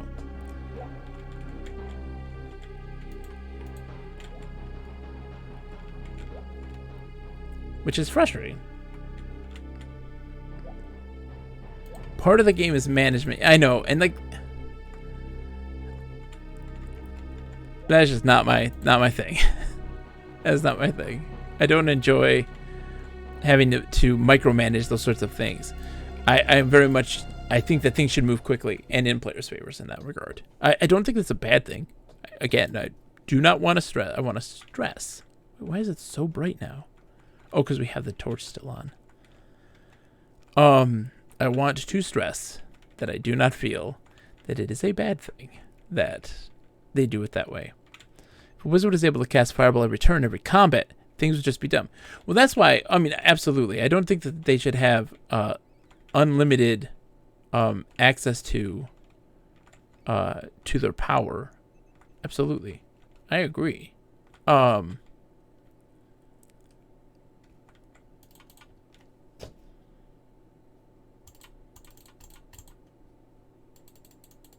Game.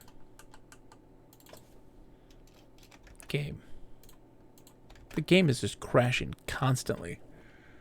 That's why I think that you should have a way to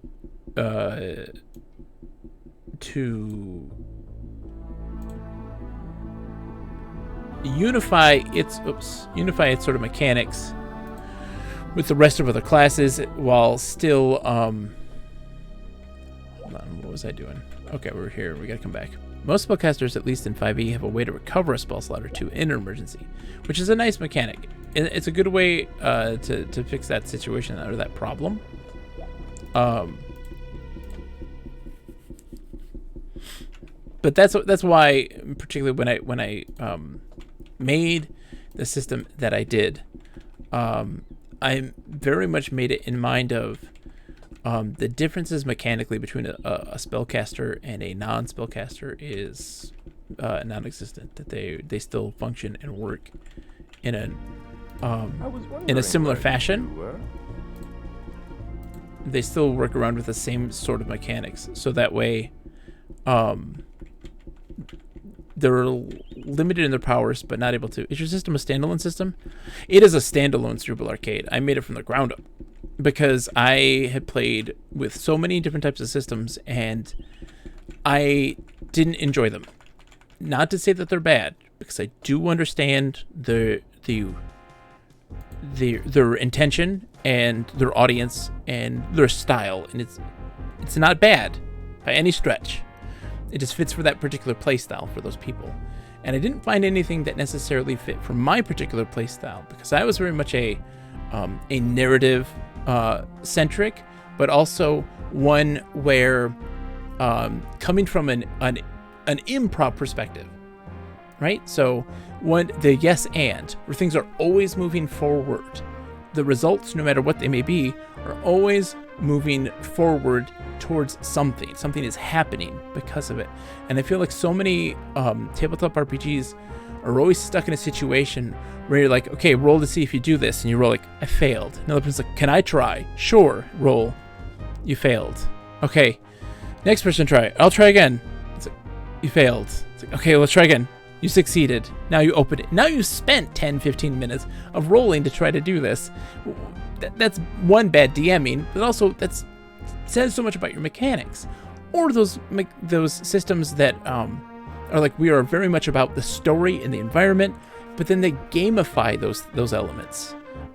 So for instance, like the fate system, you know, that is bad DMing, but also it is very much a part of the mechanics, though, where failure doesn't do anything, you know, but also that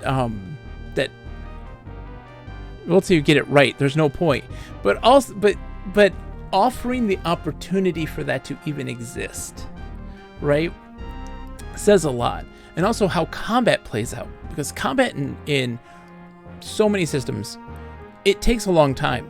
So when you do a combat encounter, sometimes those can be almost the entirety of your session.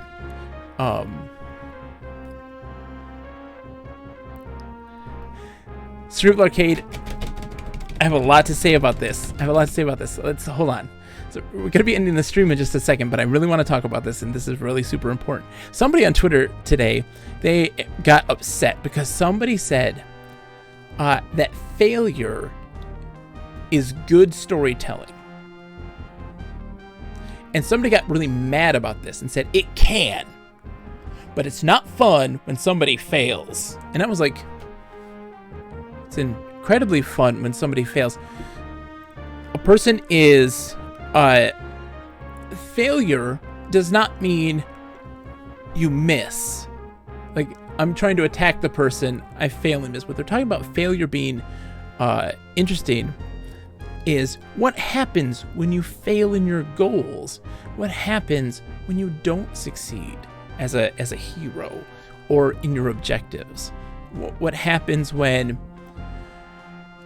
your character has a motivation and they are unable to achieve that motivation or succeed in that achievement. They're denied those things. How do those characters then react? And it creates a very interesting, dramatic, and varied narrative storytelling.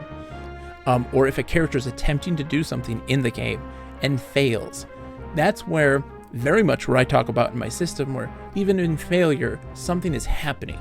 Things are progressing with even in failure. And also offering mechanics in it where players have agency on whether you fail or succeed. Having a tokenization for good play, right? Something like an inspiration, but giving that token far more power and weight in what happens in the game. So for instance, and I always give this as an example, you're saving a princess, right? She's falling off a cliff, and one player's like, I'm gonna try to grab her. It's like, oh, you grab her, but you can't hold on. Like, roll to try to pull her up. And another player being like, I want to use my token to have them fail. And then everybody talks about this, because you have to have full consent from the group in general for it to succeed, for them to fail. And to talk about what can happen in this situation. Everybody in the group kind of brainstorm ideas about the repercussions of these things, and how interesting it would see the story go, where you're sent to save this maiden and you fail at doing so, and that they pass. What is going to happen then? And of course, if everybody agrees, that token's down, it's used, they fail. And I think that's really fun and engaging way for people to have more agency in the narrative. It can also go another direction, where you can use that token to be like, I instantly succeed in what I'm trying to do. As long as it fits that narrative and can have a more compelling thing. If a person's like, I'm going to try to pickpocket the king, I'm going to use my token to succeed. It's like, what are you trying to gain from doing so? I want all his money. It's like, okay, that's not what that's for. It's for creating more interesting and engaging narratives. It's a narrative token. But just giving players more power so that they can progress more quickly. Combat will move much more quickly, so that combat encounters can be 15 to a half an hour, 15 minutes to a half an hour. instead of being these incredibly long and egregious combat scenarios, which you can still have. He doesn't spend money in that way. King has no money on it. I know, but like, you know what I mean. I want to steal his crown so I get to be king. It's like, I want to steal the key to his vault and take all the money. Okay. The king carries less than 20 GP after 8 p.m. I love it. So yeah, so building a system where players get to have more power in how their character is developed, how it progresses, how they have agency over the story. My work in progress name is the role-playing agency system, RAS. It's all about giving people agency. That is great. Has a bit of microscope feel. Or I played a game called Girl Underground that is a Powered by the Apocalypse game that had a really interesting describe how you fail mechanic that felt really thematically appropriate to a coming-of-age story. Absolutely. I really enjoy the idea of Powered by the Apocalypse, like as a universal system, you know, for people to use. I just I don't connect with its mechanics. I think that that's probably one of the more robust things for people, and I really appreciate it. I think it's a really great system, and everybody loves it, and I understand why. It's just not for me. I'm weird about stuff like character creation and rules and having to search for things, you know, to figure out answers, the minutia of systems. But I do love PBTA stuff and all the stuff that people are working on in the scene there, because there's a billion, you know. You have stuff like Monster Hearts and things like that, really interesting. I have a kobold who adores stealing things without notice, looking at it a bit, then nonchalantly handing it to the owner. See, now, Sakura, that's great. That's great.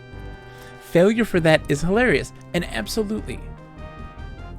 And there should be more of that stuff in the RPG scene. I feel like there's always a power struggle for lots of people who go into tabletop RPGs. A power struggle between DM and players, and it's always this weird back and forth.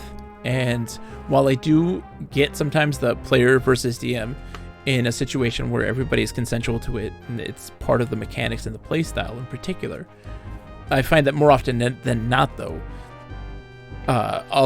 most role-playing groups consent is a real issue and a real problem, and I very much want to directly address that when I write like a DM's guide for this, a GM's guide. I like games moderator. Like, instead of game master or dungeon master. That's a specific mode, and I'd not recommend it to anyone not very experienced in other setups. Lip says, I'm always along for the ride. Lip, I want people to play, but I also want people, and I want to, and Lip, you are, of course, always invited. I know you want to. So much trust on both sides. Absolutely, Sakura. Very much the case. And I think it is for a very specific style. And it's not an invalid style. I think it's very valid, but there still has to be, a very setting your boundaries and things like this, you know. But for people who want to test this system, I want people to just be there, you know, to be actively engaged in it and thinking about ways to make it better.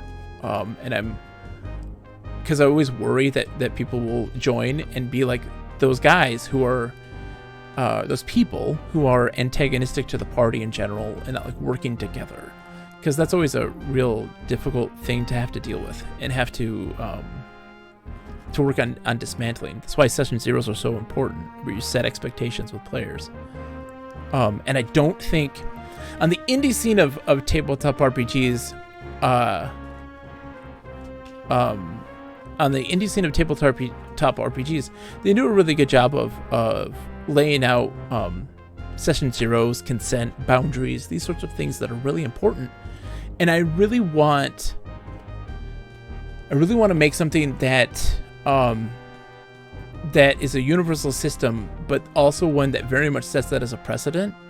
That is stated very very clearly how important those things are, and also as part of being a game that's about player agency, to really reinforce on the player side of things the tools that they have to be able to get out of situations they were uncomfortable with, and ways to decompress in game and with your GM and the other players. I think that those things are really important, and I don't think that they are addressed very much in a lot of more mainstream systems. Or they're always some kind of like secondary piece of information. Here's this thing on safety tools. Not a part that's ingrained in the player's guide itself. It was like, for instance, like Dungeons and Dragons 4th edition, they included some of those things in the Game Master's Guide, not in the Player's Guide. It should be included in the Player's Guide. It should be something that players are aware of, that casual players are aware of, that they have at their disposal. So Cerebral Arcade, I would think that a lot of people, for the type of audience and players, would be people who are not numbers oriented, that aren't into micromanagement of a variety of facets of character. The number crunchers, the min-maxers. It's for everyone else but those. It's really not meant for that. Although technically they could still thrive in that world. It's for creative people. People who want to express themselves and do narrative, and without feeling held back by systems and mechanics that are too defined. RP heavy, but has ability for strategy games, turn-based strategy games. Because I very much also designed it with the 4th edition of Dungeons and Dragons and its combat mechanics in mind as a module that people can use. I made it a very modular system. Dreamers Arcade, how's it going? So the game is at its core a very bare bones thing, and I've also included various modules that can change up its style, so you can easily turn this game from a theater of the mind combat system to a grid-based, war games style.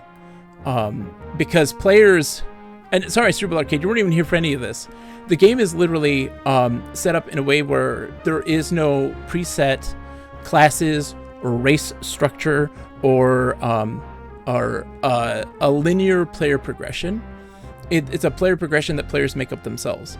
So I give them mechanics to build their own combat powers and to build their own skills without having to look in a book and pick from lists in that regard. So we have a system called the Balance of Power, which gives you, your combat powers are on a cooldown, right? How many turns of a cooldown that is dependent on what your powers do.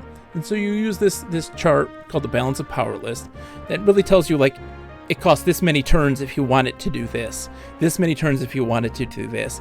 And it can also, if you want to do things like debuff yourself or hurt yourself to then enhance that power, you'd actually lower the amount of turns that it's going to cause, or it's going to take before it refreshes. But you make up those things yourself. You're not restricted by having to pick a chart of different spells or skills. You can make them up.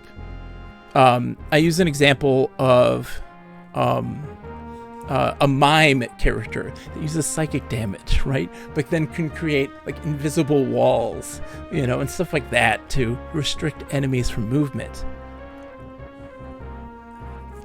I'm doing good, Dreamers Arcade. I'm doing spectacular. I get to talk about RPGs. We're just about to wrap up the game for right now, but we're just talking tabletop RPGs. But the core players are people who want to just have fun and tell stories, and have things move quickly. So more casual players, because character creation can take as quick as like 15 minutes. it's really, really fast to make your stuff. And we're not bogged down on having to look at charts for inventory and weapons and stuff like this, because the numbers are so low at that point that that it's very defined. Like, oh, if you're using like a small bladed weapon, like a knife or something, this is the type of damage it does. It's quite clear. Well, I know you can, Sakura, but you're a pro. You're a pro. It's almost a little like a lesser versus greater passive magic is defined in Riftform. I mean, in this instance, it's whatever you want it to be, and there's no real mechanics for magic. But what I would do is then create these campaign settings that would more cater the system to a very specific mechanics. So, you know, having like a superhero campaign setting book would have more defined rule sets to help flesh out superpowers and that sort of thing. Whereas in this universal system, you could still do that stuff, but it's just, you know, a more simplistic and base game in that regard, I think. Sorry. It's a mess. I think it's cool. I don't know. I love it. I have spent a long time building that in my head. More powerful things would learn to either taking a lot of time or have a negative effect to balance. Yep, exactly, Sakura. And so what we did was also, and I'm working on this. This is still in progress, but have a worksheet that players can fill out. That's a player progression worksheet. So what you do is you talk about the existing powers that you have, how they would improve over time, why are they improving, what new abilities you'd like to learn, how they came to be. So that way that the GM now has this roadmap of trying to find ways to then incorporate that stuff into the campaign so that it happens in a natural way. Your progression happens through storytelling and through character decisions instead of through arbitrary milestones or through XP, you know, milestones. Because like I always get bothered and hung up. I get hung up, and I use this example every time. I get hung up on your bard hits level 2 or level 3 or whatever it is, and now they have attended the bardic college, and you get to select which college that they have graduated from, and it gives them special powers. And I'm like, well, what if my guy was in a dungeon? Like, he's gonna go to a college now? Like, what? It creates this dissonance that bothers me. And so I'm like, no, it doesn't work that way. The mime character example had a book from their master, right? It has all this information and techniques of the mime that they're trying to master, but they can't do so. Or a character who observes other people's abilities, like a taskmaster, right, of Marvel, you know, fame, you know, sees things and is attempting to replicate them. And so involving a mechanic then for that player that will allow them to attempt to do so and assimilate other powers and abilities that they would see. And that way the GM can just make that up. They don't have to have a rule that says this is how you do it. Now it's just saying if the player wants to do that, you can easily create a mechanic that will allow for that to happen, you know, that you can homebrew it very quickly and very efficiently, without having to look at a book or flip through pages constantly, because it's laid out in a way that makes it very simple for a GM to have the tools to make it up and to set things up, because we have in our character creation process, in our session 0, also set up essentially a manifesto for the party.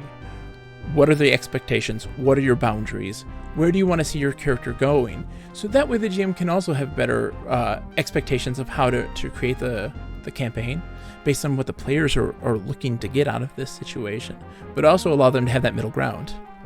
I like systems that define what happens, but then ask the player to describe how their character got there.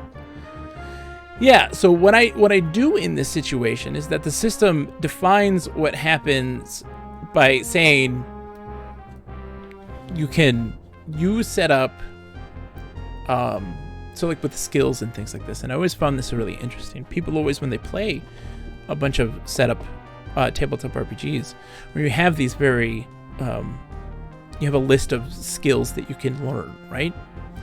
And a lot of people wonder, well, what's the most effective ones? What are the ones that you'll use regularly?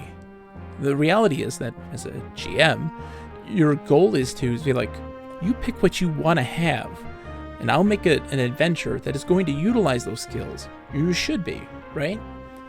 And so that is no different than a player then saying, I want my skill to be this. I want to make it up. You know, I want my guy to be good at cooking, but I want to find a way to make cooking be an effective skill in an adventure. And then GM can then find ways to incorporate that in very interesting ways. So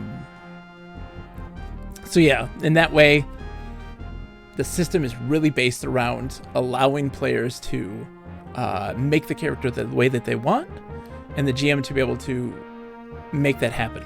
So it's very demanding in regards to going with the flow. I have a skill in my hero campaign called Housewife. See, it's amazing. Custom per rules, and it should be. You should have a lot of home brewing in this things.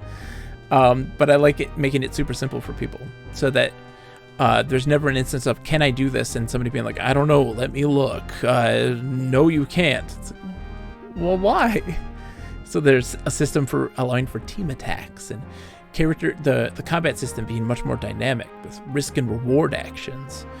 So a player can make a decision to want to do something that's somewhat unorthodox, and having the mechanics be able to very quickly be like, this is how it's going to work. If you don't do this, there's going to be some risk involved, and you're going to have a penalty if you fail. Yeah, it's not in the book, but it's like cooking, planting, caring, knitting. I like caring. That's a good one. So it's weird. When paired with mom skill, can do literally anything. Yep, you have the, the kiss the boo-boo, you heal with your magic boo-boo kiss. Anyways, let's get started with this. Alright, I'm ranting and raving. I apologize. I'm just excited to talk about games. Silly stuff. And I can go to bed. 7-foot giant lizard. I love it. I love it.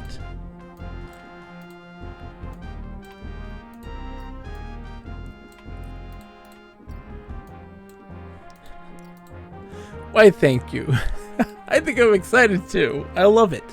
I've worked really hard on it, of just getting the mechanics down and making them work together, because also stats have importance and mechanical facets to it, but they're simplistic. You have 4 stats. You have strength, you have dexterity, you have intelligence, you have charisma. Strength increases your maximum, your wound threshold, which is your hit points. It increases that, it's a small number to begin with for everybody, but it is much higher for people with higher strength. Dexterity is, of course, like your initiative rolls, and your dodge modifier. There's a variety of different types of defense that people can do. There's effects that those defenses can have. So a person who decides to use their armor as just to absorb a blow has different effects than a person who decides to use shields as their primary defense, or a person who tries to use just straight up dodging as a primary defense.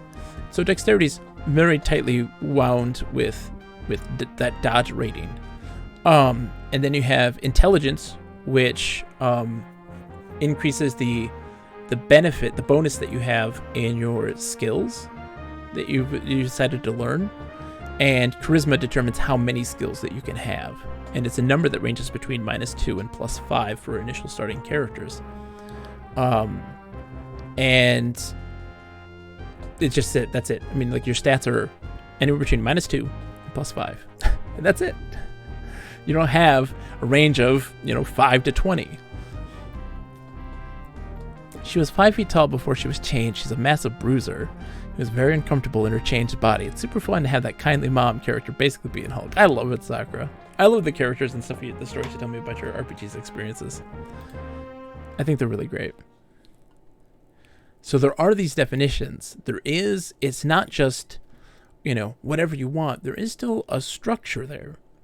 But there's also very much a freedom. And a freedom to allow people to do very, very silly things. Or very serious things and set tone, but also to very much ingrain and to really emphasize safety tools, and to very much incorporate mechanics like being able to rewind if something's not going well in a way that a player is uncomfortable, and ways to redo things. Also tools to set people for timeouts if there's situations where they need to have a minute and take a break, or to decompress and talk in private, because I think that's super important. And also to really talk about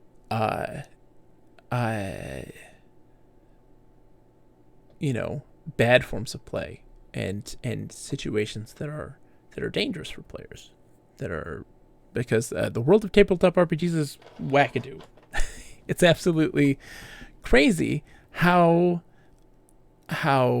much there's a lot of people trying to take advantage of other people in these moments, because role play is really a therapeutic situation. It's escapism for people. It's also a way for people to project their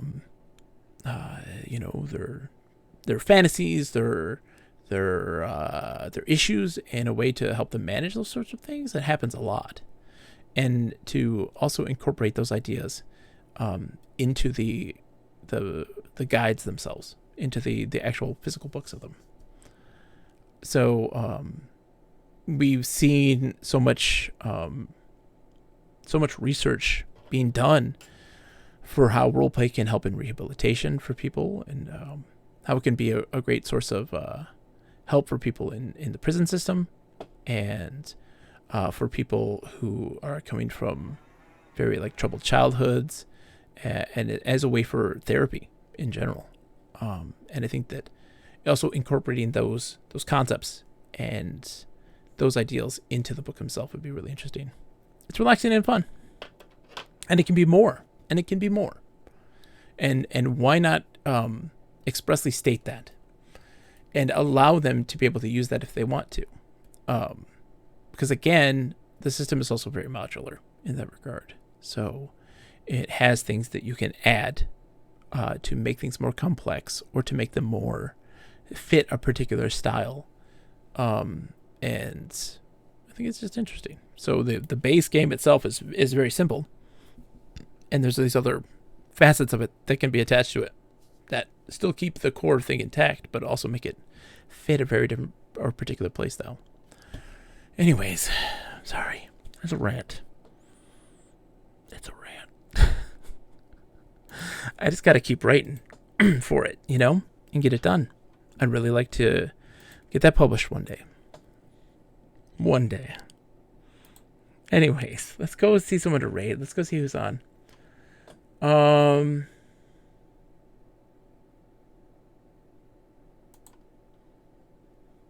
Let's see. 1 second.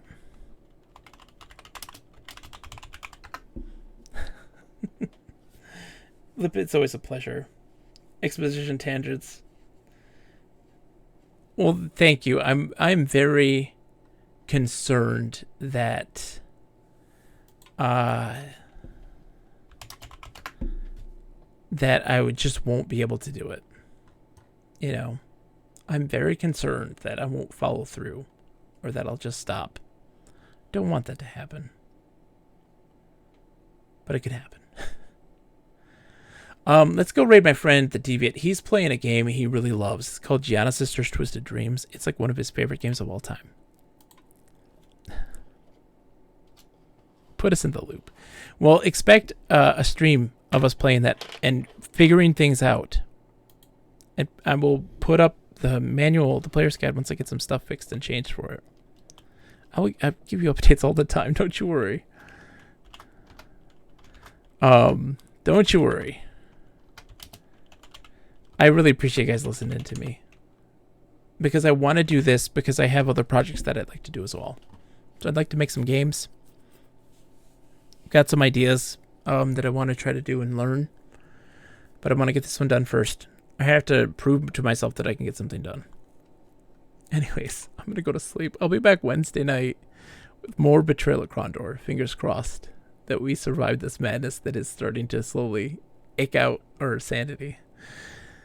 So have a good night, everybody. Thank you, Cerebral Arcade. Thank you, Sakura. Thank you, Lib. Thank you, Bubba. It's such a pleasure to talk to you guys. Thank you so much. Have a good night, everybody. Bye. To humor.